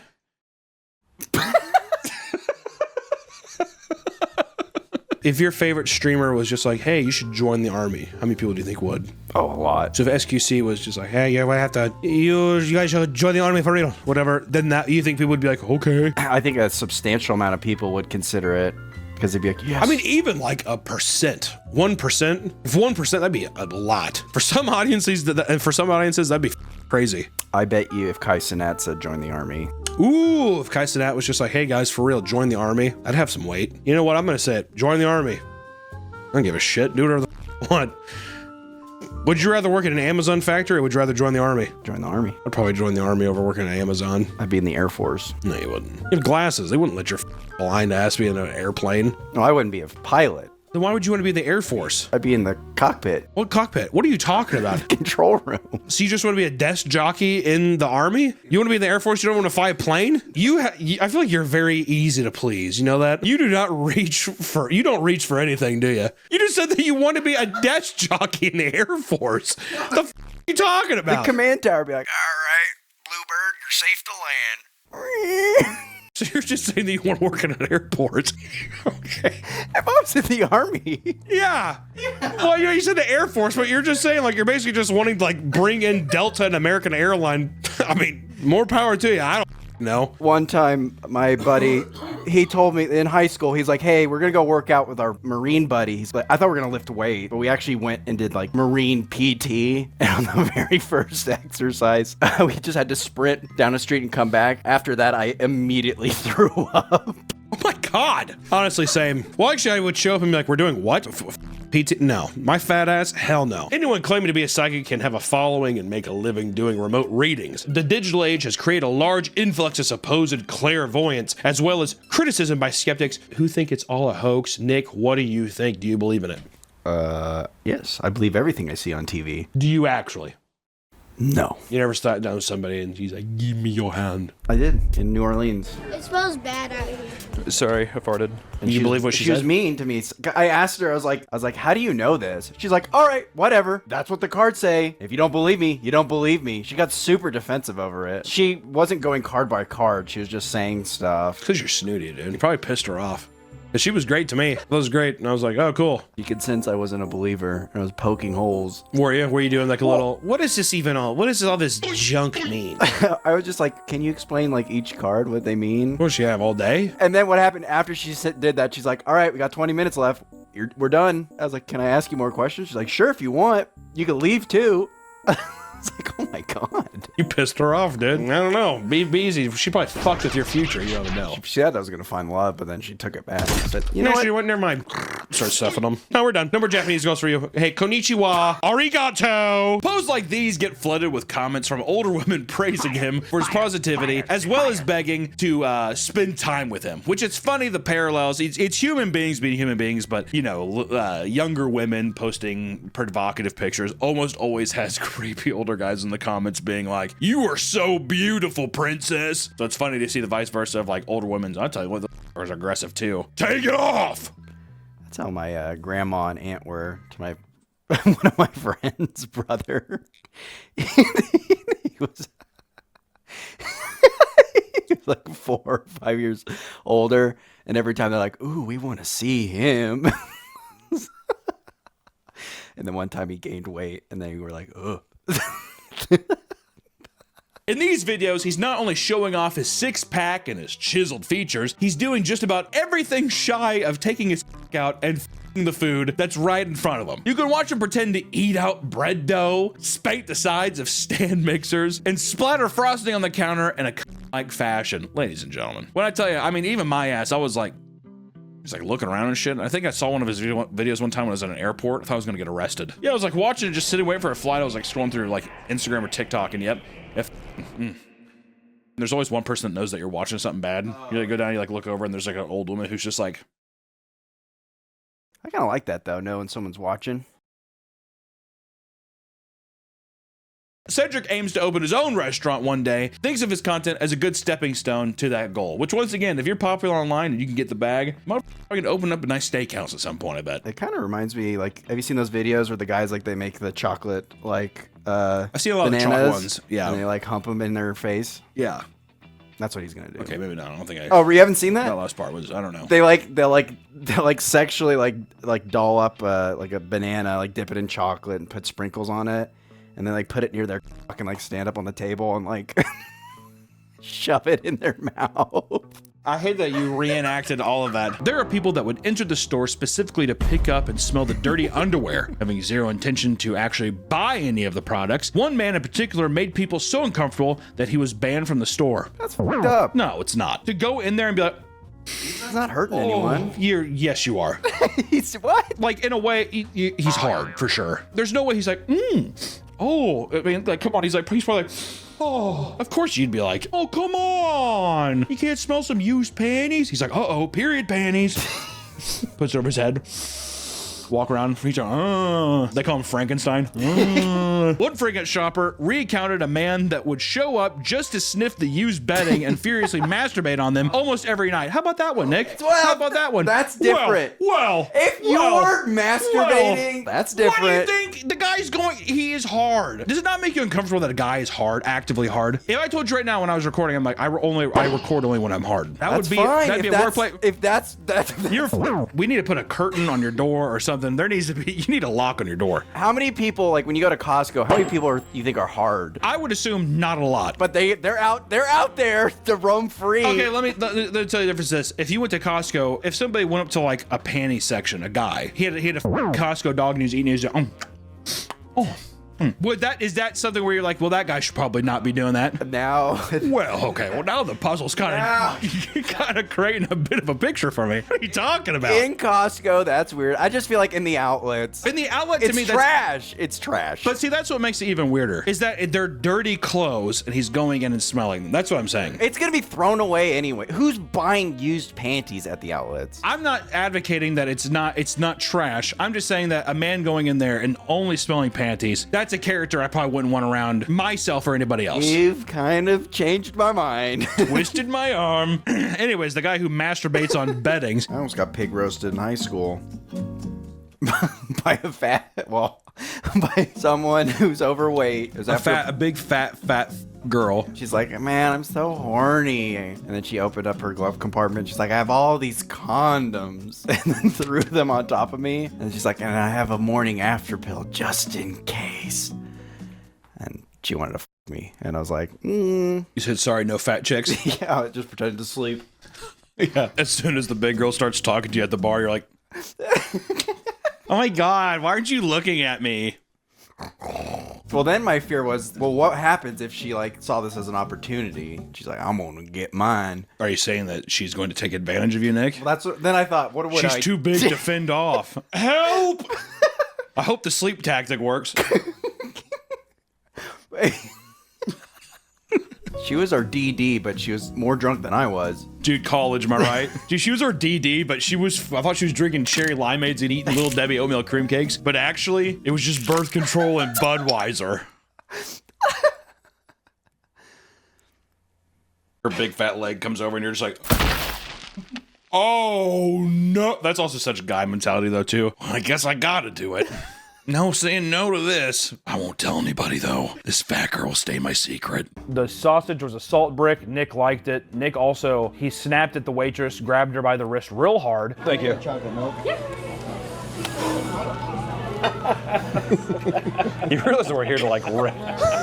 And he demanded a chocolate milk. Therefore, and also for people who don't know, Nick's like lactose intolerant. So why he would want that, I don't know, because it makes him like no other. So basically from there forth, we said you have to get a chocolate milk at every restaurant we go to, but you have to chug it as soon as you get it. God, dude. God damn. And he did. And let me tell you, the consequences, you'll see that soon enough. We went into Waffle House. I'll tell you what, it was like right around like 1 or 2, and it was just that golden hour where you got the whole place to yourself. We had a nice waitress. She was probably new. She was great. And this time I threw in a nice little challenge. I have a surprise for Nick in this one. We're each gonna order a chocolate milk. And if we beat him in a chugging contest, you have to order another one. And you have to order 2. 4 chocolate milks for all the boys. 1 for each of the boys. And we did a chug contest. And Nick had to beat all of us. Nick had to win the chug contest or else he had to chug 2 chocolate milks this time. And they were tall glasses, and god damn it, they were cold. And we went to battle. And he won! He was done first. Oh my god. The champ wins. But you know what? You earned that. You did earn that. He won the chugathon, and I couldn't do it. It was too fucking cold. I found out how bad I am at chugging there. It was very cold. I started getting like a little brain freeze going afterwards. I immediately thought that he was gonna throw up. He like acted really fucking strange, started getting real quiet. And then out of nowhere, he ordered another chocolate milk! Can I get another glass of milk? Another chocolate milk. And he chugged that one too. He got like 20%. He got it down to like 20%. And it looked like legitimately he was gonna throw up. I told him, I said, get the f out of here. Do not throw up at this table, I swear to God. He's like, I'm not. He got up and he chugged the rest. And he went to the bathroom for a long time. He scurried away. He scurried away like a little cockroach to the bathroom. Destroyed that. How are you taking your monkey to Starbucks and then also being like, can we get this little guy a pup cup? A little monk cup? We want a monk cup. Both Tammy and the monkey sped off before. Okay, we don't need to see and the monkey. It's like Speed Racer or whatever. Both Tammy and the monkey sped off before later returning and asking if the employee was all right. Oh, that's so. Was the monkey there too? Yeah, Chim Chim, sorry. But you don't know why he did it. Do you know why he did it, Chim Chim? He's just like in the passenger seat, just does a little dance. As a result of this attack, Starbucks banned all primates from entering their drive-thrus. What? How is that not a rule already? Aren't we primates? All right, hold on. Okay, dude, f off.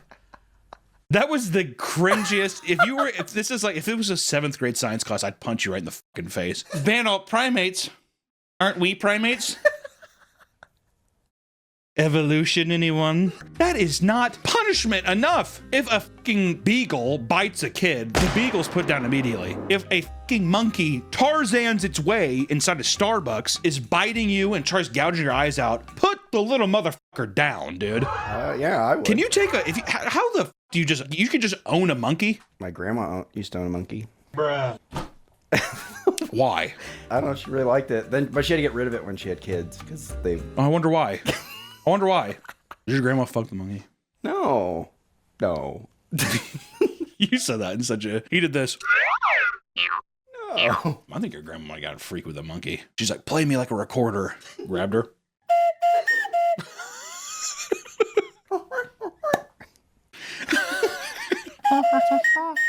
She's like, oh. Another staff member recounted the time that a naked man ran into the lobby and started yelling at workers to give him directions to the bathroom. He was given directions only to go the wrong way and end up running into a wedding party. The man began to panic, crying profusely, and he turned back around, leaking all over himself and onto the floor. He had to be escorted out of the building by police, and the wedding event was comped with the hotel for the absurd interruption. How do we know that wasn't orchestrated? I was just thinking the same thing. I'm gonna do the same thing for my daughter's wedding. When my daughter gets married, I'm gonna be like, here's $200. Just shit yourself and run through. Oh, come on. Come on. And the whole thing is free. $200 and you save how many thousands? Come on now. Easy to repeat too, because all you have to be like, the wedding's there, go up to the staff, ask where the bathroom is, go the wrong way. Easy peasy. The only problem is your wedding's in a hotel. Oh, well, they're nice hotels. No, it's the true. Hilton. Yeah, but I mean, where'd you get married? The Hilton. Isn't it a typical thing, like just tiny chapels? Or barns.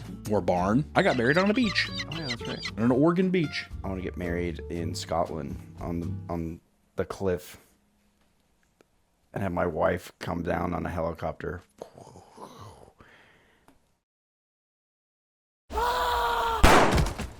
Let me ask you this, Nick, just to have it out there. Well, listen, I'm a local feminist. Me too. We all are. If men had an app like this, would it be seen another way? They made it at a response. How's the response been? Oh, men love it. No. Is it considered misogynistic? Oh, yes. Definitely. Okay.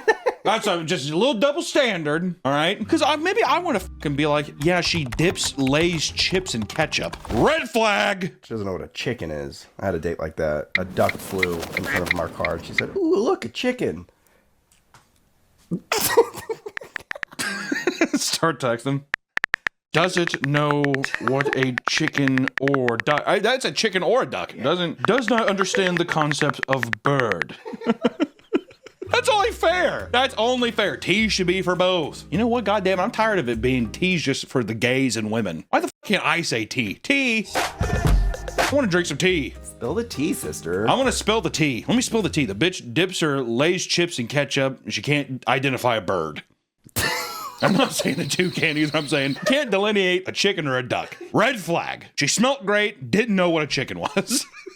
That's what I mean. Is that not only fair? And I just spilled the tea. It's all over everywhere. I spilled it. That's all I'm saying. When this fails, beggars will follow high-level players and constantly harass them until they leave the world or give them something just to end the confrontation. I used to beg in WoW at the crossroads. Never worked. I don't know. What would you beg for? Is it just gold? What would you get with the gold? I needed gold to pay for my mount. Can you just do quests for gold? Well, back in the day, it was, I don't know. Maybe I just sucked, but it was hard to get gold. I could see you being a person where it's very much just like, I don't want to have to do the quest. I just want to, can someone just give me gold so I can get my pony? People get insecure about all kinds of things. And if you're the first impression someone has of you is your smile, that's probably not true. People like a good smile. Depends who you are. If you're a woman. Do you like a good smile? I like a good smile. What were you going to say about women? You know, there's other features you look at before the teeth on a woman. Like what? The face, the eyes, the hair. That's always what I do when I see a woman for the first time. I'm like, good hair. Which, right off the bat, Kendra was hooked on how charming and funny he was. The only reason I'm like, was where was the humor in that? Like, where I want to know, just for me personally, professionally, how did he insert humor? She's like, yes, my dad, whatever. Just like, he's like, stand up real quick. She stands up and he like puts a whoopee cushion under her. Women just think you're funny if you're hot. You literally say anything. Oh, stop. Oh. That's actually kind of a fair. Do you think that because he was attractive, he was just like, I'm sorry that you went through that? And she's like, I mean, it's fine. You think it was that kind of thing? He's like, okay. Guys do it too. I do it. I laugh at women who aren't funny. They're hilarious if they're hot.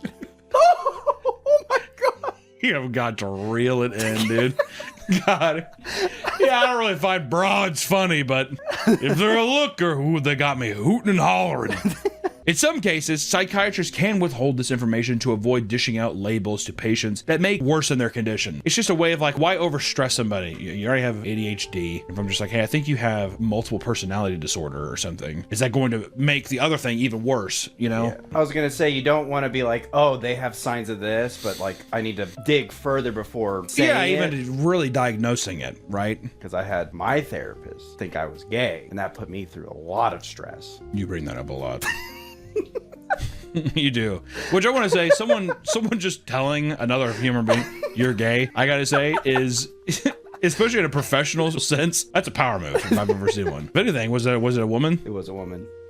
Nick, were you flirting with her? No, I wasn't. We were combating all the time. It was a very toxic relationship with the therapist. Well, I was just like, because I was doing it for like anxiety. I was talking about like psychedelics as a way to deal with stress. And she's like, well, that's not proven. I was like, well, I've seen studies. And she's like, well, I have other studies too. Like everything I would say, she would always counter it with something like either I was wrong or that she was right. So you were like, I have studies. Or I've just said, No. I have studies of this working, okay, to a doctor. Her rebuttal was, Nick, put the knife down. And then you said, and you're like, I think that we could be married and we could be happy. And she's like, no, you remember you're gay. You're a gay man. Remember that? And you're like, you stand in the corner and just, Well, like how I came in for anxiety and she's like, we're going to treat you coming out of the closet. Oh yeah. Hey, I feel anxious. Do you also think you should do something else? What if it's a power move to be like, I'm coming in for anxiety, and she's like trying to overbear you with anxiety? Wow, man. Keep me there. Mission success. Yeah. I would say that is very unprofessional, though. Yeah. I wonder if she still has her practice. I can look it up. Let's just see. We'll put it in. Let's blast her here. Yeah, we'll blast her out. Anyways, where are we at? There was a guy that you could pay $1 and he would insult you. It was kind of funny. I got insulted at the yeah, you didn't get insulted. That was assault. I think having the camera on you didn't help at all. Nick got harassed by a man. It's like you throw tomatoes at him, but the whole thing is he heckles you the whole time while you do it, but he was digging his knife deep. Sir, that shirt is the closest you're ever gonna get to a picture of a girl getting a load on her face. That's not true. Sir, I bet you've never, ever, ever finished to an actual picture of a woman before. It's always been someone the Japanese guys had to draw. I bet every one of your girlfriends is going to be AI. And they're going to only give you a no. Seriously. You are such a pathetic man. You are going to turn pegging into a Olympic sport. Oh, it's true. Did it make you sad? No. I'm gonna kill myself. I know that you added the little fake cry at the end there, but for a second there, I saw it deep in his eyes. He was like, no. No, I mean, I think when you started saying the Epstein list, I have more people on my list than the Epstein list or something like that. Why? Why do you gotta bring Epstein into this? Why you gotta glump me in with that man? I like how that's where you drew the line. Yeah, you call me this stuff, but as soon as you brought up Epstein. That was the bridge too far. The sisters are staged outside of their home, all adhering to a specific theme that can range from Barbie to denim. The entire sorority screeches in the background with their hands in the air, while the most traditionally attractive skinny blondes are put front and center. Those are the show women. Yeah, the show ponies. Yeah, you put your donkeys in the back. Exactly. Put the donkeys, the asses in the back. Those that have been part of I love women. I think it's horrible how these women treat each other. Catty bitches. Put some of the chubby ones up front for once. Nick, are you saying that you only like the sorority videos whenever you have a couple fucking ugly ducks up front? I think so. Just show, like, I think if you put all your good show ponies up front, you're hiding something. It is a bit of a barrel of a snake situation, isn't it? It's just too good to be true. It's a psychological. You're saying that you put Spud. Yeah, you put Spud up there. You put Spud up there, and I don't know, like a one-legged pirate person. Yeah, someone with diabetes. The girl in the wheelchair. Well, not too many of them. I'm not trying to scare people. This isn't a freak show. I feel so bad for the editor. You're really gonna have to like You're gonna have to make this palpable in some kind of way. At another Planet Fitness, a sign had to be posted urging people to be on lookout for a person that had been peeing inside the trash cans. Why do that? Why? What is the Sir, I like the sound makes. It makes me. I usually have panic attacks after workouts, so this calms me down. My anxiety, I have to do this or else I have a panic attack, so I'll go blind. The trash can is weird, unless you're a child. When I was in even if it's a child, I would be like, fucking stop. One time in 6th, or maybe it was like 3rd grade, I was playing hide and go seek in the laundromat and had to pee, and luckily there was the kitty litter box there. You peed in a cat box? And the cat didn't want to pee in there anymore. The cat was offended by how fucking rank your piss was. It don't smell like pussy pee at all. My mom was not happy. Yeah. Hey, so you probably took a human shit, as the real story is. No, I have to make stink. I guess I'll go where Mr. Bonesworth goes.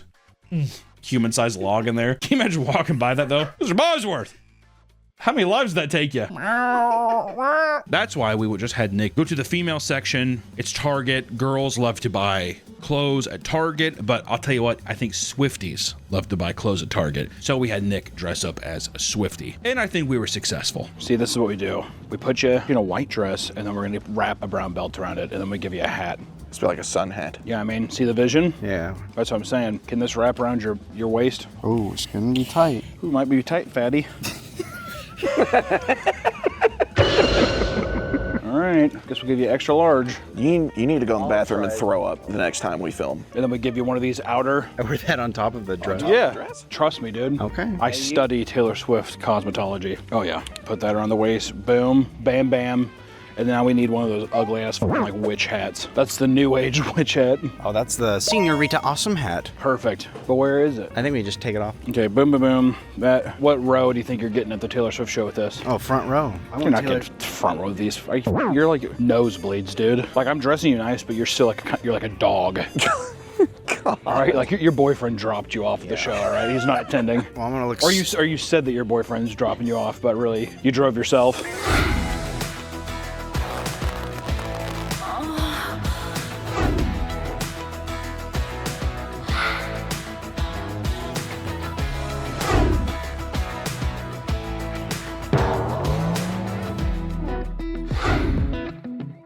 I look like a girl from a Ghibli film. Okay, yeah, that does work. Yeah, but you wanna unbutton these, You want to show something off. and then you need your belt. I forgot the belt. Lord, forgive us for unleashing this creature onto the world. Oh my God. No one asked you to do that. So what's your favorite Taylor Swift song? My favorite Taylor Swift song is Shake It Off. Squeeze your titties together a little bit. Favorite Taylor Swift song? Shake It Off. We have got to get out of here. This is becoming a legal issue at this point, dude.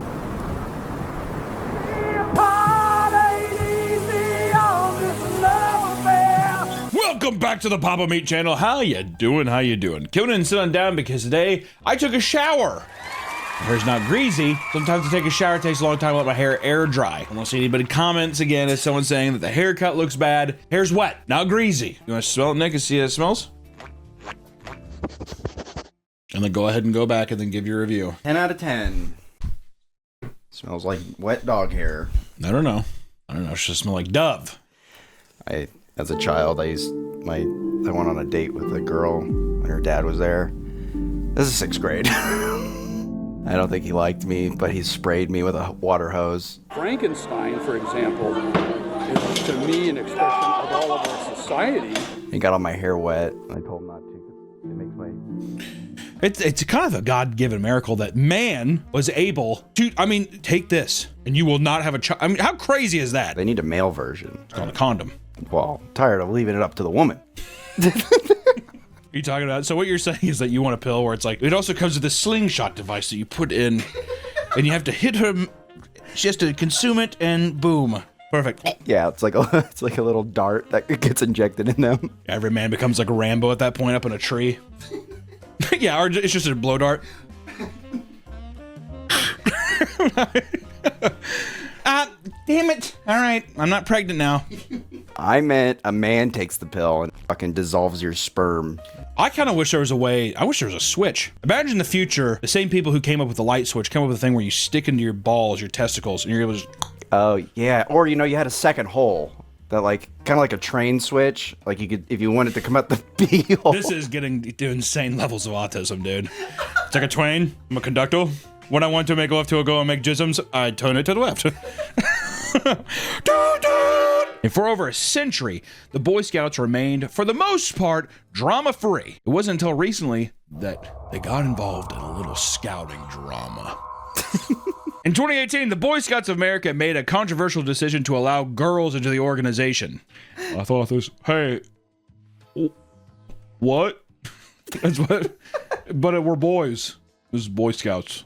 Gotta be gender inclusive. Is that, well, I don't think it's gonna be gender inclusive. I think they see that. The Girl Scouts are making some fucking money, dude. The cookies. Boy Scouts, you can't see those motherfuckers selling cookies. They'd be like, you better step off our turf. So, okay, hold on. Here's a question. Do Girl Scouts do anything besides sell cookies?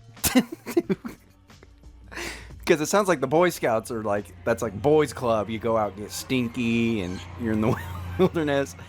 And it seems like the girls just sell cookies because they're cute. After one of a knot, have you ever wiped and just had like a whole toilet paper full of blood? No. Oh. No. One time I did think I had blood on my stool and I was freaking out. I was like, oh my God. I looked in this toilet. I was like, oh, it was like this big red mess. And I forgot that I ate like 2 pieces of red velvet cheesecake. I legitimately thought I had like colon cancer. Oh, that was me too, like 2 months ago. I wiped and like literally is the most blood I've ever seen on toilet paper. So much blood, and then I looked in and the toilet paper was filled with blood, or the toilet was. I called my parents and had to video chat with them. It's so funny that you're like 33 years old. Mom, Dad, you're gonna want to see this. There are endless ways to party with your online friends. Ever been to a silent disco? I've never been to a silent. I've seen people do a silent disco, and I'm like, nah. I saw one at Coachella, and I was like, I want to try that. Did you do it? No. I was always, because it was always at the end of the night, and it's like on the walk of shame back to your tent, and I was always tired. Why is it a walk of shame? You're drunk and high, and like did some shameful things in there, smelled some things you weren't supposed to smell. You know, one of the most fuckable Pokemon is Lugia. Okie dokie.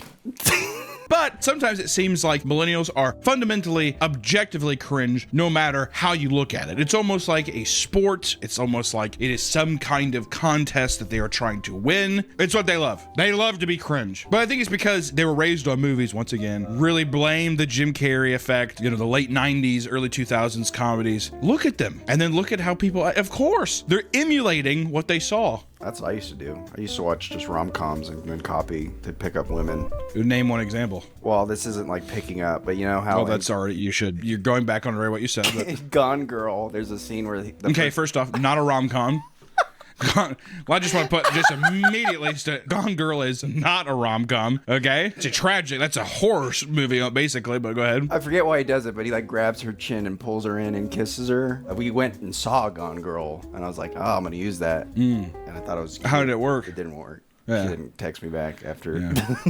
Did she fake her death and everything, too? Yeah. Huh. I used to work with her.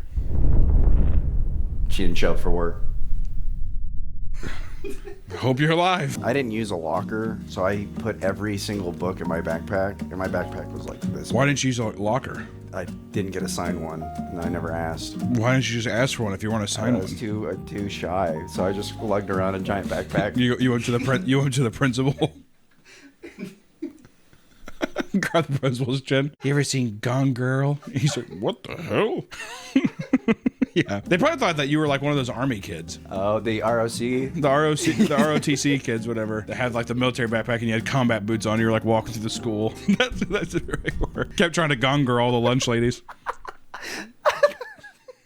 Rubbing their chin hairs and stuff.